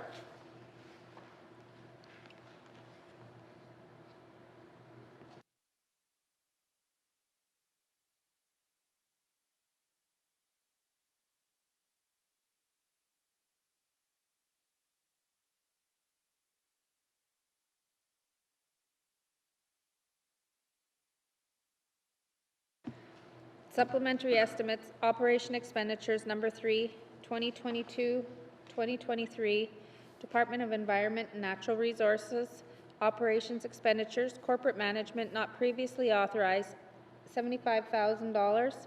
Does committee agree?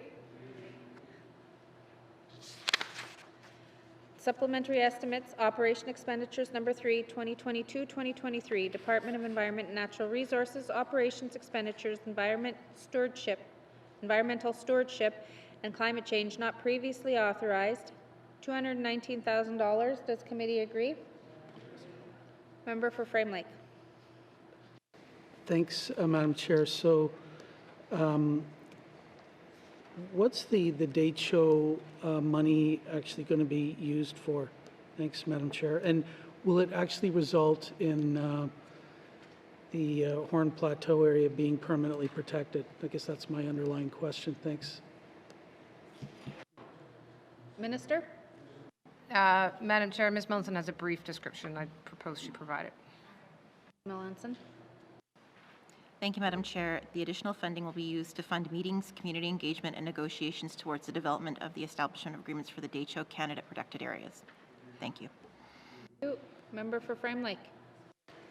Okay, thanks. Can I get some detail about which areas are going to be protected? Thanks, Madam Chair.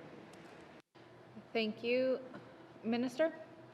Madam Chair, I don't have that level of detail for the supplementary appropriation, but I can commit to providing that. All right, thank you for that commitment. Member for Frame Lake? Thanks, Madam Chair. So I guess, again, I'll ask, is any of this money going towards DEJ and permanent protection of that? We got some, interim land withdrawal covering it. Is this going to help get this area permanently protected in some way? Thanks, Madam Chair. Thank you. Minister? Madam Chair, again, I don't have that level of detail of what the conservation approach might be. My understanding is that this is meant to help developing what candidate areas there are going to be. So I would leave that to a question for Employment ECC to provide further detail on, and I can obviously convey that to my colleague. Thank you, Madam Chair. Thank you. Member for Frame Lake?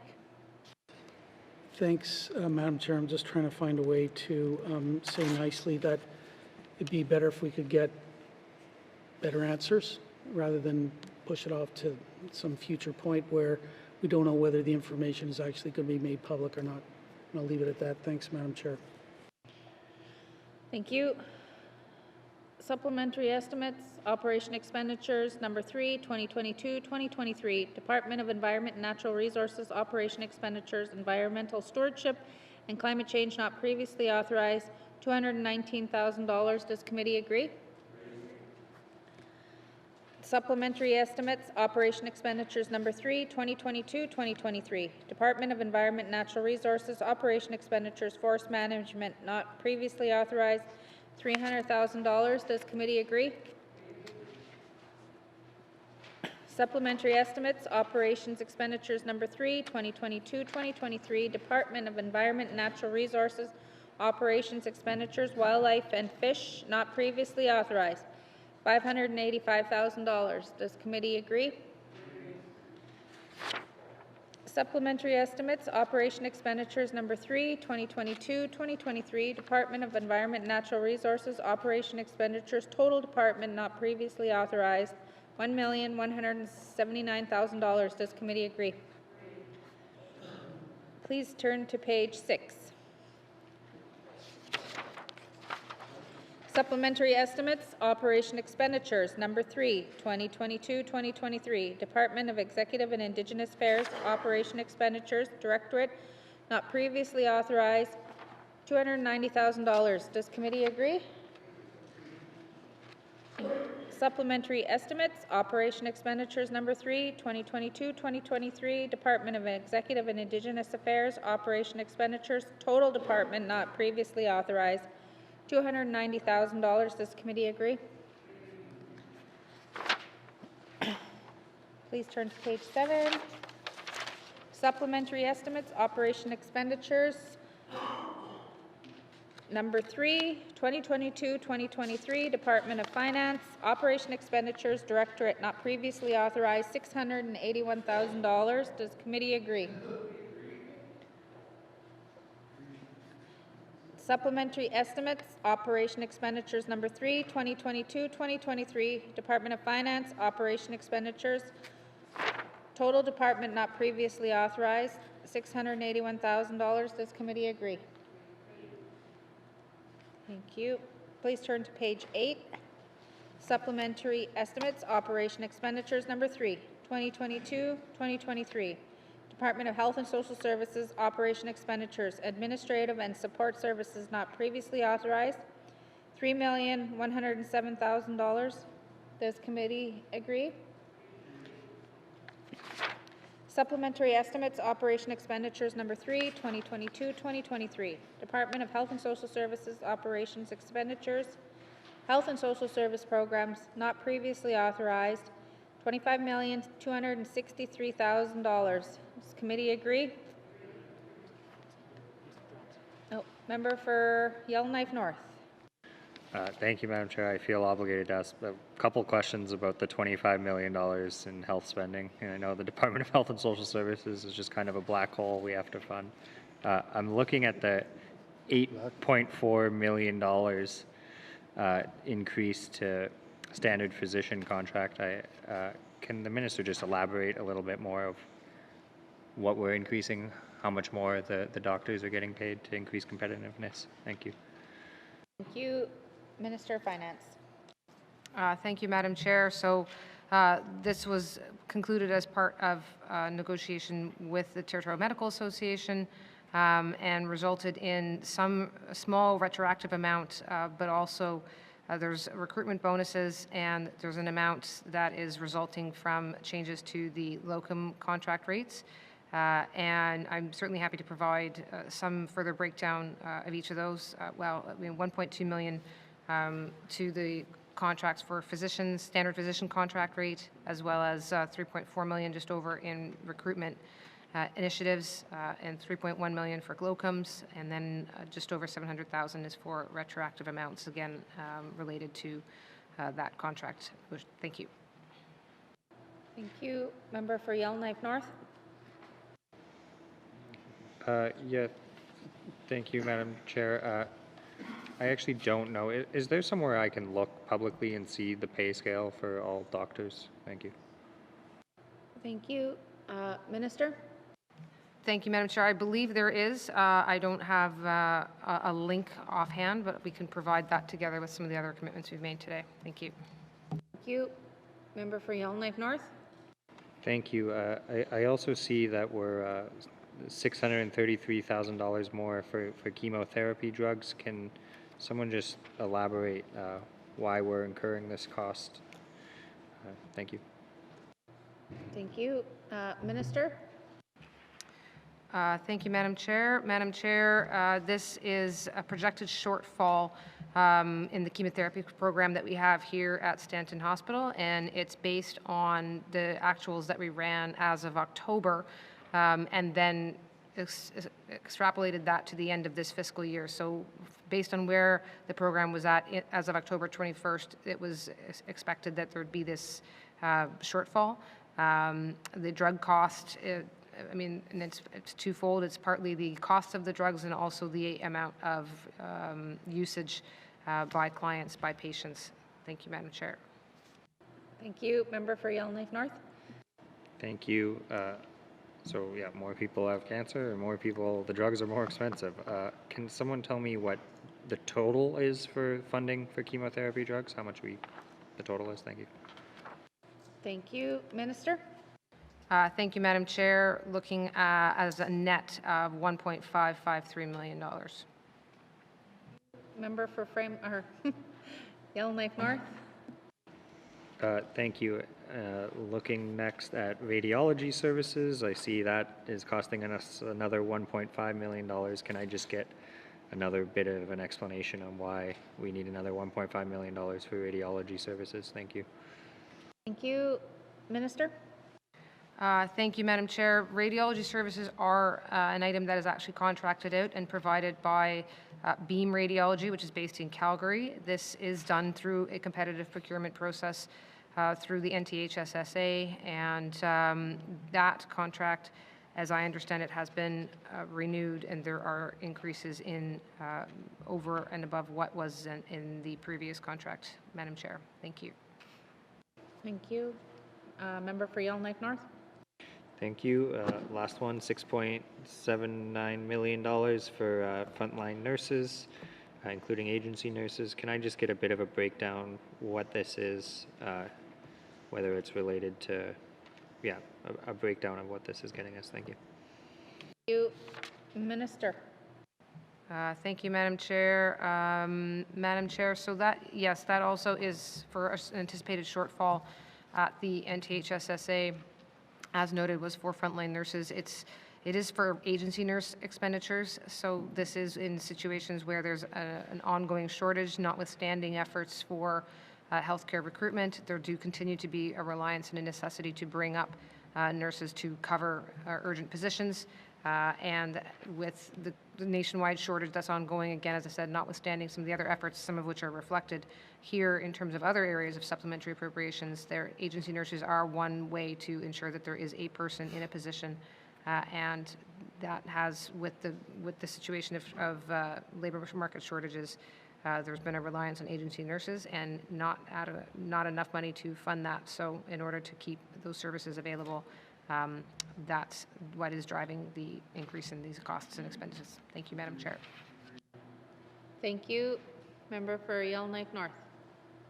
Yeah, thank you, Madam Chair. Can I just confirm then that the entirety of this $6.79 million is agency nurse contracts?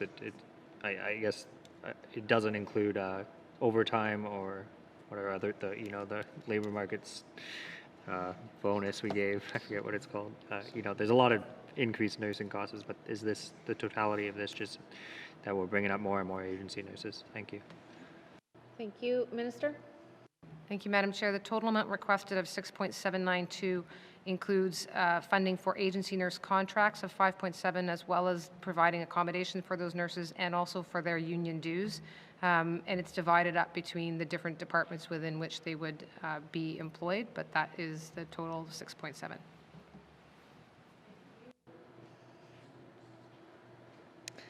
Supplementary estimates, operation expenditures number 3, 2022-2023, Department of Health and Social Services, operations expenditures, health and social programs not previously authorized, $25,263,000. Does committee agree? Supplementary estimates, operation expenditures number 3, 2022-2023, Department of Health and Social Services, operation expenditures, long-term and continuing care services not previously authorized, $3,428,000. Does committee agree? Supplementary estimates, operation expenditures number 3, 2022-2023, Department of Health and Social Services, operation expenditures, out-of-territory services not previously authorized, $3,590,000. Does committee agree? Supplementary estimates, operation expenditures number 3, 2022-2023, Department of Health and Social Services, operation expenditures, supplementary health programs not previously authorized, $3,388,000. Does committee agree? Supplementary estimates, operations expenditures number 3, 2022-2023, Department of Health and Social Services, operations expenditures, total department not previously authorized, $38,776,000. Does committee agree? Please turn to page 10. Supplementary estimates, operation expenditures number 3, 2022-2023, Department of Industry, Tourism, Investments, operation expenditures, economic diversification, and business support not previously authorized, negative $231,000. Does committee agree? Member for Frame Lake. Thanks, Madam Chair. So if I'm looking at the descriptions right, we're cutting funding in the economic diversification and business support part of ITI and giving it over to minerals and petroleum resources. So can I get an explanation here as to why that is happening? Thanks, Madam Chair. Thank you. Minister?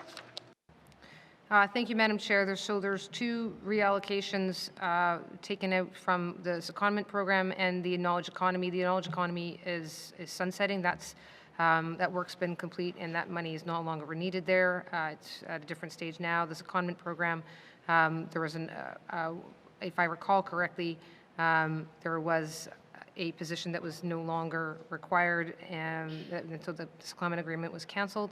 So there's surplus money sitting on those two, and it's being reallocated to three things. One, the NWT Producer Incentive Pilot Program, which is within the film industry for $100,000. The MRA implementation process is $125,000, and the SEA redesign for 86. Thank you. Member for Frame Lake. Thanks, Madam Chair. So how much of the $311,000 is going to the MRA implementation and royalty regime review? And then how much is going to the socioeconomic agreement program? Thanks, Madam Chair. Thank you. Minister? 125,000 plus 86,000, Madam Chair, and I just didn't do the math in time.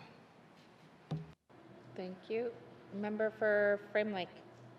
Thanks, Madam Chair. So, again, I guess I'm just kind of interested in how much additional funding the department has secured for the MRA implementation royalty work over the last few years. Thanks, Madam Chair.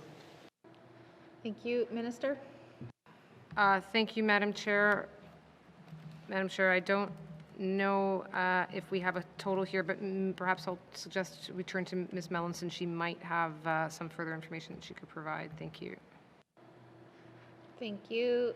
Ms. Mellinson? Thank you, Madam Chair. Unfortunately, I do not have that information in front of me at this moment. Thank you. Member for Frame Lake.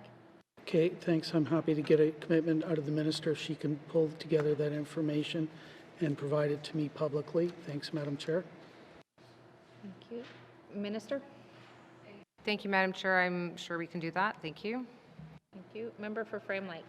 Yeah, okay, and I just continue to make these observations about how this department is very successful at securing extra money for development of regulations, implementing the new Mineral Resources Act, and other departments either don't go to the well or if they do, they're refused.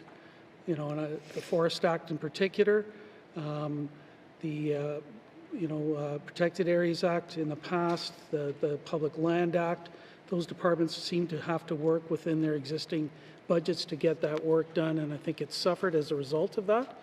So I don't expect an answer from this minister, but I just continue to make that observation that some departments either don't go to the well, or if they do, they're turned down. And but when it comes to the mining stuff, no problem. The extra money just flows from the top. Thanks, Madam Chair. Flows. Thank you. Supplementary estimates, operation expenditures number 3, 2022-2023, Department of Industry, Tourism, Investment, Operations Expenditures, Economic Diversification and Business Support not previously authorized, negative $231,000. Does committee agree? Supplementary estimates, operation expenditures number 3, 2022-2023, Department of Industry, Tourism, Investment, Operation Expenditures, Mineral and Petroleum Resources, not previously authorized, $361,000. Does committee agree? Supplementary estimates, operation expenditures number 3, 2022-2023, Department of Industry, Tourism, Investment, Operation Expenditures, total department not previously authorized, $130,000. $130,000. Does committee agree? Please turn to page 11.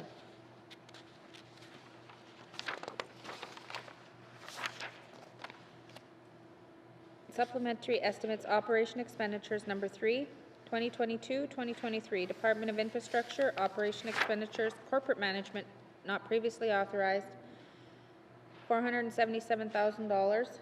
Does committee agree? Supplementary estimates, operation expenditures number 3, 2022-2023, Department of Infrastructure, operation expenditures, energy and strategic initiatives not previously authorized, $375,000. Does committee agree? Supplementary estimates, operation expenditures number 3, 2022-2023, Department of Infrastructure, operation expenditures, total department not previously authorized, $852,000. Does committee agree?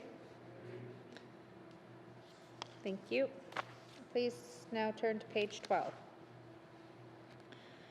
Supplementary estimates, operation expenditures number 3, 2022-2023, Department of Justice, operation expenditures, court services not previously authorized, $1,036,000. Does committee agree? Supplementary estimates, operation expenditures number 3, 2022-2023. Department of Justice operations expenditures, policing services not previously authorized, $808,000. Does committee agree?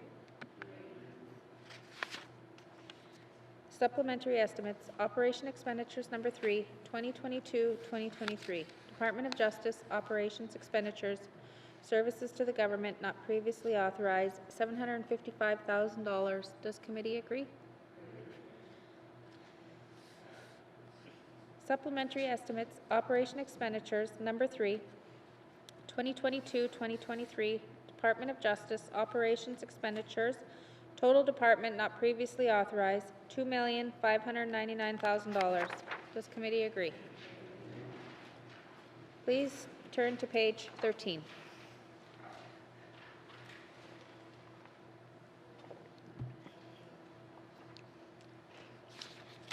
Supplementary estimates, operation expenditures number 3, 2022-2023.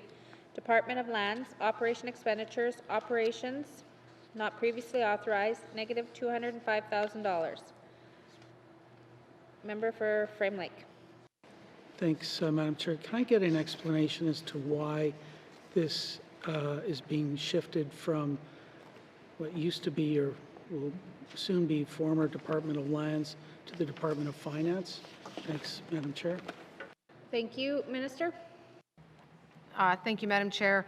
Madam Chair, ISSS, or Information Shared System Services within Finance, is now managing the LTOS project, so that's why it is going there. Thank you. Thank you. Member for Frame Lake. Thanks, Madam Chair. So, you know, I think it was in the last assembly, where 77 staff people were kind of culled from different departments that had been previously working on different, you know, IT stuff, and they're all put into finance now. And because it was apparently going to be more effective and efficient.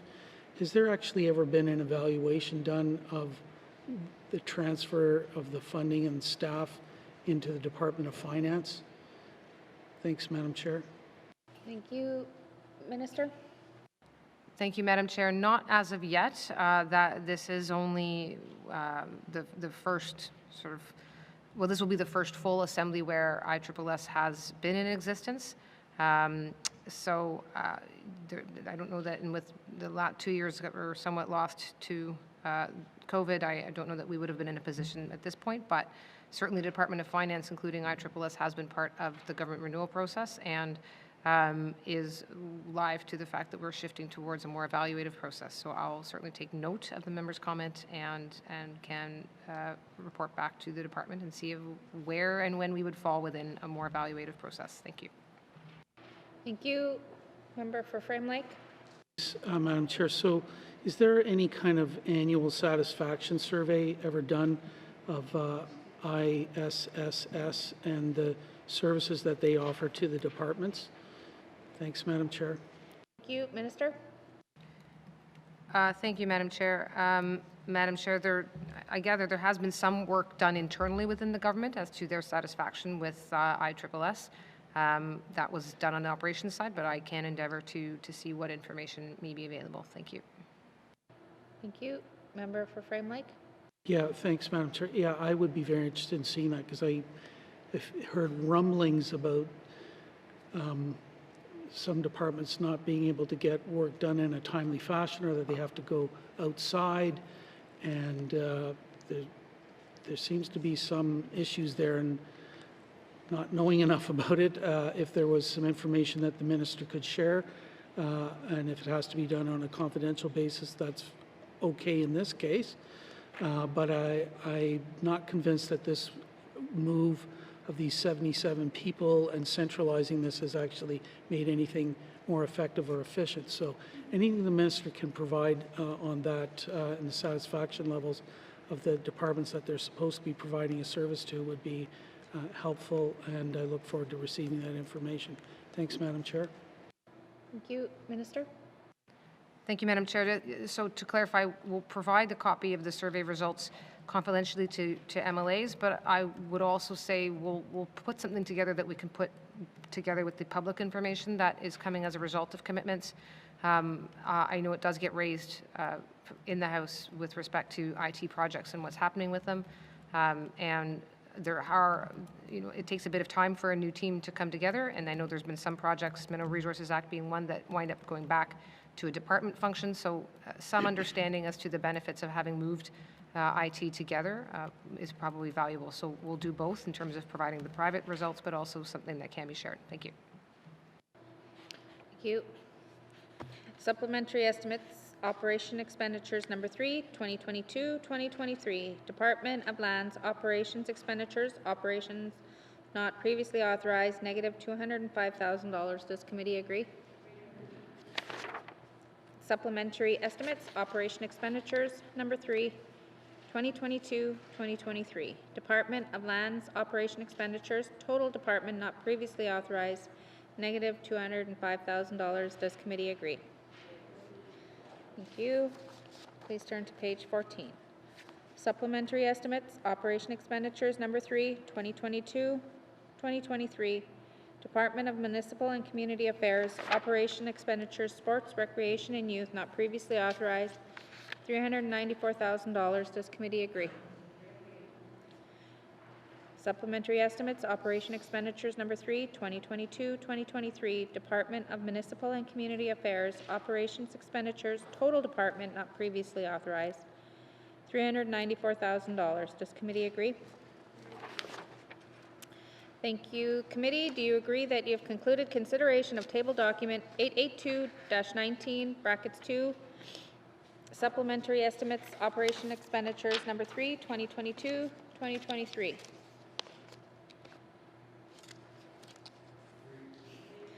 Member for Frame Lake. Merci, Madame la Présidente. I move that consideration of table document 882-19 brackets 2, supplementary estimates, operations expenditures number 3, 2022-2023 be now concluded, and that table document 882-19 brackets 2 be reported and recommended as ready for further consideration in formal session through the form of an appropriation bill. Merci, Madam Chair. Thank you. The motion is in order to the motion. Question has been called. All those in favor?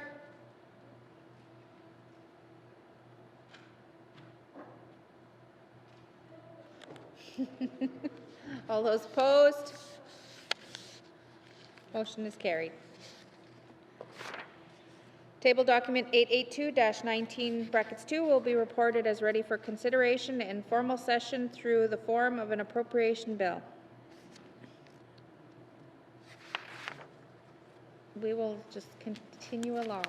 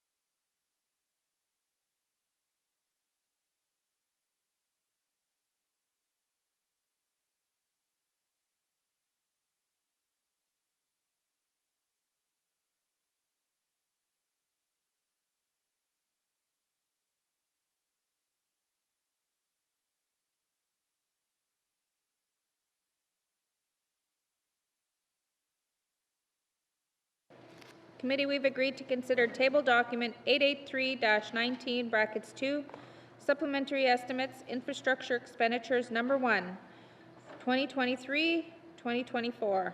Does the Minister of Finance have any opening remarks? Thank you, Madam Chair. Yes, I am here to present supplementary estimates, infrastructure expenditures number 1, 2023-2024. These supplementary estimates propose an increase of $45.196 million, comprised of the following: $2.297 million in previously approved projects as a result of transferring the 2023-24 capital budgets from the Department of Lands and Environment and Natural Resources to the newly formed Department of Environment and Climate Change, and an increase of $4.886 million to adjust infrastructure project cash flows to realign appropriations with the anticipated project schedules.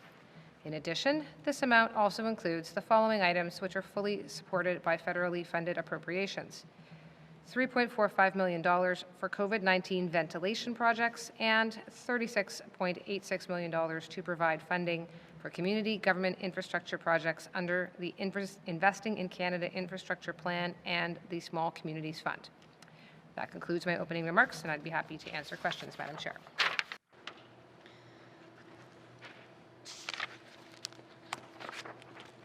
Thank you. I'll now open the floor to general comments. Member for Frame Lake.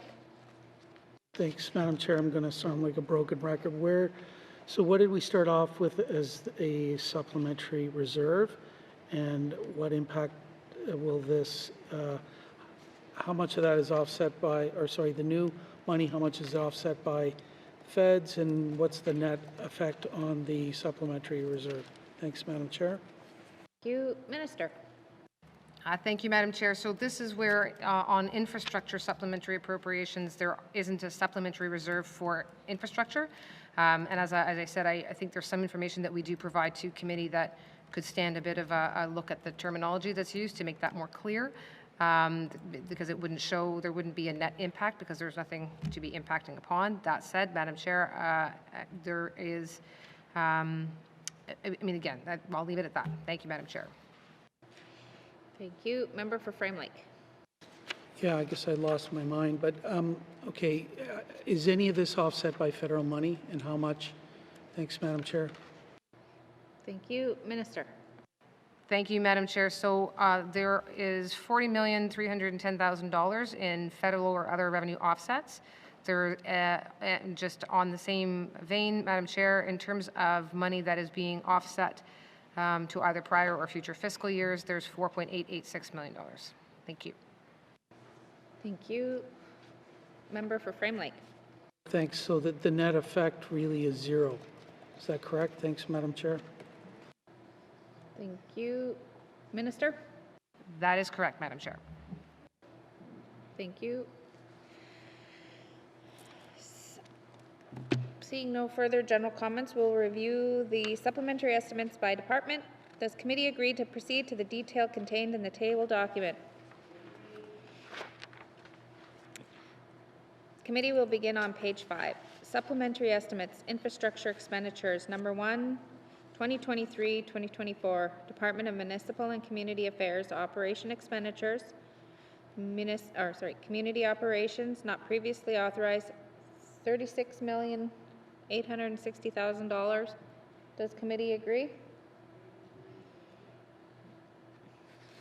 Supplementary estimates, infrastructure expenditures, number 1, 2023-2024, Department of Municipal and Community Affairs operations expenditures not total department not previously authorized, $36,860,000. Does committee agree? Please turn to page 6. Supplementary estimates, infrastructure expenditures, number 1, 2023-2024, Department of Environment and Climate Change, capital investment expenditures, environmental management, monitoring and climate change not previously authorized, $80,000. Does committee agree? Supplementary estimates, infrastructure expenditures, number 1, 2023-2024, Department of Environment and Climate Change, capital investment expenditures, regional operations not previously authorized, $225,000. Does committee agree? Supplementary estimates, infrastructure expenditures number 1, 2023-2024, Department of Environment and Climate Change, capital investment expenditures, wildlife and forest management not previously authorized, $1,992,000. Does committee agree? Supplementary estimates, infrastructure expenditures number 1, 2023-2024, Department of Environment and Climate Change, capital investment expenditures, total department not previously authorized, $2,297,000. Does committee agree? Please turn to page 7.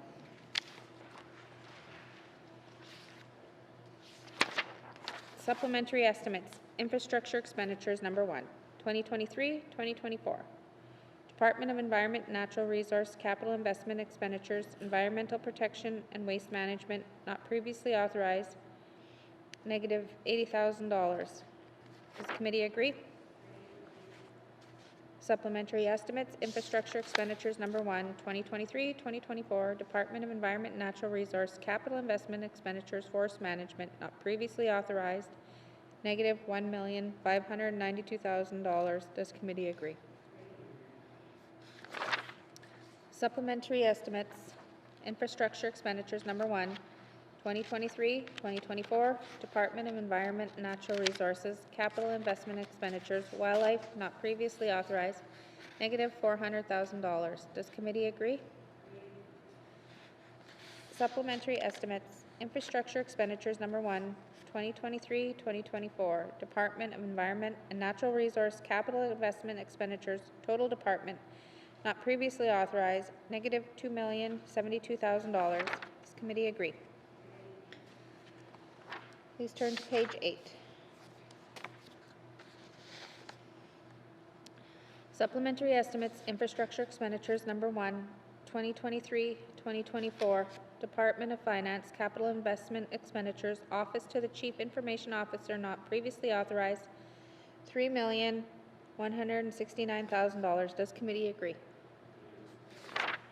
Supplementary estimates, infrastructure expenditures number 1, 2023-2024, Department of Finance, capital investment expenditures, total department not previously authorized, $3,169,000. Does committee agree? Please turn to page 9. Supplementary estimates, infrastructure expenditures number 1, 2023-2024, Department of Industry, Tourism, Investment, capital investment expenditures, mineral and petroleum resources not previously authorized, $1,717,000. Does committee agree? Supplementary estimates, infrastructure expenditures number 1, 2023-2024, Department of Industry, Tourism, Investment, capital investment expenditures, total department not previously authorized, $1,717,000. Does committee agree? Please turn to page 10. Supplementary estimates, infrastructure expenditures number 1, 2023-2024, Department of Infrastructure capital investment expenditures, asset management not previously authorized, $3,450,000. Does committee agree? Supplementary estimates, infrastructure expenditures number 1, 2023-2024, Department of Infrastructure capital investment expenditures, total department not previously authorized, $3,450,000. $450,000. Does committee agree? Please turn to page 11. Supplementary estimates, infrastructure expenditures number 1, 2023-2024, Department of Lands, capital investment expenditures, operations not previously authorized, negative $225,000. Does committee agree? Supplementary estimates, infrastructure expenditures number 1, 2023-2024, Department of Lands, capital investment expenditures, total department not previously authorized, negative $225,000. Does committee agree? Thank you, committee. Do you agree that you have concluded consideration of table document 883-19, supplementary estimates, infrastructure expenditures number 1, 2023-2024? Thank you. Member for Frame Lake. Merci, Madame la Présidente. I move that consideration of table document 883-19 brackets 2 supplementary estimates infrastructure expenditures number 1 2023-2024 be now concluded, and that table document 883-19 brackets 2 be reported and recommended as ready for further consideration in formal session through the form of an appropriation bill. Merci, Madam Chair. Thank you. The motion is in order. To the motion.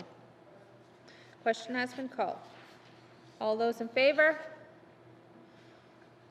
All those opposed? Abstentions? Motion is carried. Table document 883-19-2 will be reported as ready for consideration in a formal session through the form of an appropriation bill. Thank you, ministers, and thank you to the witnesses for appearing before us. Sergeant at Arms, please escort the witnesses from the chamber.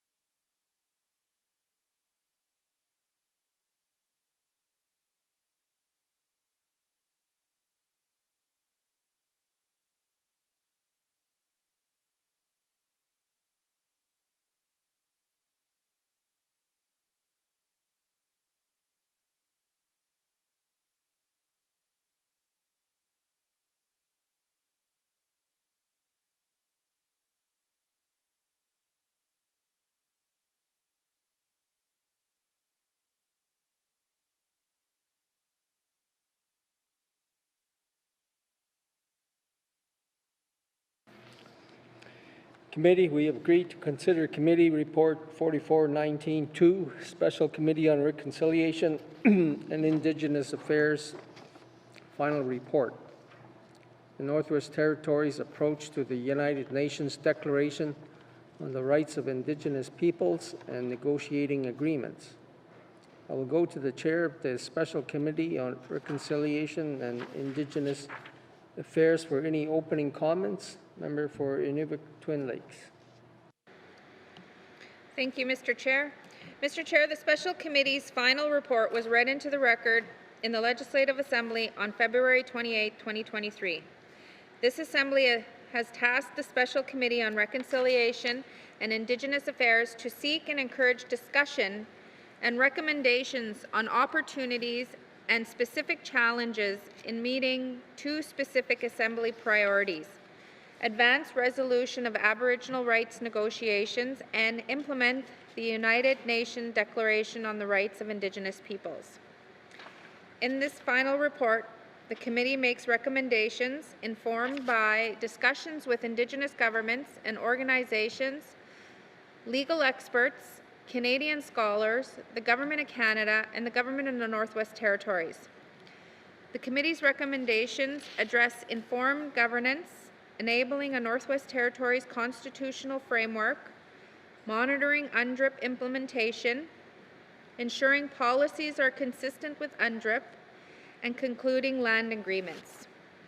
I thank all committee members for the commitment, time, and work given to the Special Committee. Every so often, it truly felt like moving through time, discussing and hearing about the rights issues that seem to have not moved forward in decades. Felt like being stuck in the past, at the same time hearing visions of an empowered future and about the will to put the work into this vision was a true privilege. The committee hopes that the collaborative efforts observed since we began our work will continue and achieve the reconciliation that is needed in the Northwest Territories. Individual members may have additional comments. Thank you, Mr. Chair. Masi, I will now open the floor to general comments on Committee Report 44-19-2. Do any members have general comments?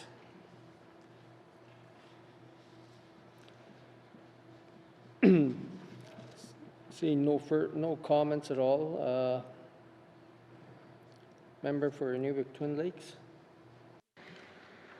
Mr. Chair, I move that this committee recommends that A, the Office of the Clerk of the Legislative Assembly includes in all transitional and orientation material for all MLAs post-election, and B, the Office of the Secretary to Cabinet of the Government of the Northwest Territories includes in post-election material specific to Cabinet an introduction to the history and role of each of the following: A, NWT Council of Leaders; B, Modern Treaty and Self-Government Partners Forum; C, Intergovernmental Council and Intergovernmental Council Secretariat; D, the jurisdictions of the public government, exclusive and inclusive Indigenous governments; and E, NWT Council of Leaders, UNDRIP Memorandum of Understanding. Thank you, Mr. Chair. Masi, the motion is in order. To the motion, Mr. O'Reilly. Yeah, thanks, Mr. Chair.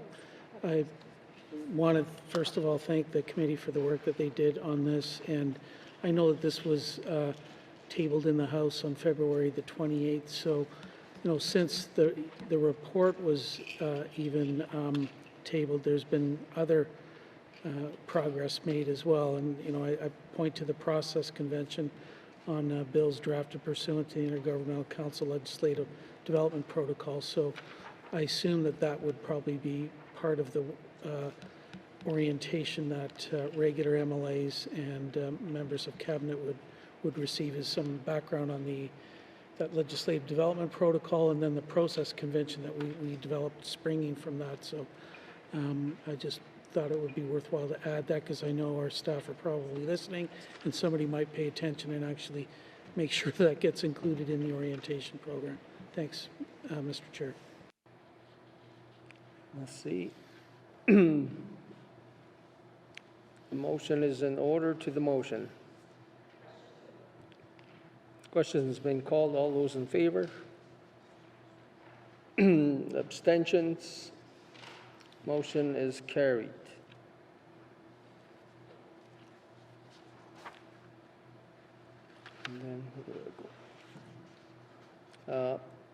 Member for Inuvik Twin Lakes.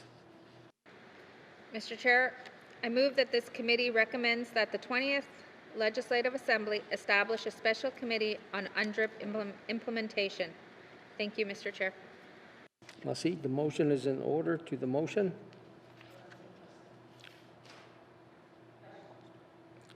Question has been called. All those in favor? Abstentions? Motion is carried.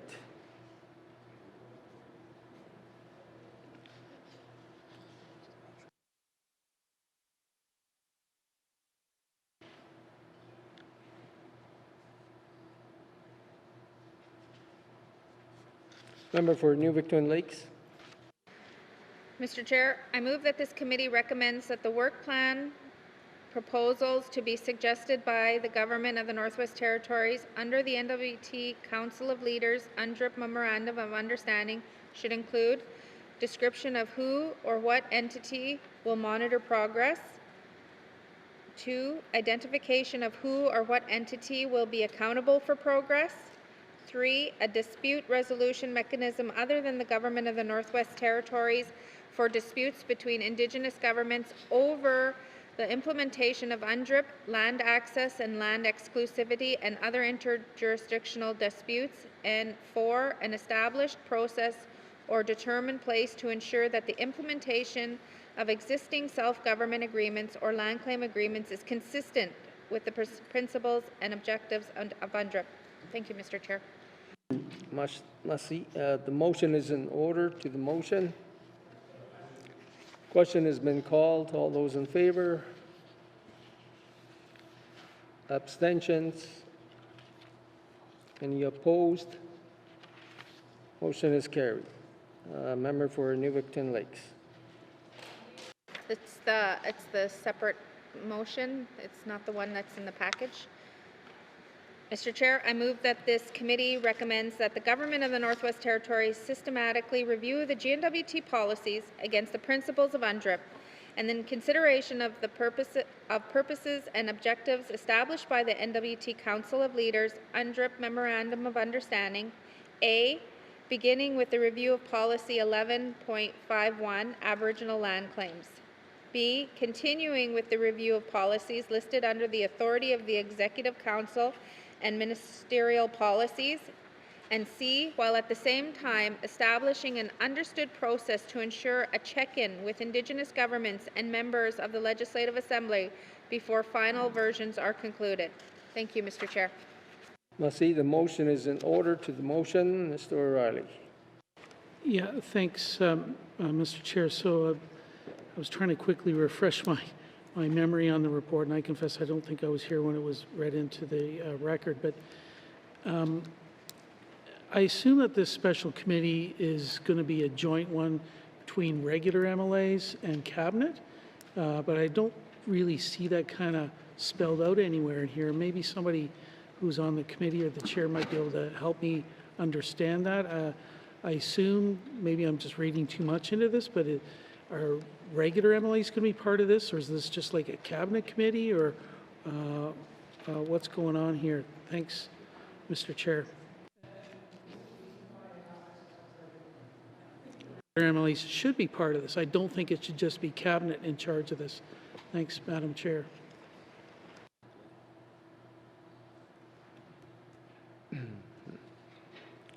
Member for Inuvik Twin Lakes, you want to comment on that? I think when we had the discussions around the motions, I guess that's something, because we were sitting around the table and we were a joint committee. So I think that was the intention, is this type of a committee to continue on. And so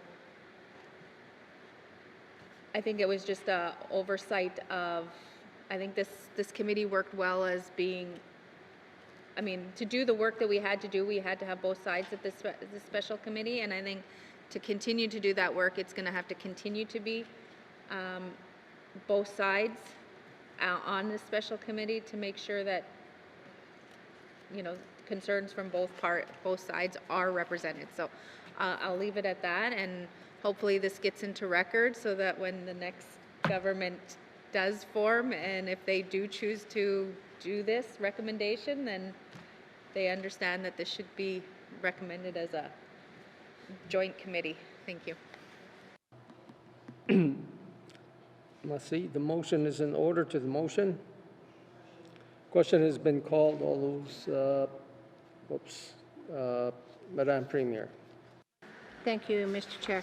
It's important to note within this motion as well that if we're really following the United Nations Declaration for Indigenous Peoples, which will be hopefully put through second reading sometime this week, and maybe by the end of the government, the third reading, that the Indigenous governments also have a huge role within this motion. So just wanted to say that it's not only the GNWT ministers and regular members, the Indigenous governments within the declaration have to have a say in this as well. Thank you, Mr. Chair.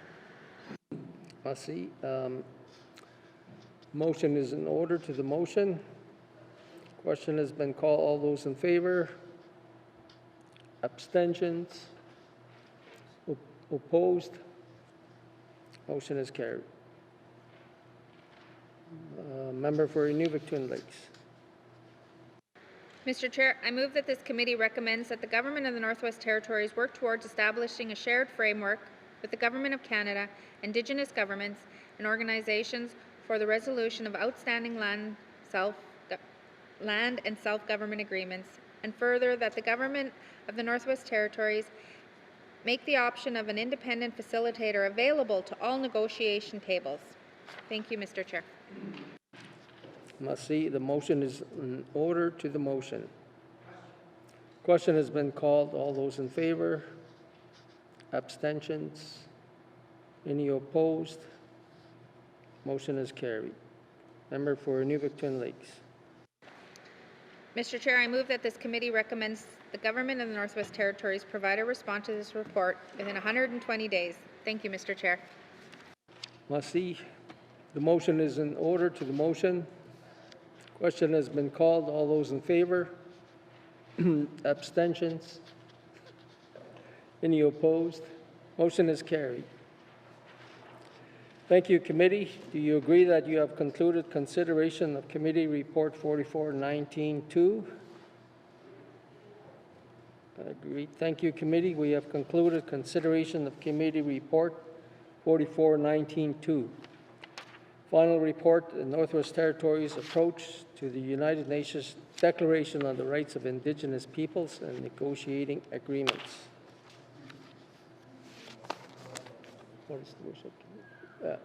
What is the wish of committee? Mr. O'Reilly, or member? Mr. Chair, I move that the chair rise and report progress. The chair will now.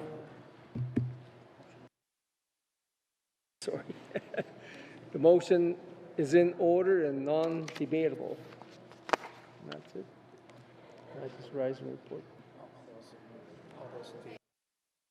All those in favor?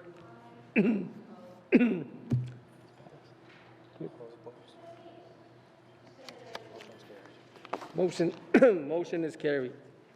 I will now rise and report progress. Masi.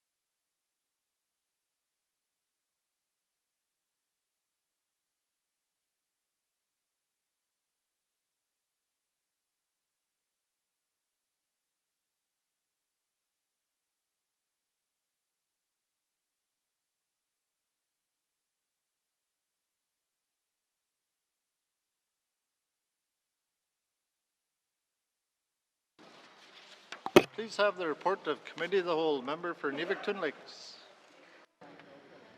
Mr. Speaker, your committee has been considering Committee Report 40-19 brackets 2, Committee Report 43-19 brackets 2, Committee Report 44-19 brackets 2, Bill 61, Bill 63, Table Document 881-19 brackets 2, Table Document 882 -19 brackets 2, and Table Document 883-19 brackets 2, and would like to report progress with 14 motions carried, and that Committee Report 40-19 brackets 2, Committee Report 43-19 brackets 2, and Committee Report 44-19 brackets 2 are concluded, and that Bills 61 and 63 are ready for third reading, and that consideration of Table Document 881, 882, 883 is concluded, and that the House concur in those estimates, and that an appropriation bill be based thereon and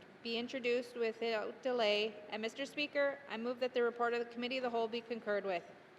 Thank you, Member for Inuvialuktun Lakes. Do we have a seconder? Member for Frame Lake. All those in favor?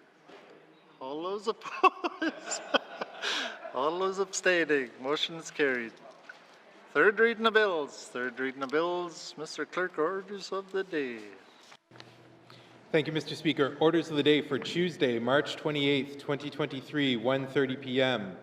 Prayer, minister statements, member statements, recognition of visitors in the gallery, reports of committees on the review of bills, reports of standing and special committees, returns to oral questions, oral question 1343, acknowledgements, oral questions, returns to written questions, replies to the Commissioner's address, petitions, tabling of documents, notices of motion, motions, motion 77-19-2, notices of motion for first reading of bills, first reading of bills, Bill 77, Bill 78, Bill 79, second reading of bills, Bill 64, consideration in Committee of the Whole of bills and other matters, Bills 23, 29, 60, 66, 67, 68, 73, and 76, Committee Report 42, 47, 48, Minister's Statement 264, Table Document 681, 694, 813, Report of Committee of the Whole, third reading of bills, Bill 61 and Bill 63, orders of the day.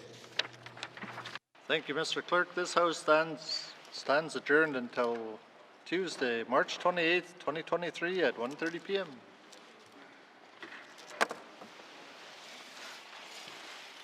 Order!